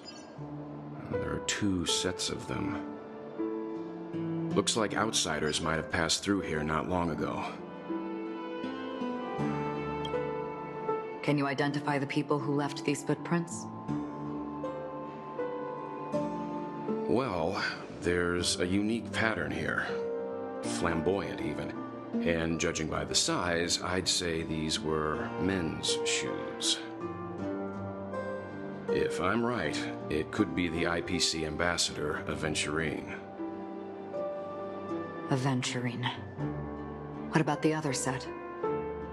It looks like they were walking side by side as opposed to one behind the other, so the second individual is likely equal in status to Aventurine.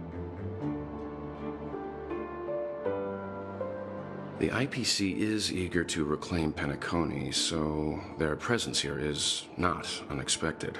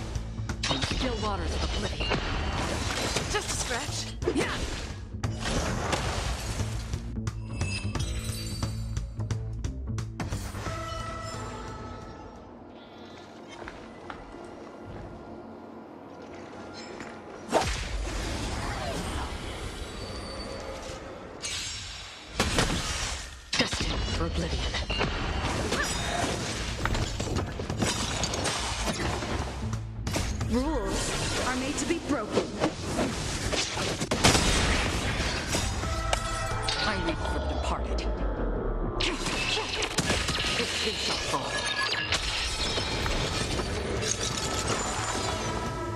Still waters of oblivion.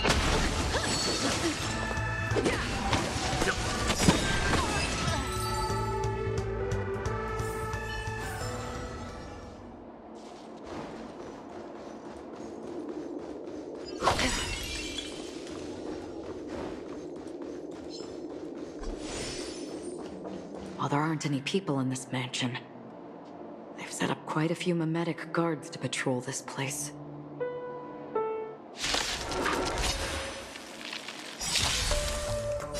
survive or be destroyed. There is no other choice. Destined for oblivion. I weep for the departed. It too shall fall.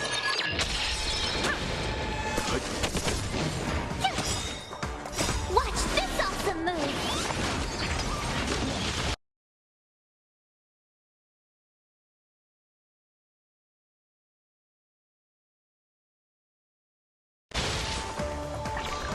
Still waters of oblivion.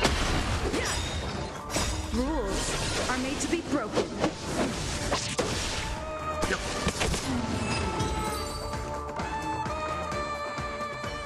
Look, it dropped something. A note. Looks like instructions from the butler for the other servants. Seems like the mansion's entire workforce were assigned other tasks before Robin's death. It must have been a big project to require that much manpower. The Charmony Festival, perhaps. But no matter what their main priorities are, there should always be someone left at the mansion, right?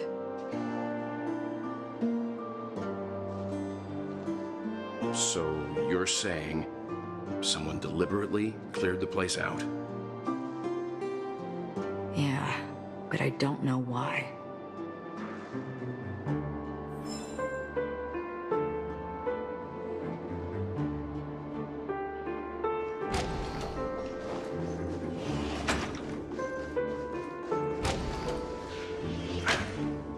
No one here either. Since no one's around to entertain us, let's make ourselves at home. Stay close to me so that my white can cover you too.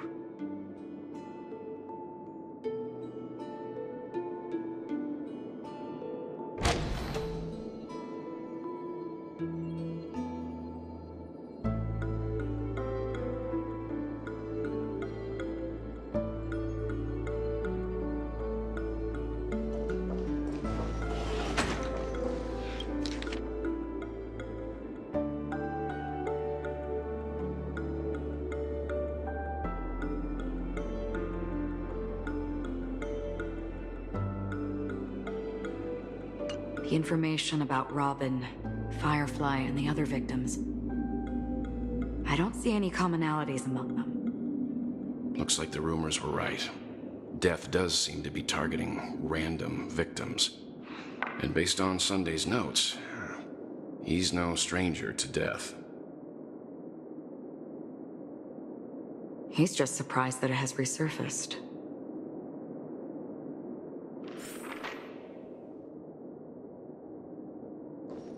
This light cone is securely guarded. It must hold some important memories. According to Robin's interview, despite having performed on so many grand stages, her favorite performance was a pretend show she put on with her brother when they were just kids. I wonder how their relationship is now. Growing up brings gains, but also losses. Yeah, time is a way of smoothing things out. The beautiful dreams of youth will eventually fade away.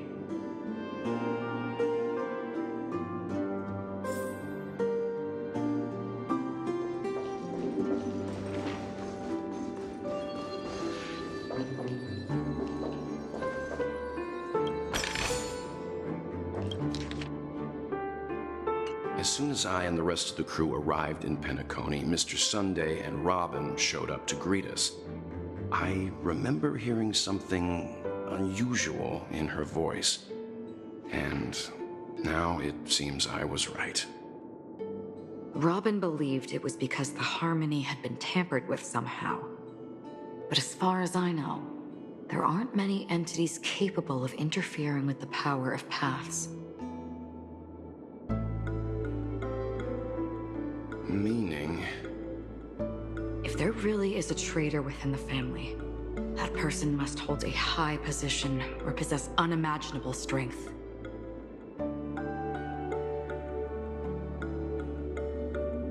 That would explain why Mr. Sunday has been having such difficulty in catching the traitor.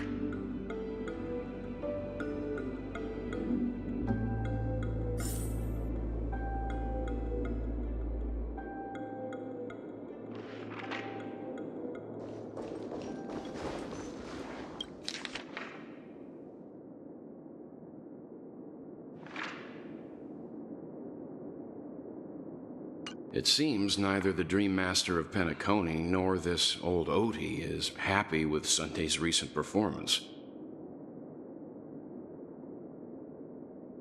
They don't seem to care much about death.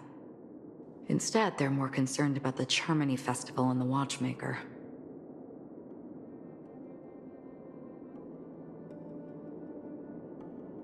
Maybe the other family heads don't think death is a big deal. One thing's for sure.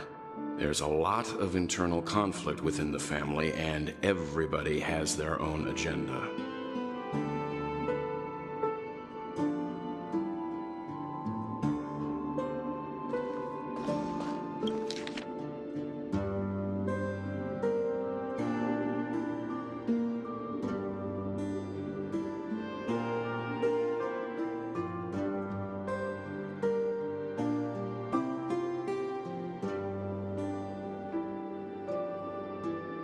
Mr. Sunday has done some serious research on his suspects. This traitor must have been causing trouble for the family for a long time.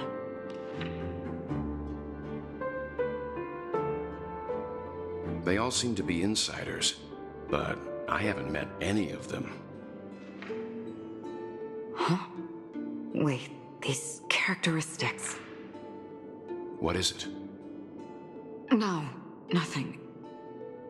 Maybe I'm just overthinking things. However, if this traitor really exists, could they be responsible for Firefly and Robin's deaths? Perhaps that's why Sunday is taking this matter so seriously. That's all for now. Nothing more noteworthy.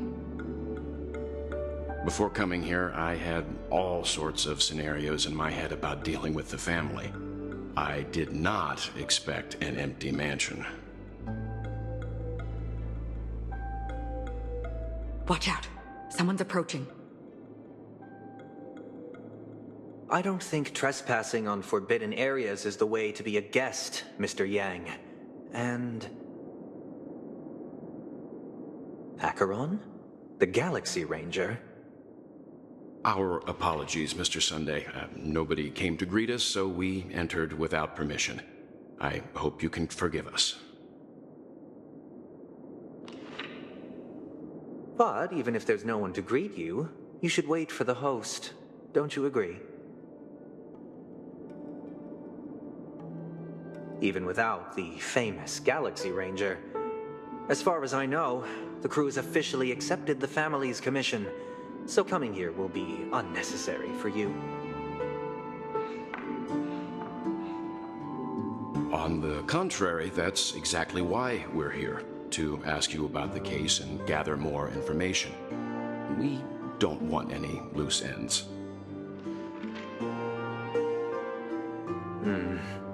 Well, since you've come with goodwill, I have no reason to show you the door. Rest assured, he hasn't figured out that we went through those documents.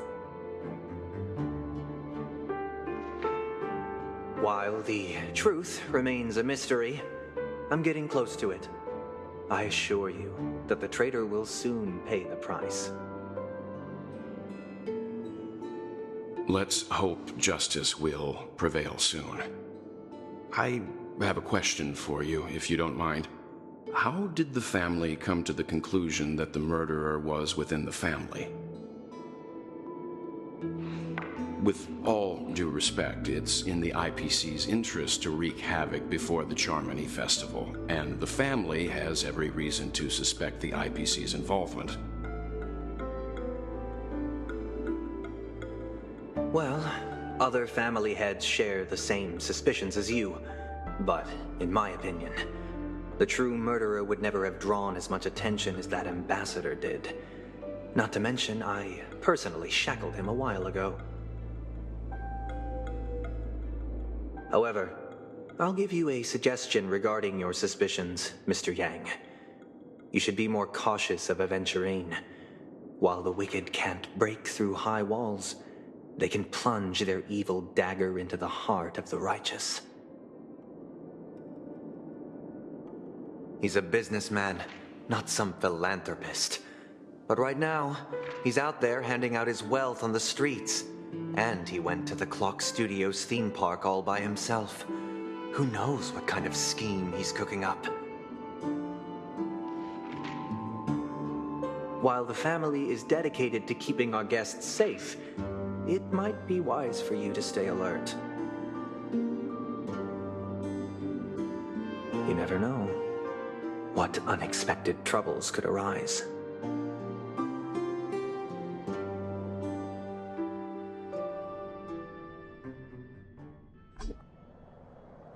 According to a Pierpoint hotline tip, there was a major breakthrough in the shocking Ejhazio Aventurine case. The suspect has been arrested.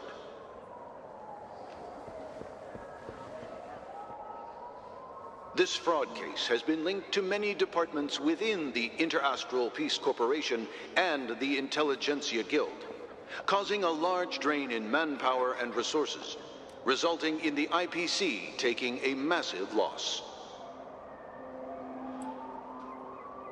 The case's main suspect originates from Sigonia 4 and is one of the survivors of the second Kataka Avgin extinction event, who does not carry an interstellar refugee travel permit. As per Strategic Investment Department Head Diamond's sentiments, the IPC has appropriately relocated the suspect in the spirit of the Charter and will continue to conduct further investigations as to the motive of the suspect.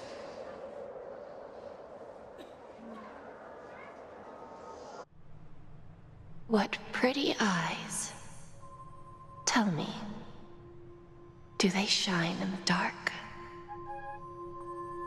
Well, if they did, I'd sell them in a heartbeat.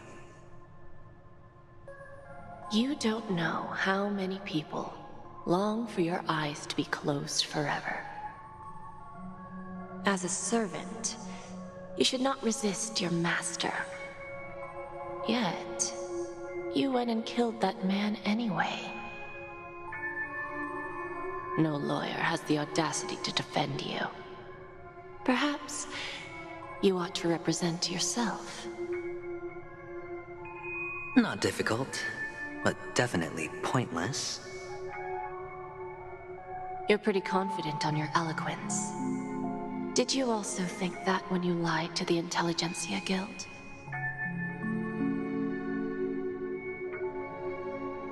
Ask and you shall receive. You wanted the perfect construction material.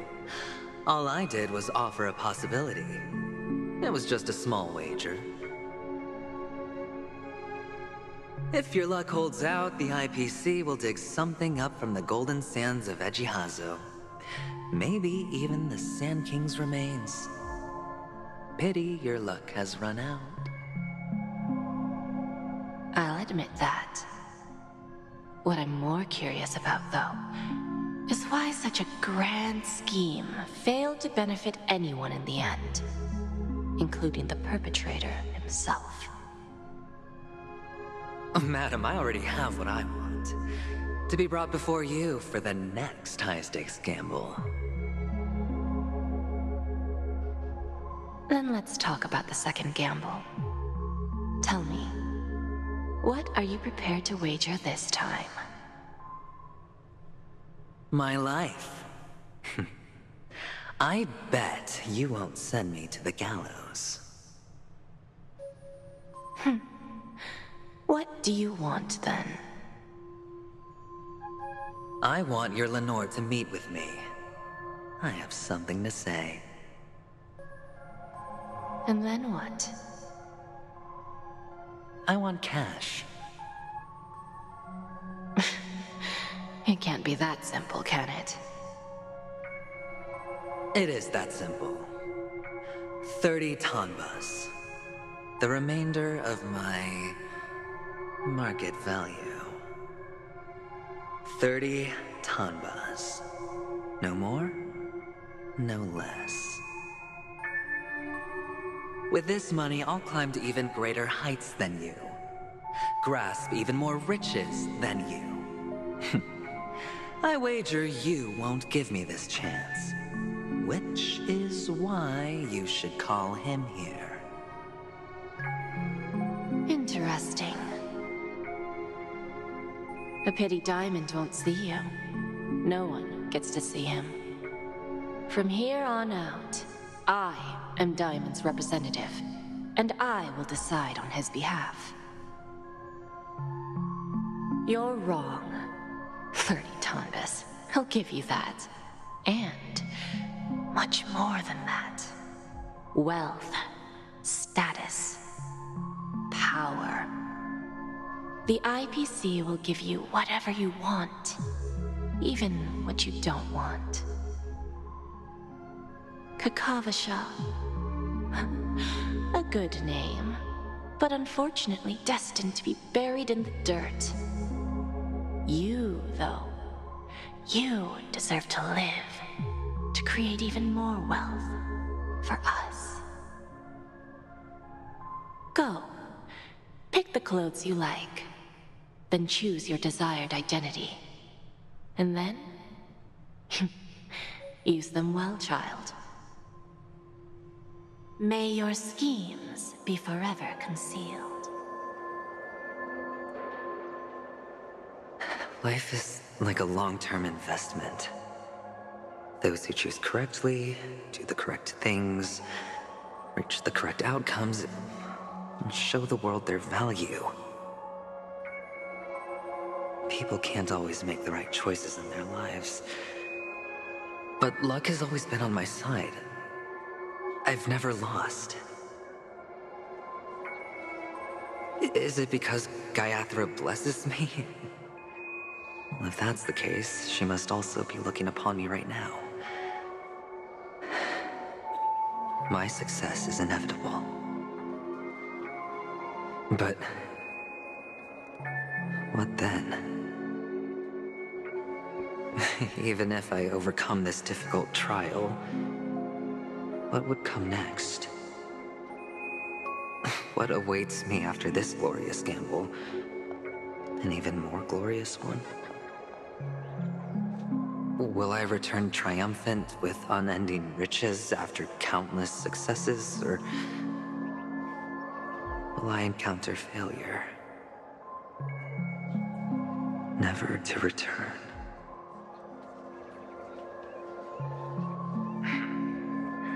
I'm pretty sure you already have some ideas. Lowly gambler.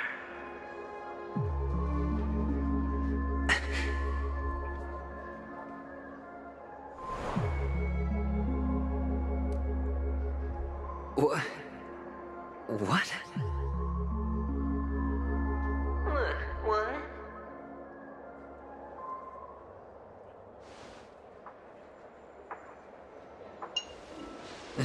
Am I dreaming, or have I gone completely insane?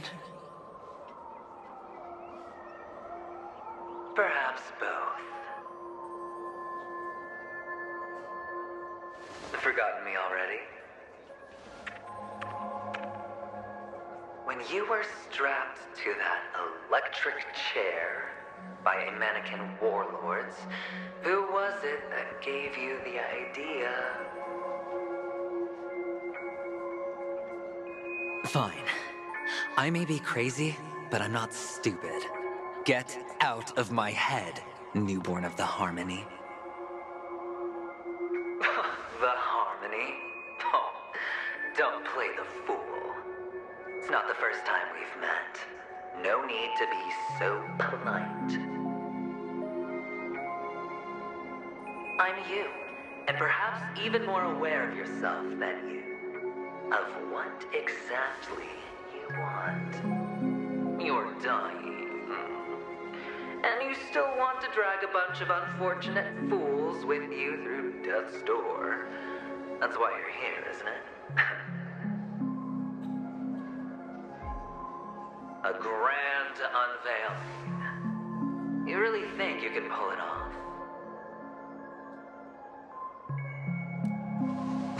Why not? Well, you may have fooled everyone, but you can't fool yourself. I can show you. Before you're entirely gone, I'll be with you for the last stretch of your road. Let's have a heart-to-heart while we walk.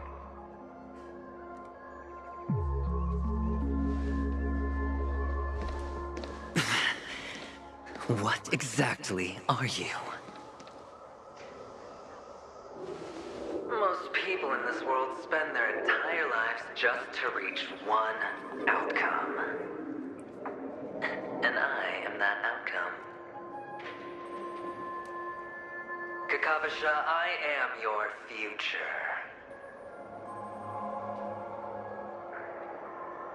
First, I'm hearing things, and now I'm seeing them. Great. Am I going to be elevated into the Harmony's Emanator next? Just a Pepeshi? No. A child.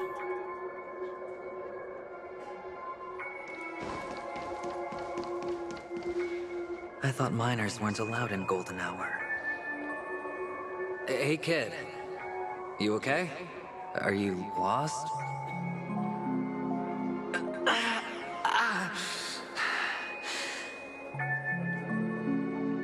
What's wrong, mister? You don't look well.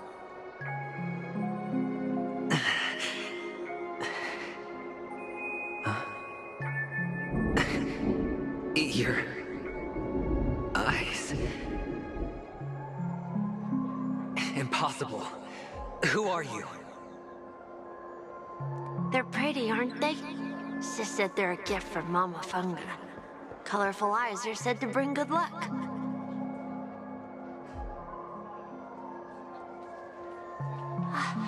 Mister, you have pretty eyes too. Beautiful.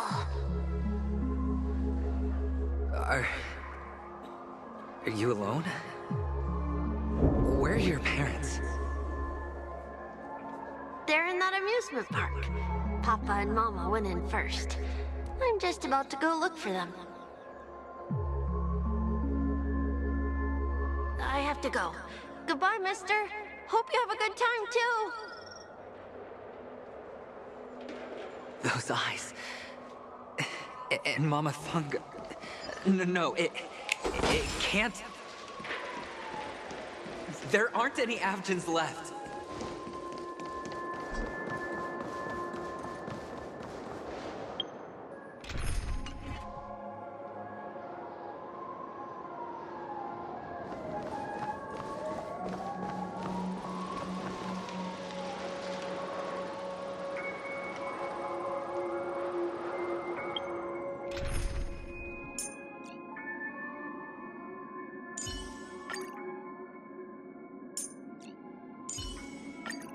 Make sure to keep your...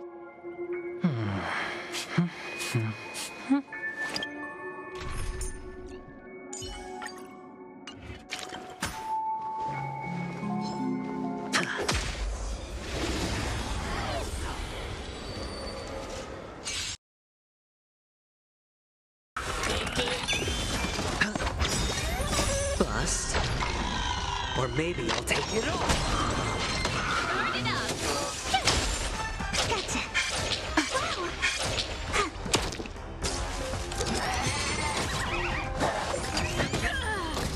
Try that again.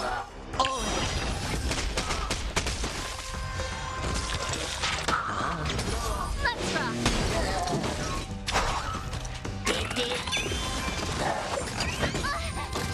You can't run. Keep up! You can fight it, or rock with it!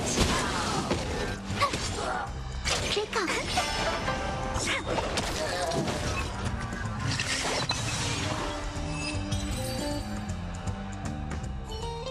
Those eyes. And Mama Funga. No, it can't. There aren't any Avgens left.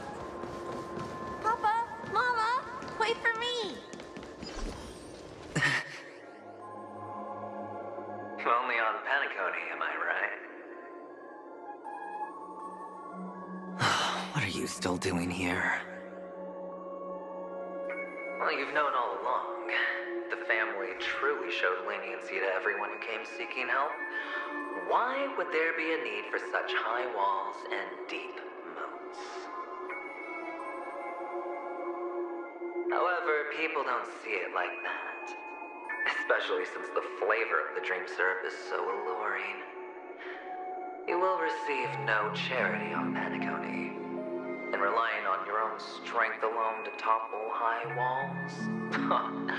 Not a likely fate.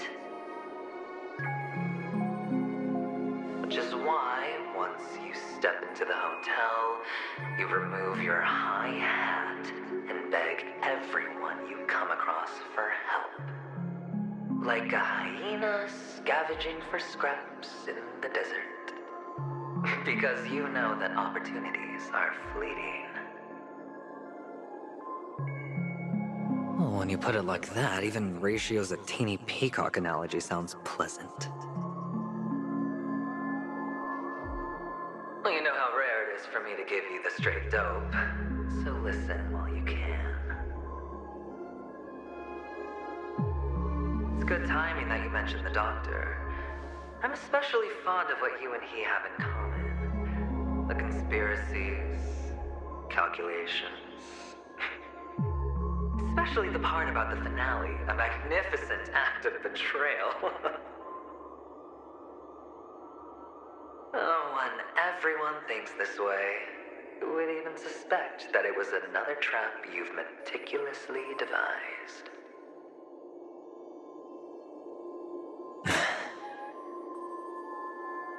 Go on.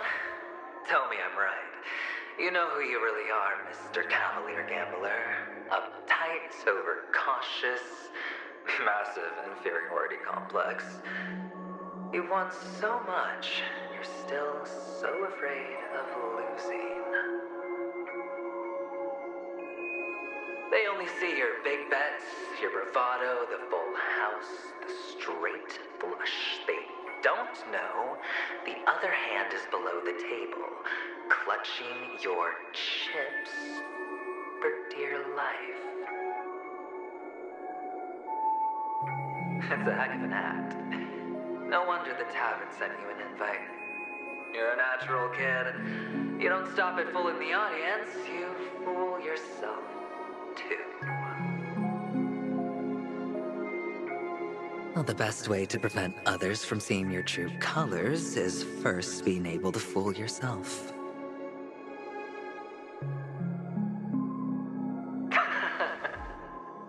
Of course. I know you all too well. But it's strange. Why did you decline that invitation? You had the chance to embrace elation. Was that not what you most wanted?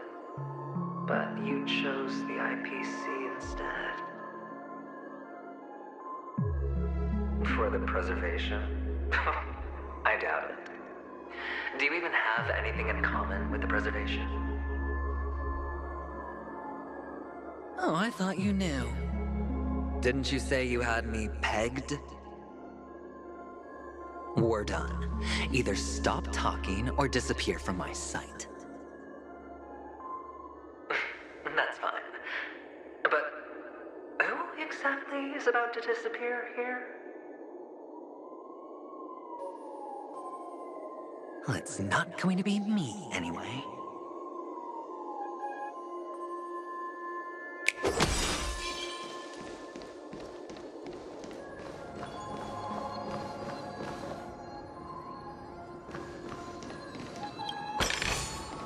A reward with no risk? I'll take it.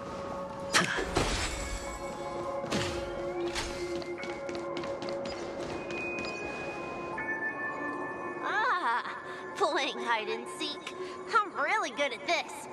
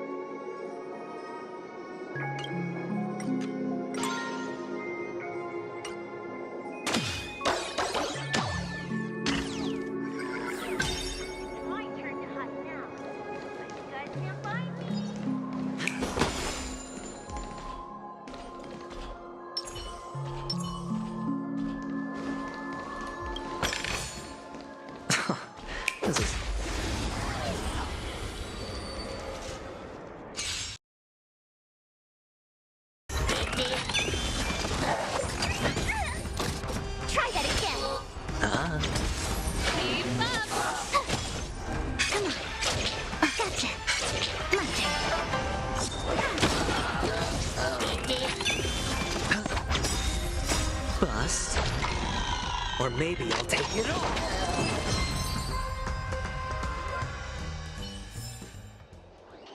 It's my turn to hide now.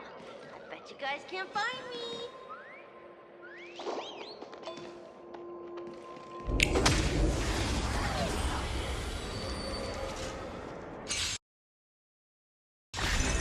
Turn it up! Watch this awesome move!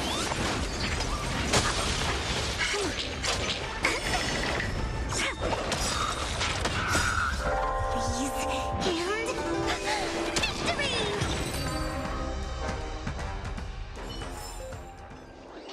It's my turn to hide now. I bet you guys can't find me.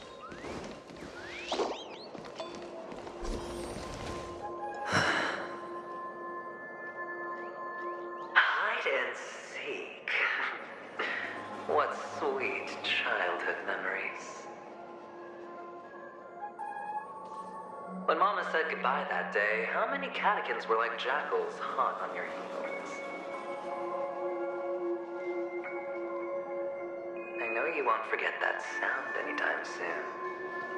Those shrill cackles.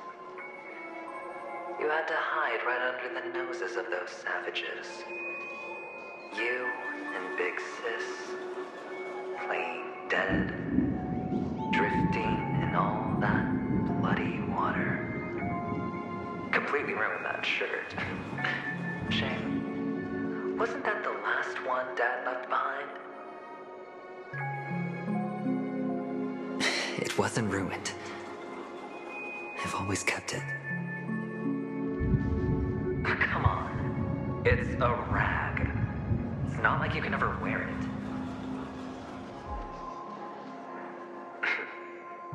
Now you don't have to hide. You probably won't even deign to get your pretty outfit wet in the rain. Well, your social capital has changed after all. I've never changed. On the contrary, now you're the one who does the hunting. The last round of hide and seek, and you get to be in. You should enjoy it.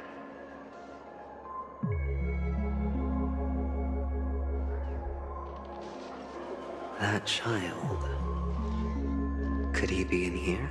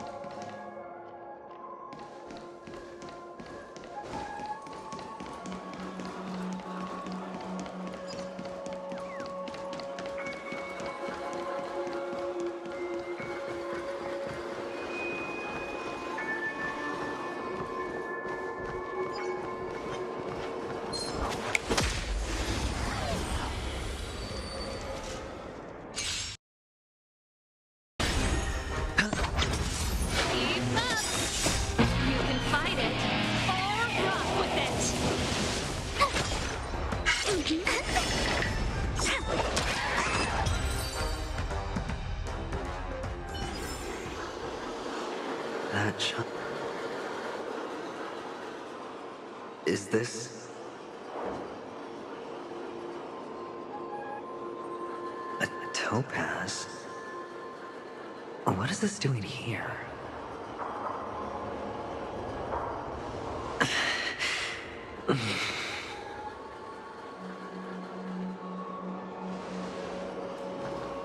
What? Does your cornerstone wrench out of your heart, son?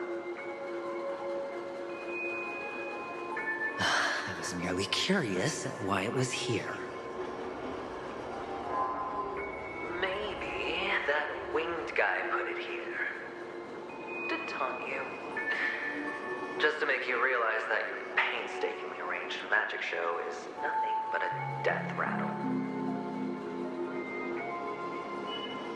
The cornerstone's hue is the same as the radiance of Cliphoth's body.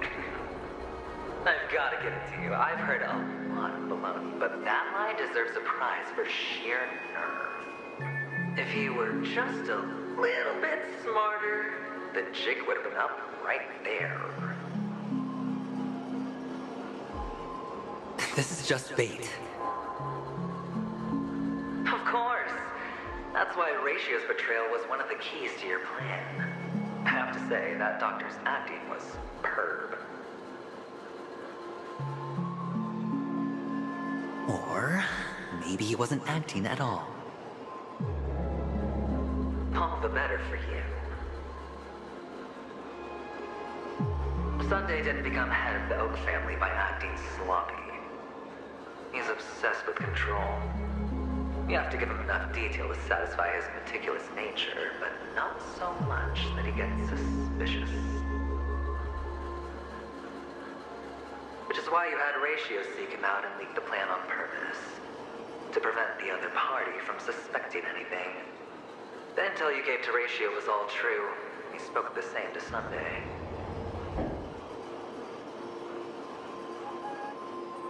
Finally, Sunday took the bait, found the other cornerstone, and before you know it,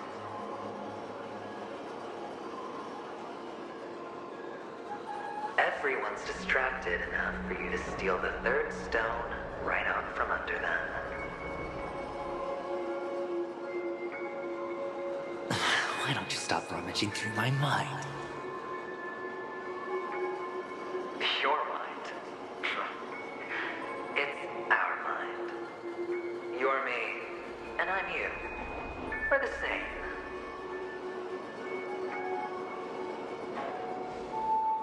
The best way to prevent others from seeing your true colors is to first be able to fool yourself.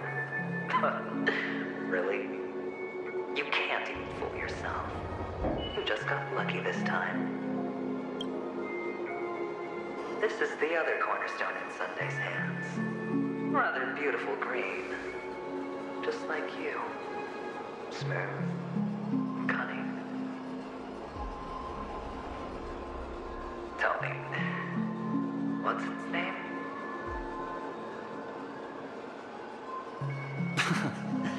Why are you even asking me? Must I do all the work? Aventurine is the stone of luck and trickery. That's what you said when you received the stone, wasn't it? This type of stone isn't rare, but its hue is very similar to a certain gem. In fact, it's often used as a substitute. And that more precious gem is...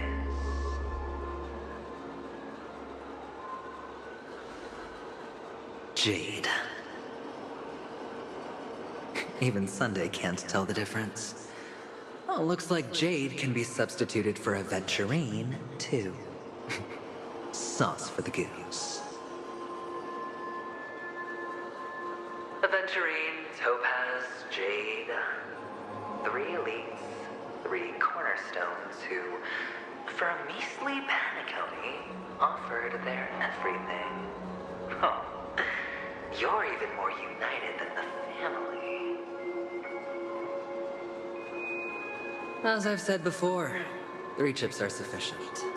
All or nothing. But will it be the former or the latter? We'll find out soon enough. So, where's the real aventurine stone? Take it out. Let's have a look. Suddenly, you don't know where it is? I just want to hear you say it. After all, it really does resemble its owner.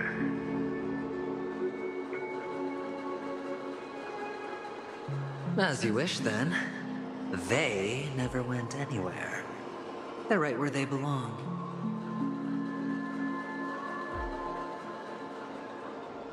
Piled up with these cheap baubles. You smashed the aventurine stone before you left? Oh, just look at it. shattered. Just like your life. Poor thing. A humble pebble coated in the most lustrous sheen. I take it back. This thing is far more precious than your life. You're absolutely clear about the consequences of doing this. Blasphemy against Klipoth's body. You think the IPC will let you get off scot-free?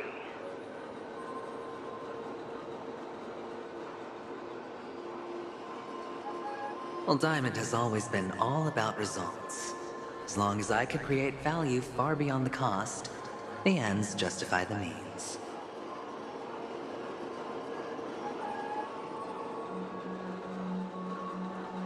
How else would the family be fooled if there was no price to pay? It doesn't matter. Even smashed to smithereens, the preservation's cornerstone can still be used. Its effect may be greatly diminished, but it's enough for me.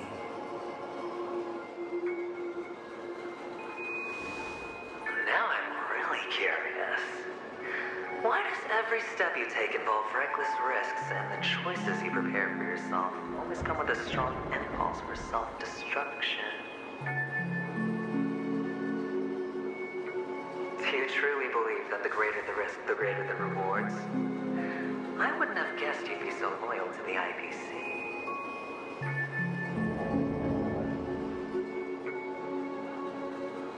There is so much you don't see. Which is also why you'll never see how I'll win it all. That is, if you can do what it takes. We'll just have to wait and see then. The cornerstone is gone. Another illusion of the harmony. Huh?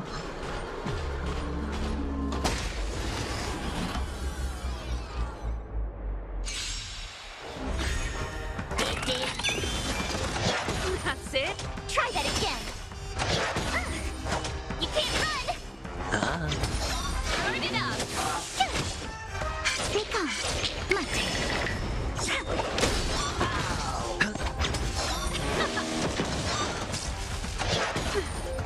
Try that again. You can't run.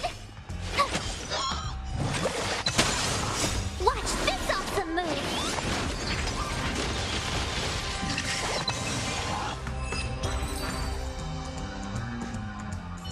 The cornerstone is gone. Another illusion of the harmony. Huh? This is hardly enough for a seat at the table.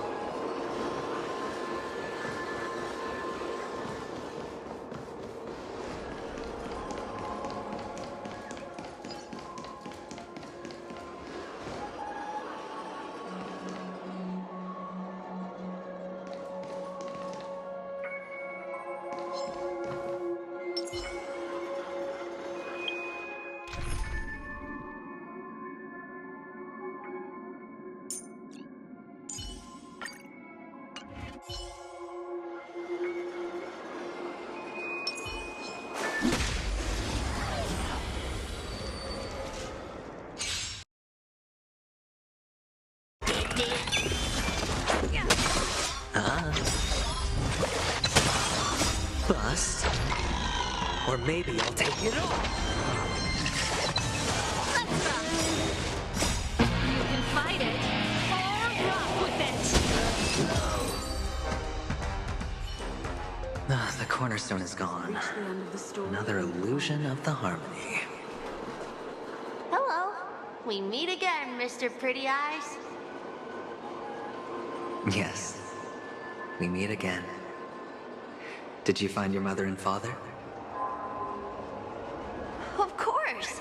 Big Sis is there too. The four of us were just playing hide and seek. I'm so happy. On our way here, Papa even brought me to see a blimp. I think you mean film. Yes, that's it. Putting many drawings together and turning them into a moving wall painting. They put me, Papa, Mama, and Big Sis together, turning us into one big family. You should give it a try too, mister. You look sad. The amusement park will cheer you up. Sure.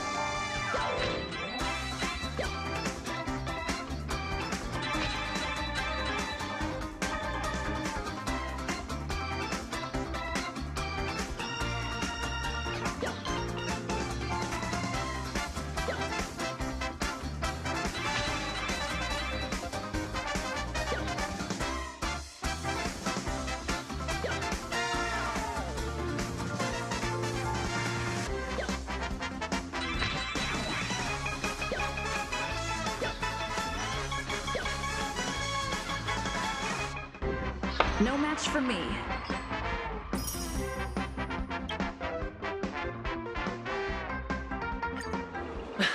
How's that?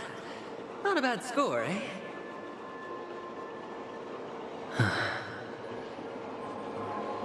Boring.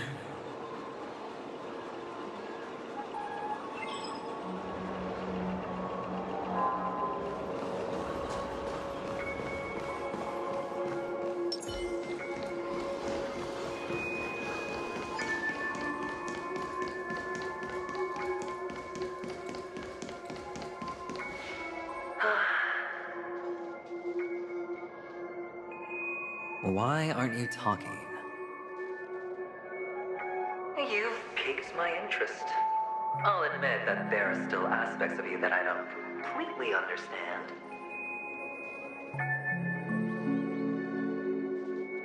Well, you sound sincere this time, at least. Well, sincerity is one of my traits that everybody likes. And I have precious few of those. Moving on. See that maze over there?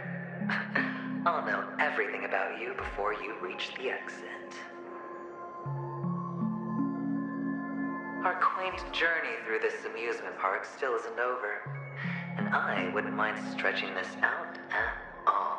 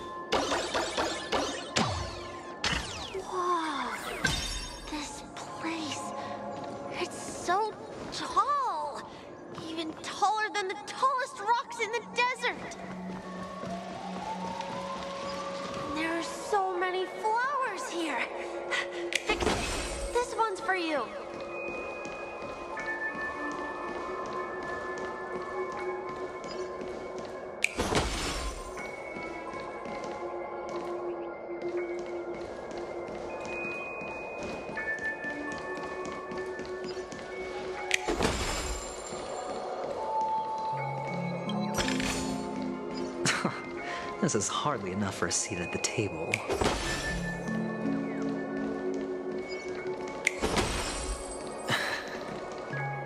A dead end?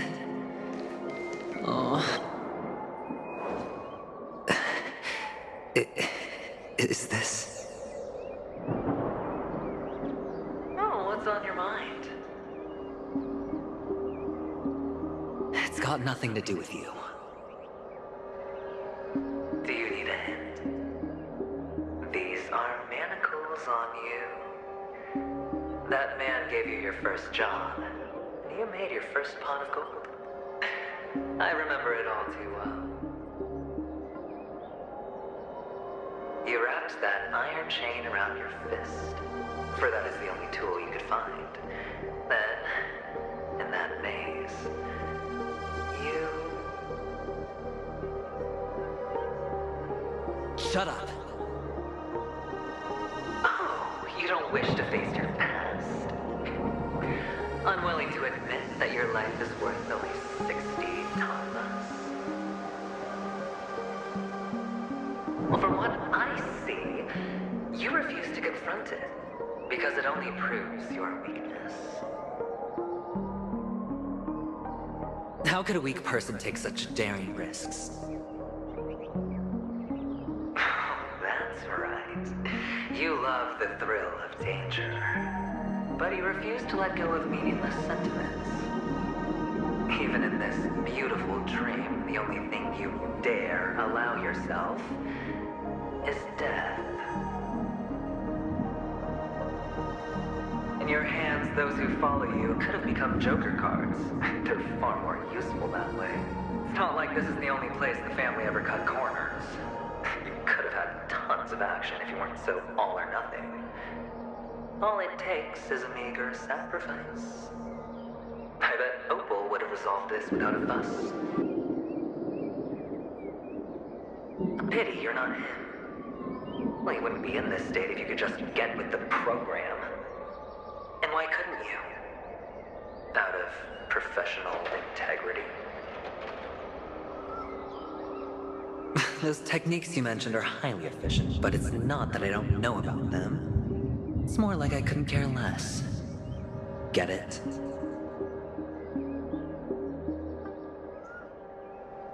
What fun is it if the fight isn't fair? Fair? You assume your opponents would fight fair in the first place.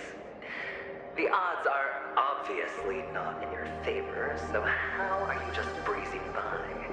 But did that masked fool's words awaken something in you?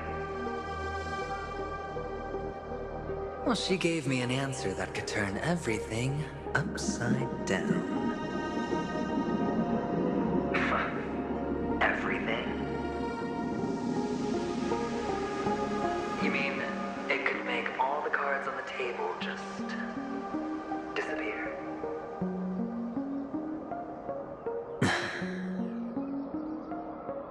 That's cheating.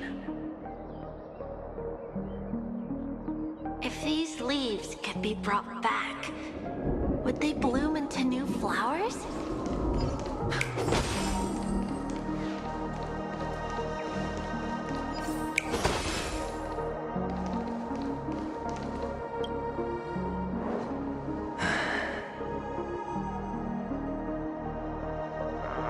Your expression right now is hard to put into words. The lucky charm Mama left you is made from gold. Why did you never consider selling it? You obviously could have lived a normal life like Big Sis that way. Looking back, that was the better choice. Mama only left us with 2 pieces of jewelry. A necklace and a lucky charm. There won't ever be a 3rd piece. That's what you always say, but you actually regret it, don't you? That you didn't sell them. You can zip it if there's nothing to talk about. I know. You must remember what Big Sis told you. You're a child blessed by Gaiathra Triclops. So always remember to protect yourself and never resent the pain and poverty you're going through. The words still ring in your ears, don't they? You're a good kid, so you definitely won't have forgotten.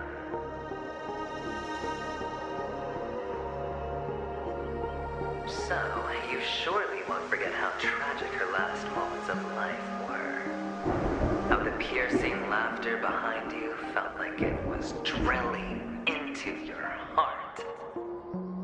You ran away without looking back, just as she told you to. Tisk, tisk. A lifelong regret indeed. Enough! Do you not have anything better to talk about? Oh, shut me down like a champ! Well, I guess when it comes to mind games, this isn't exactly your first rodeo. I think I finally get you. Woo! You are nuts! In the end, I'll ruin this beautiful dream and create the grandest death. Well, you stuck to that start to finish. Think about it. There's a Stellaron in play, the fabulous Robin loses her voice, 2 unsolved murders, cryptic messages from a masked fool, and a chance to go head-to-head with Sunday himself. And the only thing to pique your interest is one word. The last word. A word that's right there at your fingertips. Death. But whose exactly?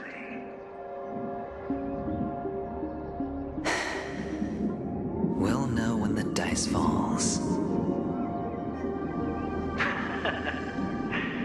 All right then. Reserve a seat for me in the audience. I'm curious to see just how capable you are. Still, you never answered my question. If you could start over, would you still want to be the child who received Gaia's blessing?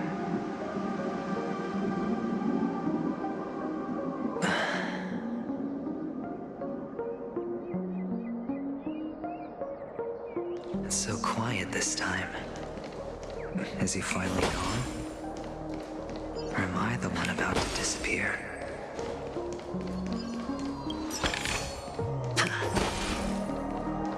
Finally, made it out of this place. We're going home? But I don't want to go back yet.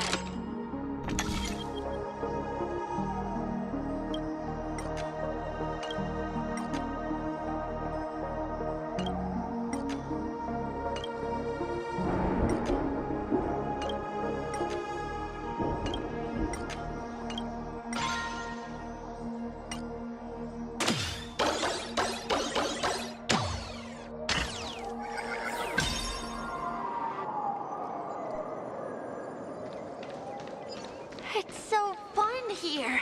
I want to stay here forever. Reward with no risk? I'll take it.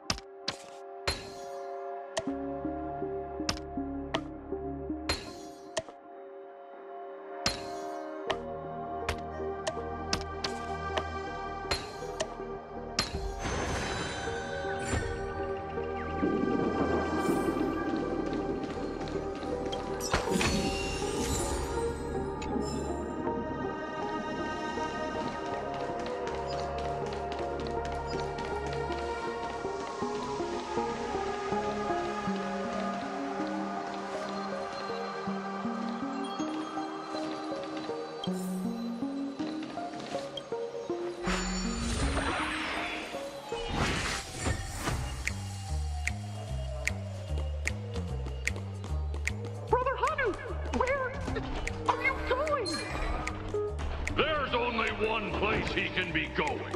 Whether it's in the past,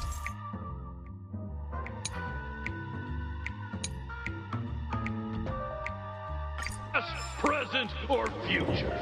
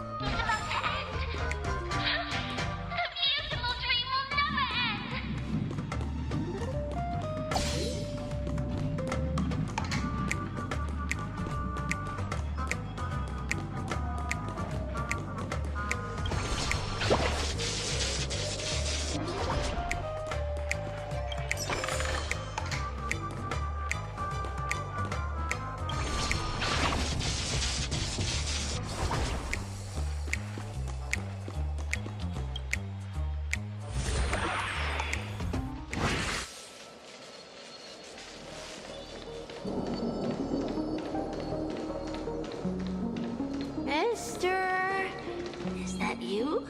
I hear the sound of leather shoes.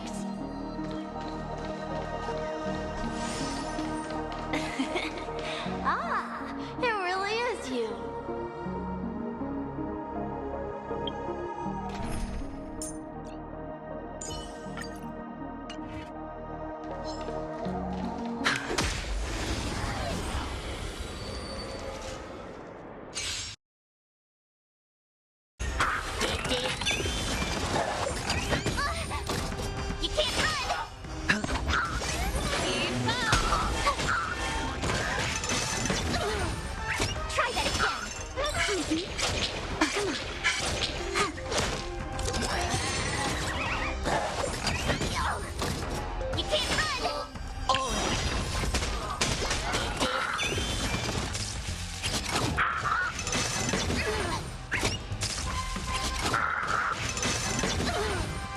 Watch your head. It's on me.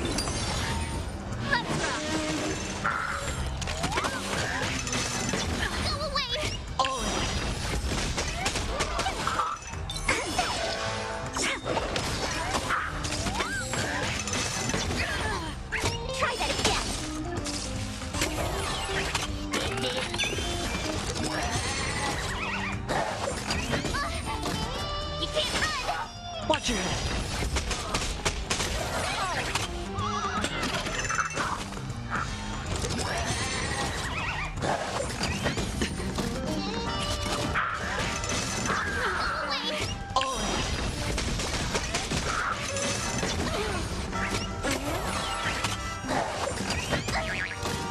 Spend freely.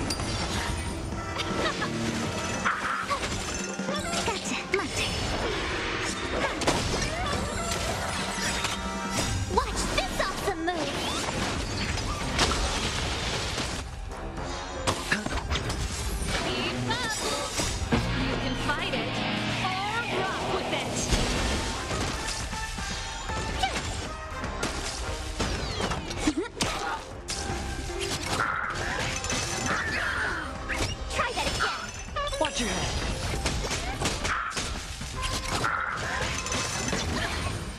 You can't run! Oh. It's on me. Turn it up!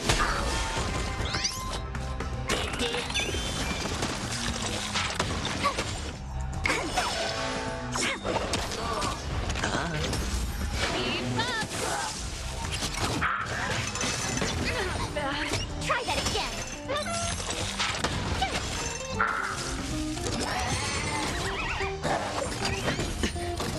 You can't run! Watch your head.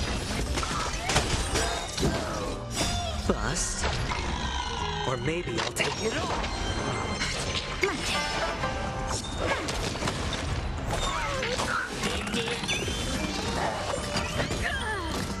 Try that again! Turn it up! You can fight it, or rock with it!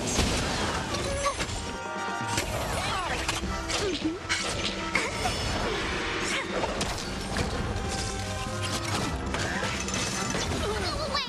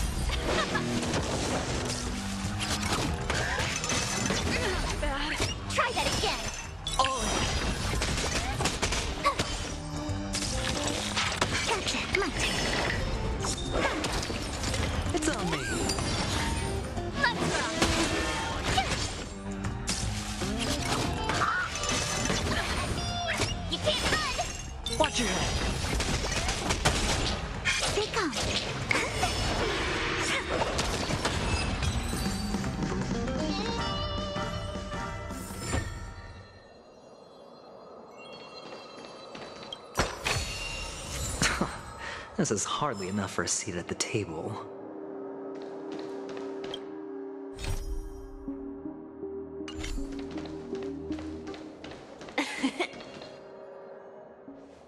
I don't know why, mister, but you always give me a special feeling that makes me more curious about you. It's sad that I can't get to know you more. We have to say goodbye. Did you have fun?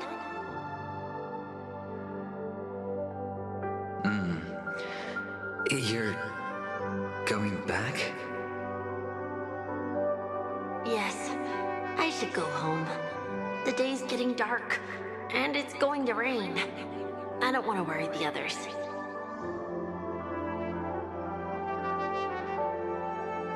You're home. Where is it? What a strange question. It's where Papa, Mama, and Big Sis are. In this dream.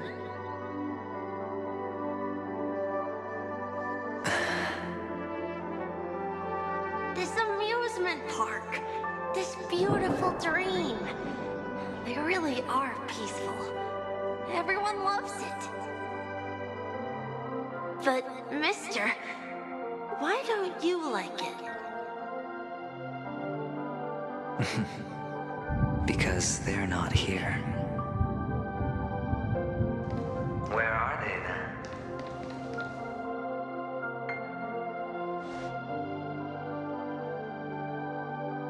I don't know. You do know. But there's no point pressing the issue.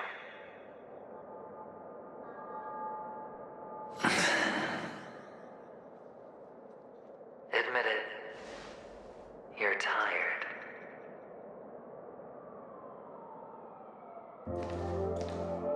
We all are. Which is why we chose to stay here. Me and him. Your past and future. How long will you stay? Forever. We'll be with you forever in this dream. This is the greatest honor that we can offer to those who hurtle towards death.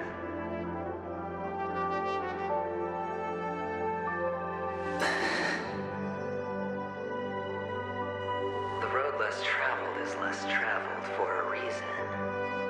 But you've never gone in any other direction. Your own life is the chip you're most eager to lay down.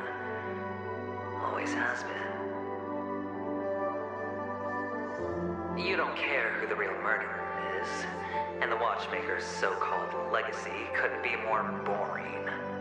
What you want, what you need, is to be the smooth operator, the solid gold deal maker who doesn't waste a drop of sweat, even when he's up to his neck in danger, deep inside family territory. You want to be polished up, cuffed with red-hot chains, and spotlit center stage.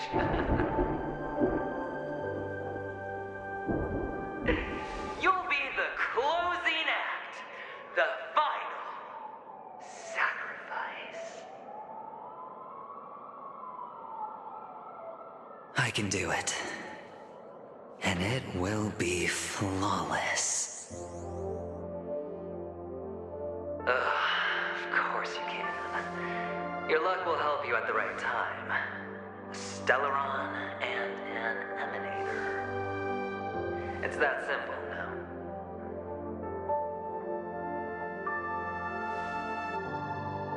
That way, the IBC will earn a place at the table.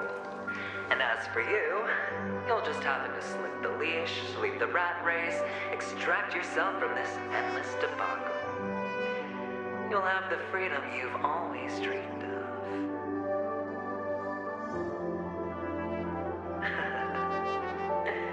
This isn't the first time. You've been an escape artist from day one. This fiasco started with a death, and its curtains will fall on another death. Oh. So that's why Diamond chose you. He's just after Penacony. No matter the means, no matter the price. It's not personal.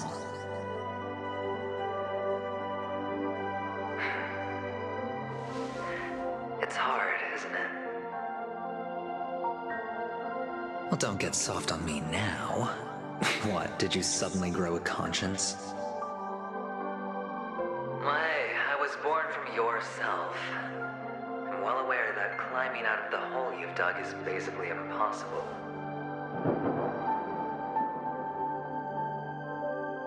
I can't stop you from doing what you want.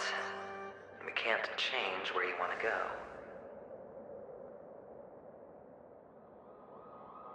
Well, what's done can't be undone. All we can do is play the cards we're dealt and rake in as much time as possible.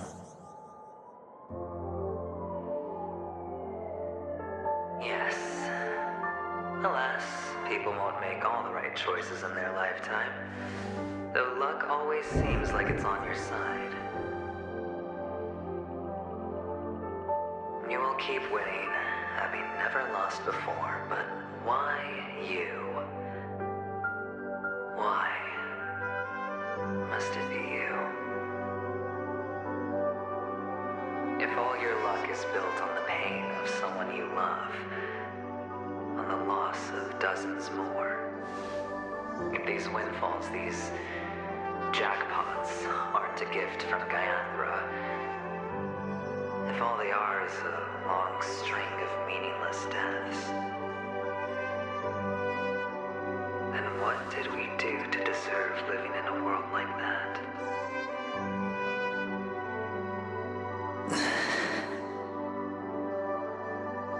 Well, maybe when I get to where I'm going and look back, I'll know what the trip was all about.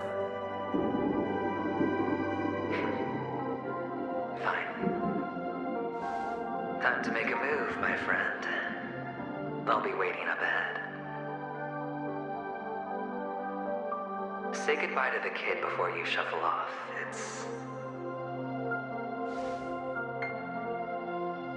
It's best to die without regrets.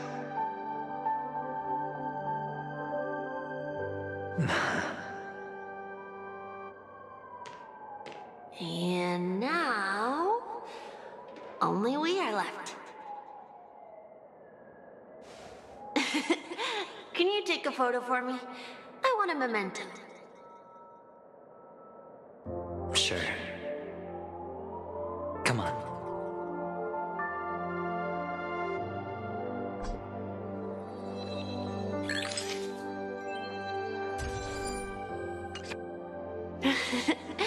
How nice. Now I can see what I look like too. Look at the lens when you're taking a photo the next time. Your expression will look more natural.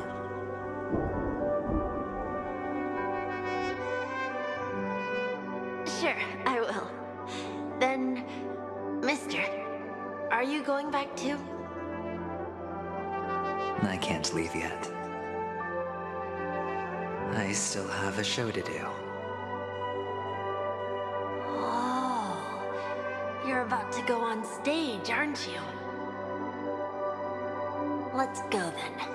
I'll take you to the stage. Sure. So you're an actor. No wonder your clothes are so stylish.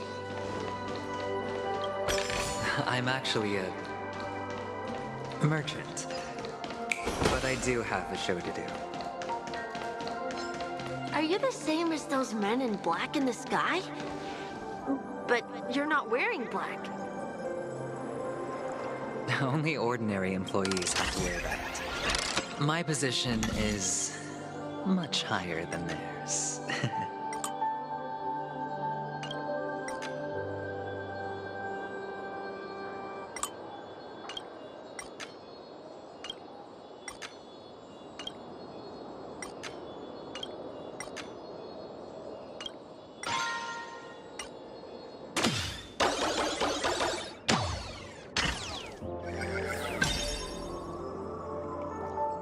Awesome! I hope I can become as good looking as you when I grow up. Of course you can. You'll be better and stronger than me.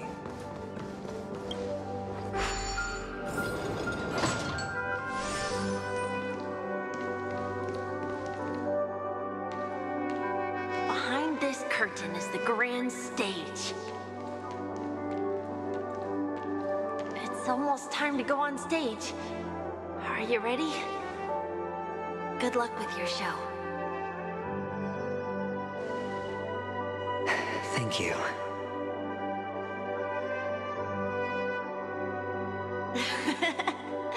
You still seem pretty nervous.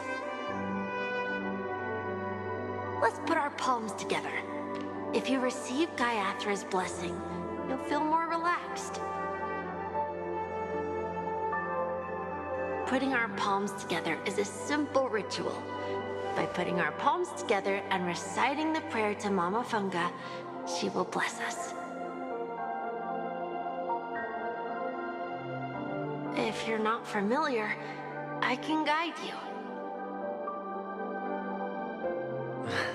It's all right. I know how to do it.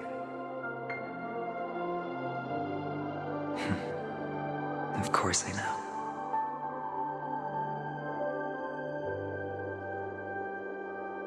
This is where we go our own way, Kakavasha. The catechins are coming. Why? The catechins have already taken all our money, food, and they killed our parents. What more do they want? Catechins are bloodthirsty, cruel, and insatiably greedy. They want everything only to end up with nothing. This is a trick, an act of revenge. Remember? Today is the day of the Kakava, and also your birthday. They know the Avgin will surely hold a festival today. With the aid of this rain, they will come to destroy our wagons and take everything they want. Little do the Catechins know, this time we will fight back. The men in black that descend from the skies are on our side. The Catechins stand no chance against them, and will surely pay for their arrogance. Without this rain, the Catechins would never take action, and we would not have the chance to turn the tide. This is a gift from Gaiathra, and you are Kakavasha, whose good fortune will bless your sister with success. But people will die, and you will be in danger. How is that good fortune? Why are you all doing this? The Avgin always return their blood debts. Gaiathra calls for me, while Papa and Mama are waiting for me. I must answer the call. She will bless you with good fortune and help you survive. As long as you are alive, the blood of the Avgin will never run dry. So run, Kakavasha. Do not be afraid. And do not look back. Go to the other side of the mountain. The rain will accompany you, and the rain will bless you. As for us, we will reunite in Kakava's next aurora. May the goddess Gaiathra close her eyes 3 times. Keep your blood eternally pulsing. Let let your journey be forever peaceful. And your schemes forever concealed. Farewell, Kakavasha.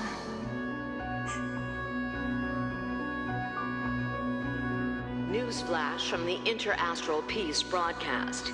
The IPC Marketing Development Department spokesperson confirms that a small-scale rebellion has broken out in the unclaimed region of Sigonia.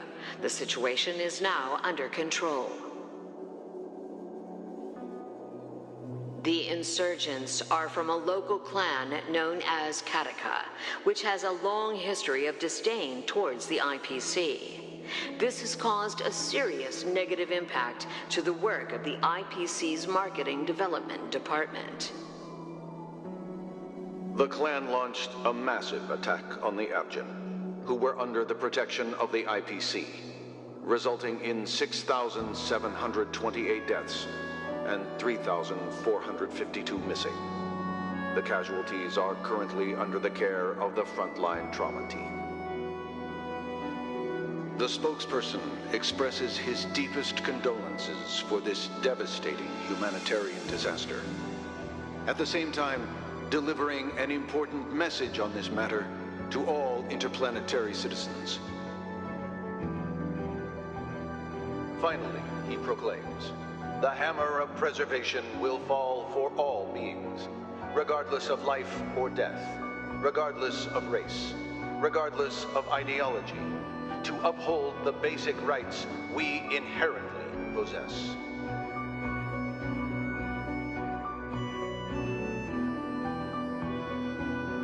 Kakavasha?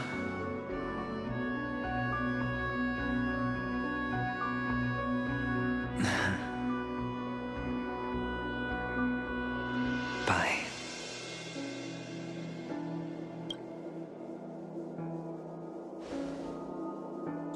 Okay.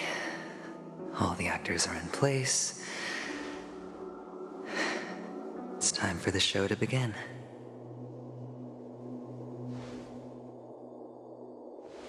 This act is dedicated to you.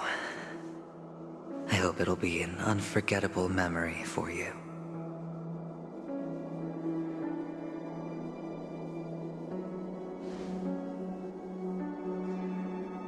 Kakavasha. By the way, before you go, I have a personal question. Do you truly want to destroy the world with your own hands? Let's assume, just assuming now, that every time I roll the dice, there's a possibility of achieving this particular outcome. Then I would be quite happy to make that wager.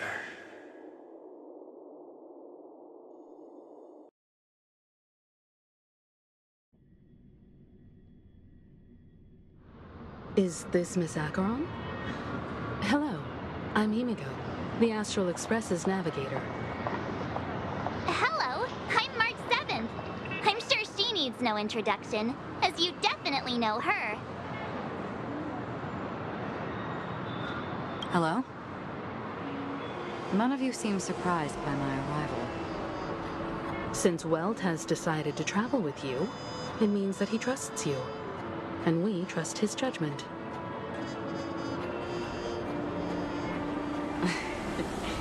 I envy your close friendships.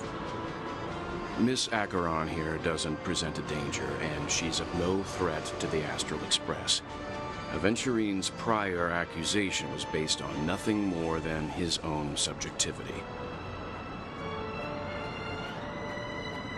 Which is why, before we continue working together, he has a duty to explain himself. You want to create a situation where all three parties are present? There must be some deeper meaning behind Aventurine's actions. I suspect he's been aware of Penacony's secret from the beginning and has been continuously strategizing to unveil it. And that sense, the Astral Express's role in his plans would be imperative. In the worst-case scenario, he may use us to do something unexpected. Assuming things do escalate to that stage, having an extra ally is a good insurance policy. Penacony has numerous factions, and the state of affairs is significantly more intricate than that of Belobog and the Xianzhou.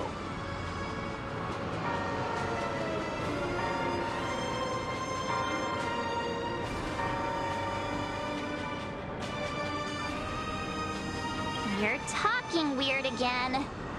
But it's a good vibe. No matter what, we can't ignore the safety of Penacony.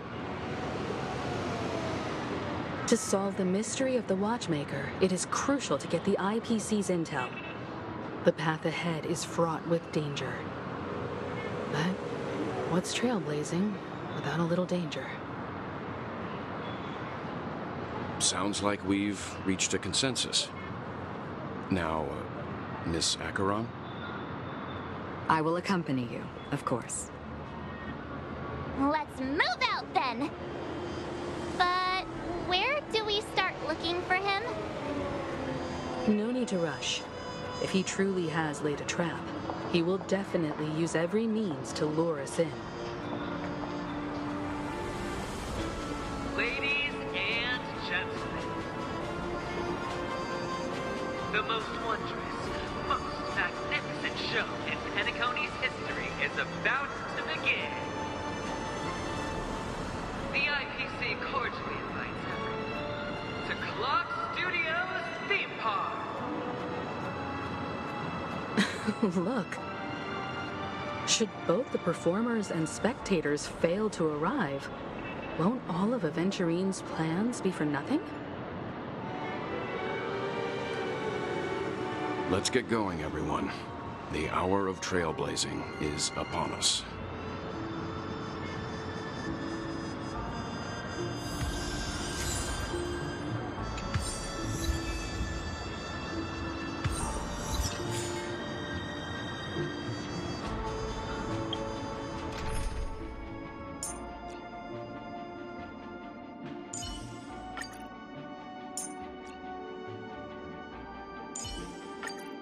Make sure to keep your...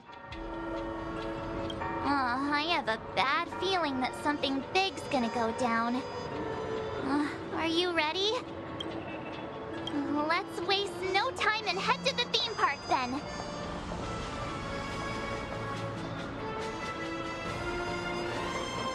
Mr. Yang. Why did you not tell your companions about my true identity? It's just like you said, an inability rather than an unwillingness. Plus, it's a long story, not something that can be summed up in a few words. But I chose to believe you, and my trust in you stems more from my own personal judgment. I also believe that if it were their choice to make, they would make the same one.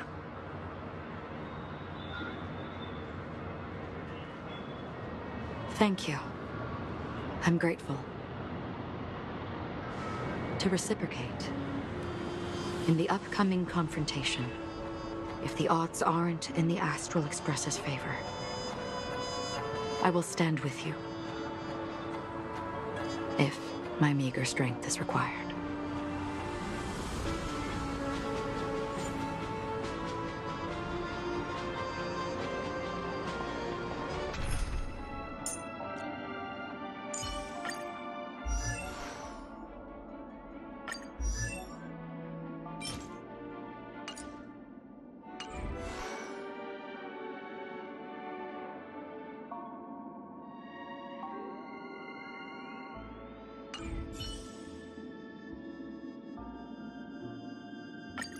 Remember, Serval.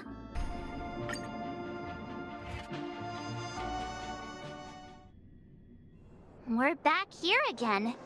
Aventurine actually chose a really conspicuous location.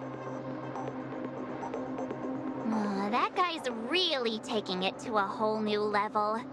Does he really think he's a superstar or something? Not a soul in sight. The hounds drove out the visitors, and now their whereabouts are unknown too. Everyone, pay attention. The other party has obviously come prepared.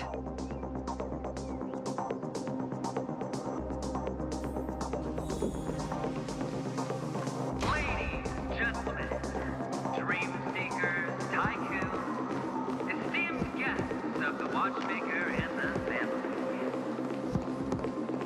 Also not forgetting the nameless of the renowned Astral Express. Astral Express, you're late. And this, unsought guest. We've kept your appointment, Mr. Aventurine.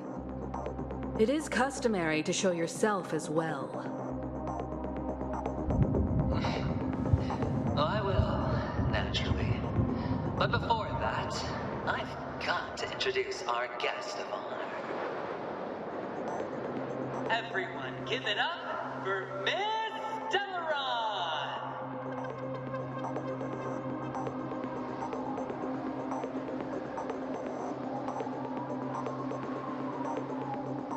Let me remind you that in all likelihood, this stage and her identity have nothing to do with the wanted murderer.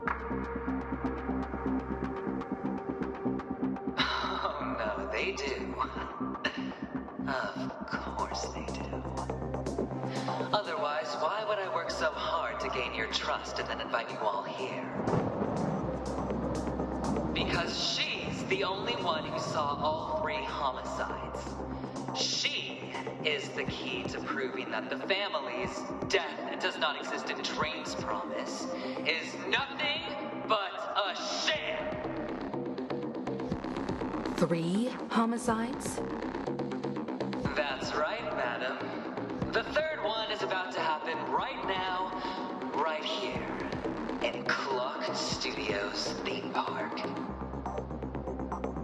A truly grand death. You, and you. All of you are going to die. And it's all because of you, Miss Stellaron. You will become the personification of death.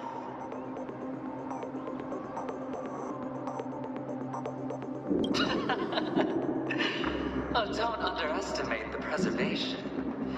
The cornerstone of the Amber Lord will surely guide me. Let me be a little clearer. I will detonate the Stellaron in you and cause a teeny, tiny accident on Penacony. Bam! The entire theme park will be reduced to a shattered dream. Then, before the family can even react, I'll become the IPC fleet's navigator. Your bluff isn't fooling anyone. If you could really do that, you would have done so earlier. You want to bet? Sure. I'll bet with you. I'm betting that it'll be a sweeping victory for me. By detonating an unprecedented explosion to prove that the vow of harmony is a complete and utter joke. You won't do it. Of course I can. It's just another gamble. I came from the wastelands of Sigonia. For just 60 red copper coins, people paid to brand me. Put me in chains. Place me in the gallows and bury me in the golden sands. But the sun could not kill me, and the quicksand sent me back to the embrace of the guild and the IPC. Bear in mind mind, my victory wasn't just a stroke of luck. No. I've never been defeated. Have you ever heard the saying, sleep is the rehearsal of death? Why does life slumber? All because we are not ready for the final breaths. Every night is practice for the end. You and I are escaping into our dreams for fear of death at this very moment. And death will surface in our dreams. Friends, the game has commenced, and you cannot choose to decline. Nor do you have any reason or grounds to!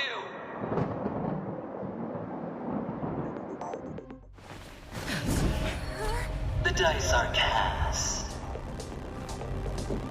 Ladies and gentlemen, ready to unveil your cards? The architect's flawed stone. Of no value at all. I'm putting down the bet. I'm taking the gamble. I'm claiming the win. Oh, and fate spin the wheel. A daring gamble. Walking the brink of death for rebirth. Oh. For the Emperor Lord!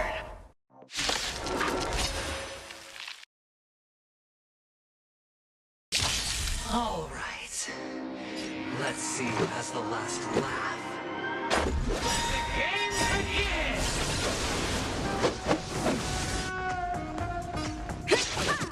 You're right, lucky strike. Turn it up! Prepare for something. Commencing support. Enemy data secure. Net markers activated. Time for a good old counterattack.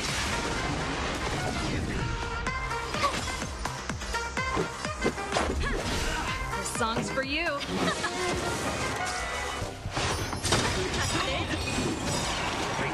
Luck running into me.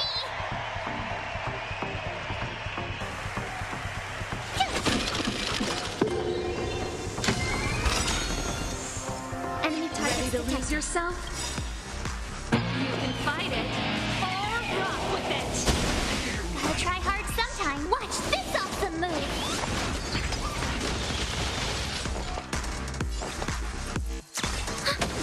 This is our chance.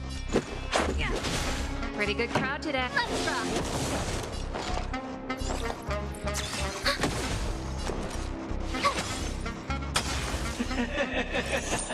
Even on. As long as people still have hope, they'll keep throwing money on the table. The chance. The potential is what you hang on. That's what justifies the gamble.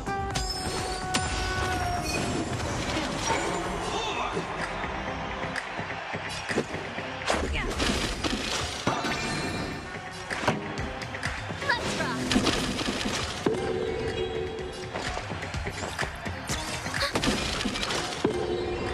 My turn.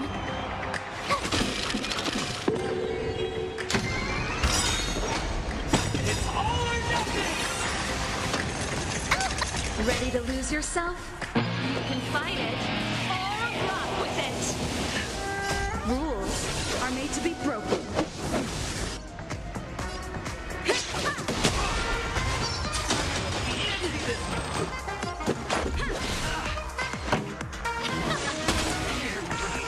We have the upper hand. Everybody's like that, down to the last player. So why can't I be happy too? Why can't I feel that free?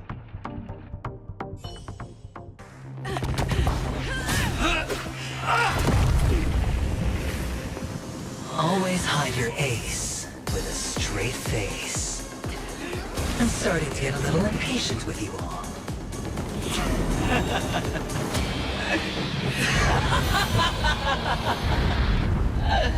Friends, to fully relish this, I'm betting every last chip.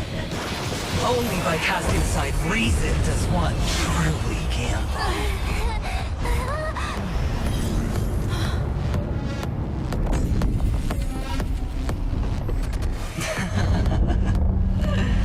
Emanator, I know you'll match my wager, right?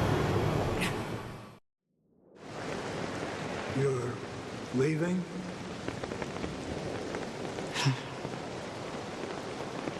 Perhaps.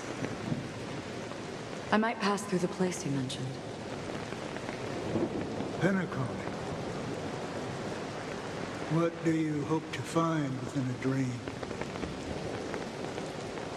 I'm not looking for anything. They aren't in a dream.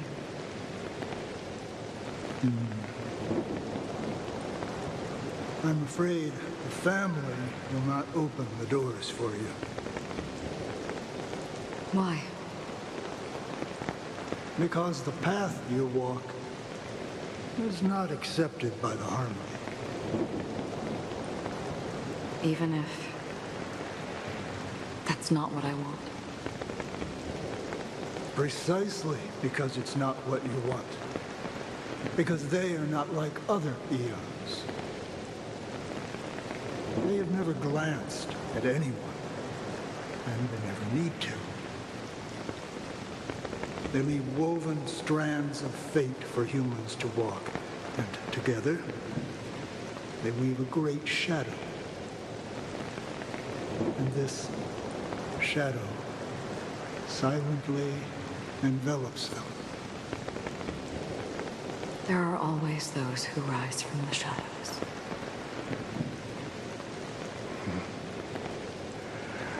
They mostly become a part of the shadow. In your eyes, am I the same? You still have a strand of color, but not much.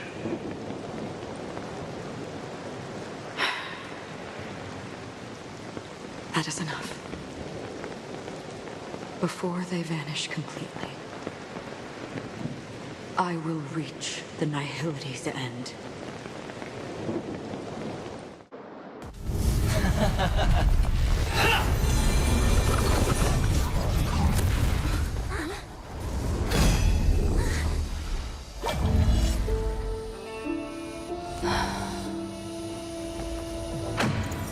I wish to mourn the departed, weeping like rain, to swell the crossing stream.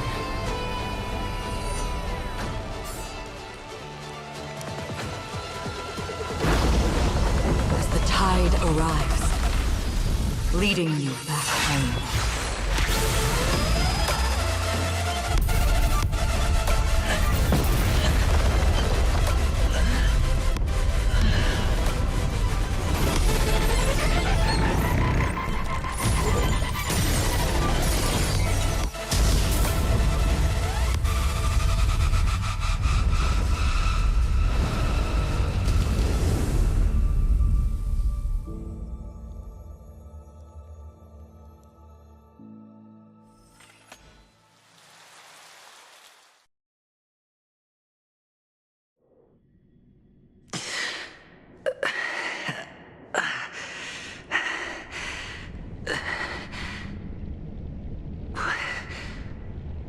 What is this place?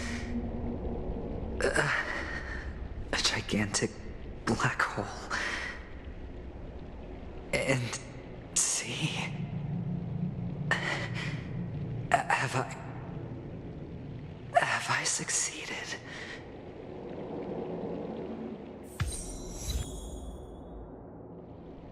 Welcome to this sad world, Kakavasha. Your good luck is the most precious wealth we, all Avgin, have. If you come out alive after 2 days, it proves that you're the real deal. Wealth, status, power. The IPC will give you whatever you As for us, we will reunite in Kakava's next aurora. It's a pity this is not the place you were expecting.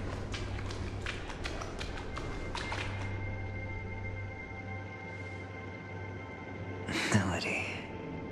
Is it? Perhaps to you, I am just an emanator who's hiding her identity.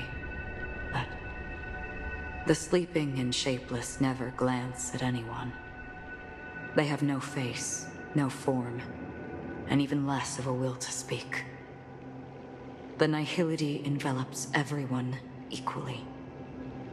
Only some who have gone under their shadow can go farther, tainting themselves with more nihility. That's all.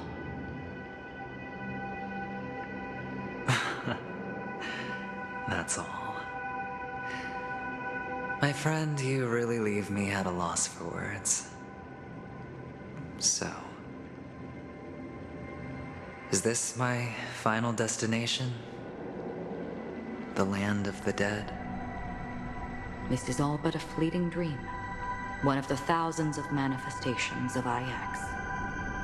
Under the watchful eye of nihility, we momentarily linger here before moving on to our own paths. It seems that my death has already been determined. Even if you wish for it, I can't promise you anything. Now that you've accomplished your goal, I think you can be a little more forthcoming.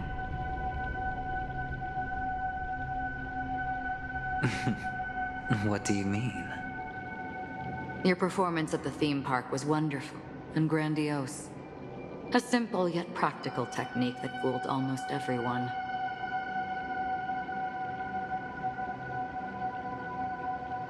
No one would have ever thought that you would have gone to such lengths, even staking your life just to prove a fact that had seemingly been disproved long ago.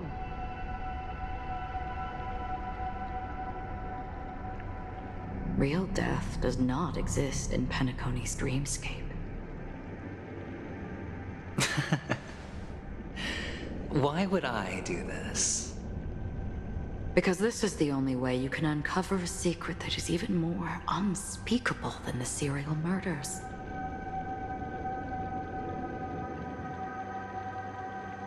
To use this dream death to get there. To that promised land people constantly seek in this grand gathering. Penacony. The legacy of the Watchmaker. The true land of exile. How did you find out? I never imagined that something I learned about unexpectedly would become the key to connecting everything.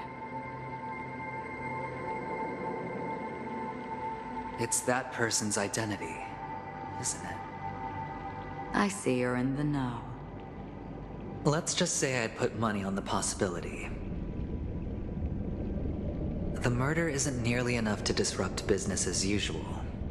Even if there were 1 or 2 murders on Penacony, most people wouldn't be personally affected. And that won't create any waves. This dream of theirs isn't a boundless sea. It's a lonely island. The family used the Harmony to build a high wall and isolate them from the vast and treacherous ocean of the outside world. That barrier they built keeps death out, but it also keeps the secrets that are lost in that watery abyss from floating to the surface. In a beautiful dream, free of suffering, who would want to go fishing for those secrets? No one. Unless someone goes to the other side of the barrier and lives to tell the tale. Someone already has. I got the idea early on, chewing on that masked fool's little hint. If a mute isn't someone who cannot make a sound, then it has to be someone who cannot speak. Someone who survived the treacherous depths, but is unable to take the stage and speak the truth.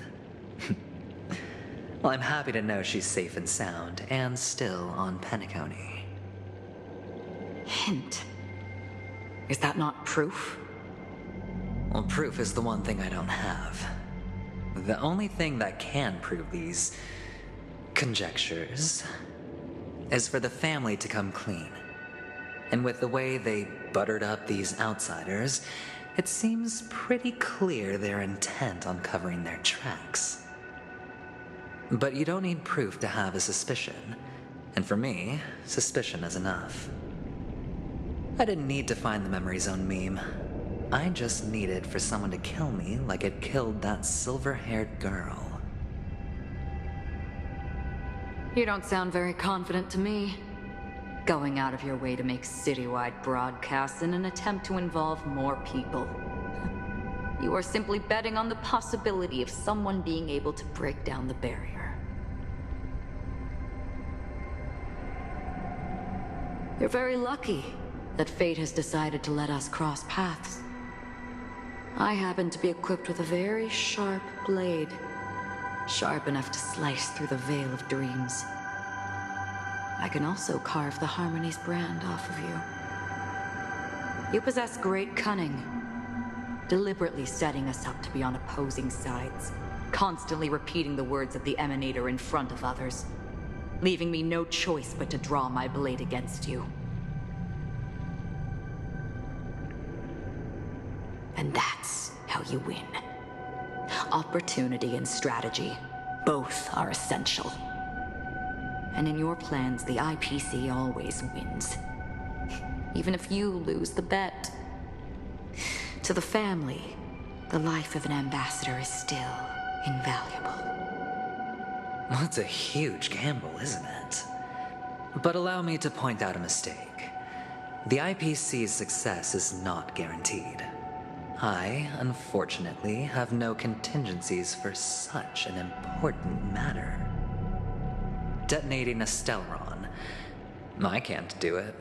The Aventurine Stone is too broken to even safeguard my escape from the stage. If, at the end of the day, you did not unsheath your blade, I would have lost the bet. It is pointless to discuss what-ifs. You have won. Your prize is an entry ticket into that deep sea. And after this, whether you can return from the abyss is another gamble of yours. Have you never wavered? Wavered? Of course I have. But I can only bank on my own good fortune. Because other than that, I have nothing. Wake up from this dream and go to where you should be. Your gamble is not over yet.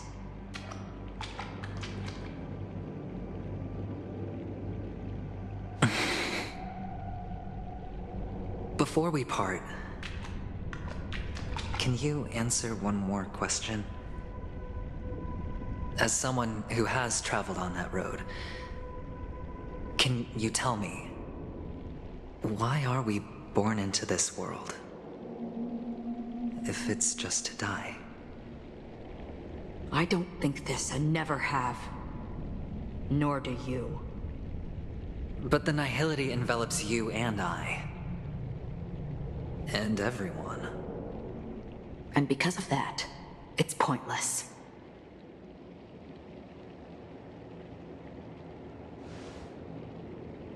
But it is still there. If the dice of fate are always weighted, then that is our destiny. Why, then, do we struggle against it? My answer might not be able to resolve your confusion, because it has been with you throughout your journey and is already a part of your life.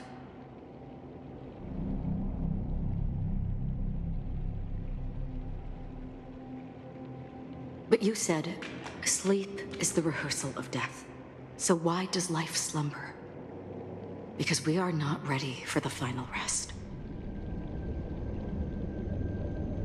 So you can definitely understand why we want to be prepared. Even if the ending has been predetermined, that's fine. There are countless things that humans cannot change.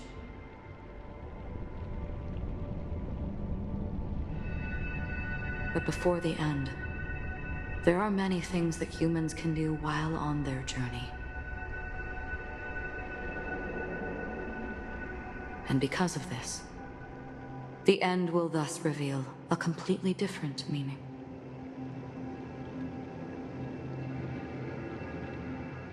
Take a good look at your pocket.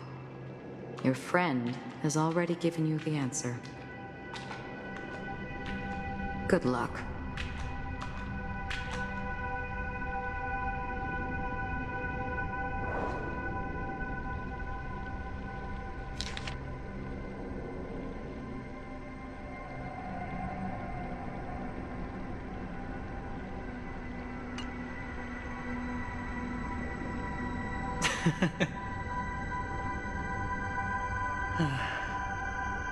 Then I shall get going.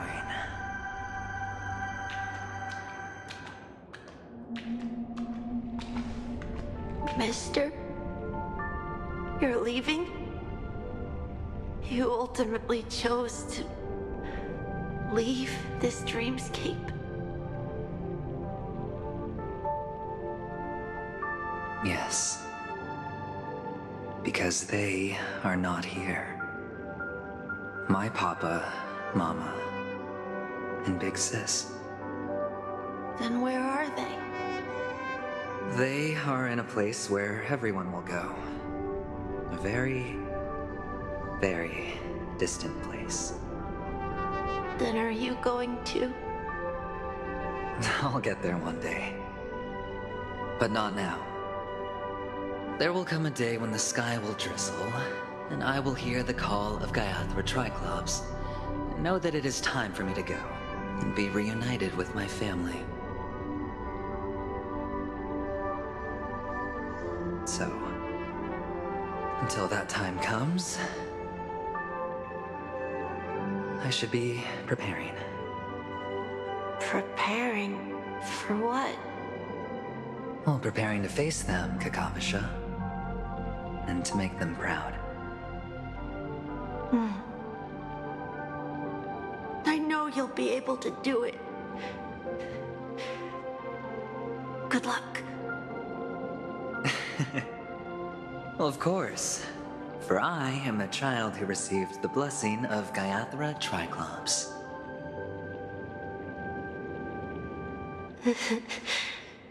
But you still seem nervous. Well, I seem that way because I am nervous. You know what? Maybe you can help. What do you say? One last time? Put our palms together?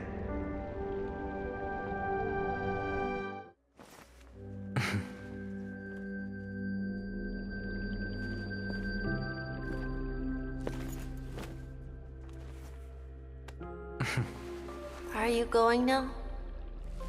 Yes.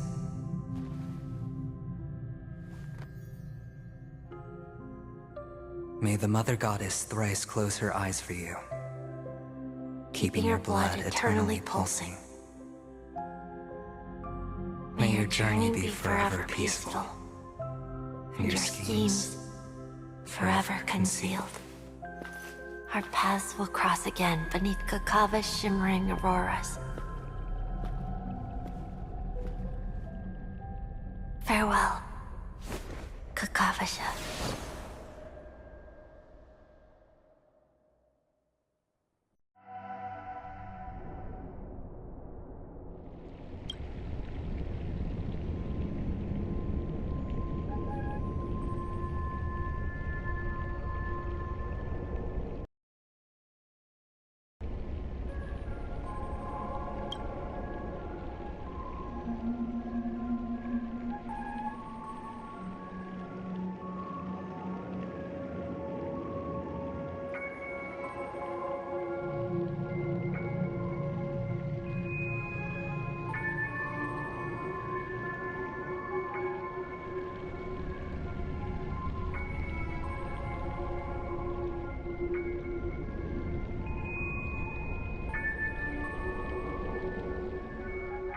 might of the Aventurine Stone has disappeared. This only represents one outcome. He kept his promise and got what he wanted. As planned, your cornerstone has been successfully sent to the family's territory. Then... let's fulfill our duty and start harvesting.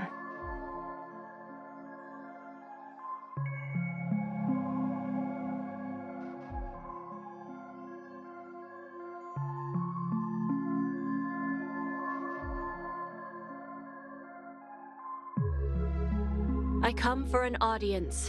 I come to fill wine, and I come to claim. I bestow poison in the guise of sweet dew. Come the toil of spring and yield a fall. I patiently wait for the branches to be heavy with withered fruits. All for the Amber Lord.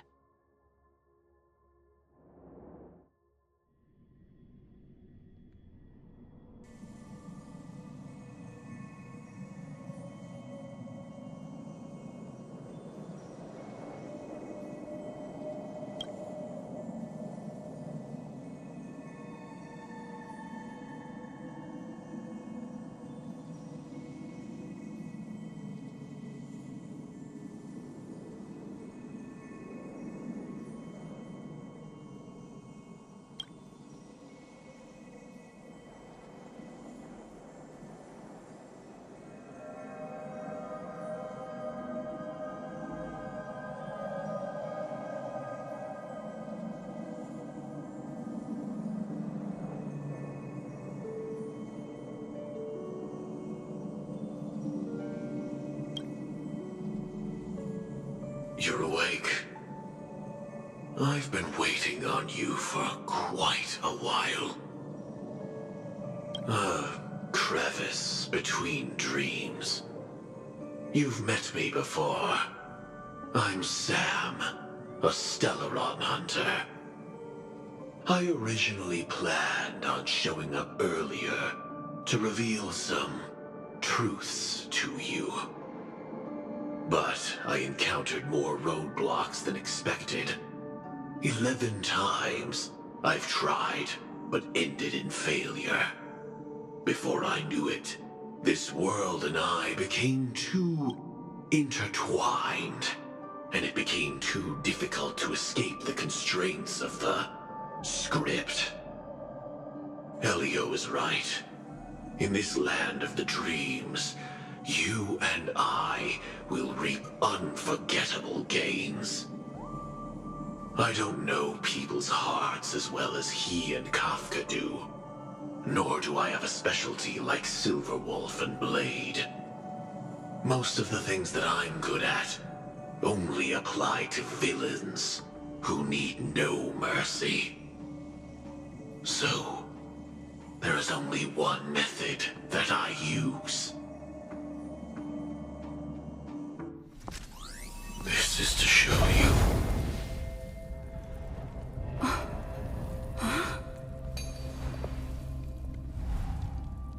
All that I am.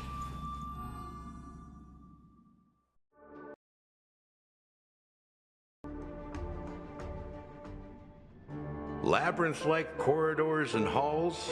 Traps everywhere? The owner of this mansion must be a bit paranoid.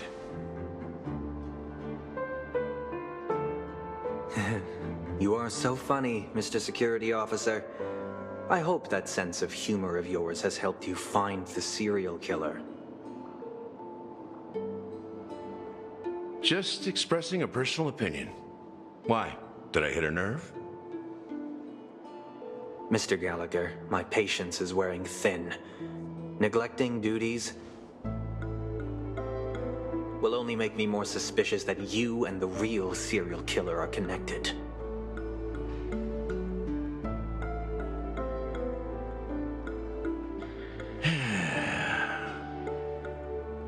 Scoundrel, punk, drunk, hooligan. I have heard this trash talk all too often. But I have never once thought that I'd be treated as an accomplice to a murderer. I take back what I said. Your problem isn't paranoia. You're just crazy, you know? Lunatic.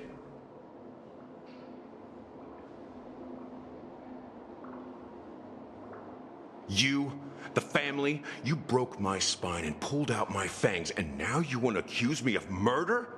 Ridiculous. Only idiots who've drunk too much Soul Glad will berate a stray dog in the streets. What exactly is making you say all this nonsense? You should be more concerned about the Outworld visitors who are making a scene in the theme park than me.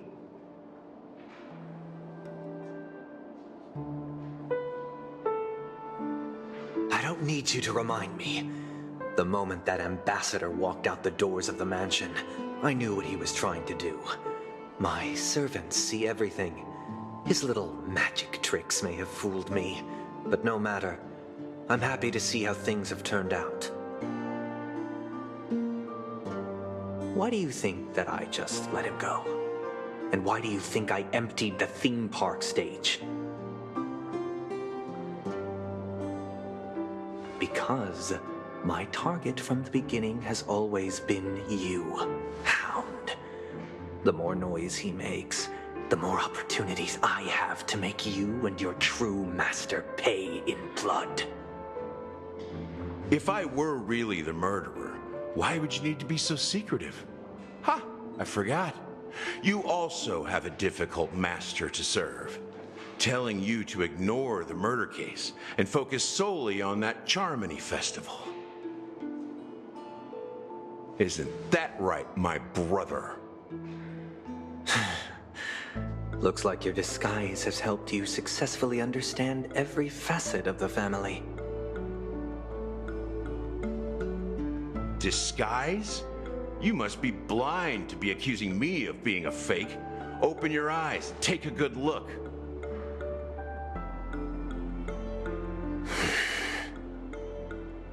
Indeed, every part of you is real. The brown hair, soft and curly like Benny's. The orange eyes, which make me miss the gaze of Sir Whitaker. That odd scar, the mark of Wolsey.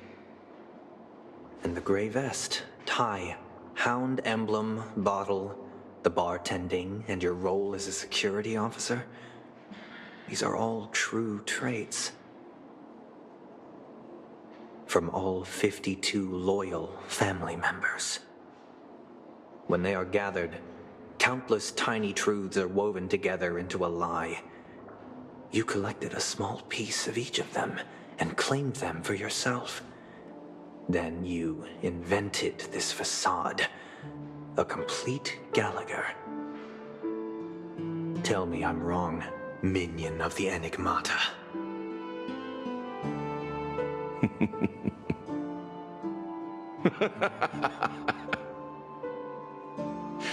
You have guts, I'll give you that. Not bad.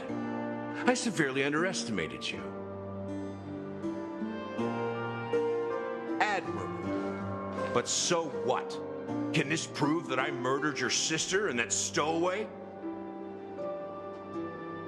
This proves that you and the Memory Zone Mean Death are linked. And that's enough. Listen up. I don't care how you did it. I only care about one thing. The answer to a question.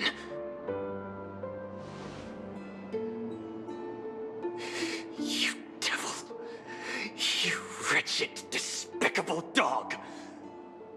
Why did you kill her?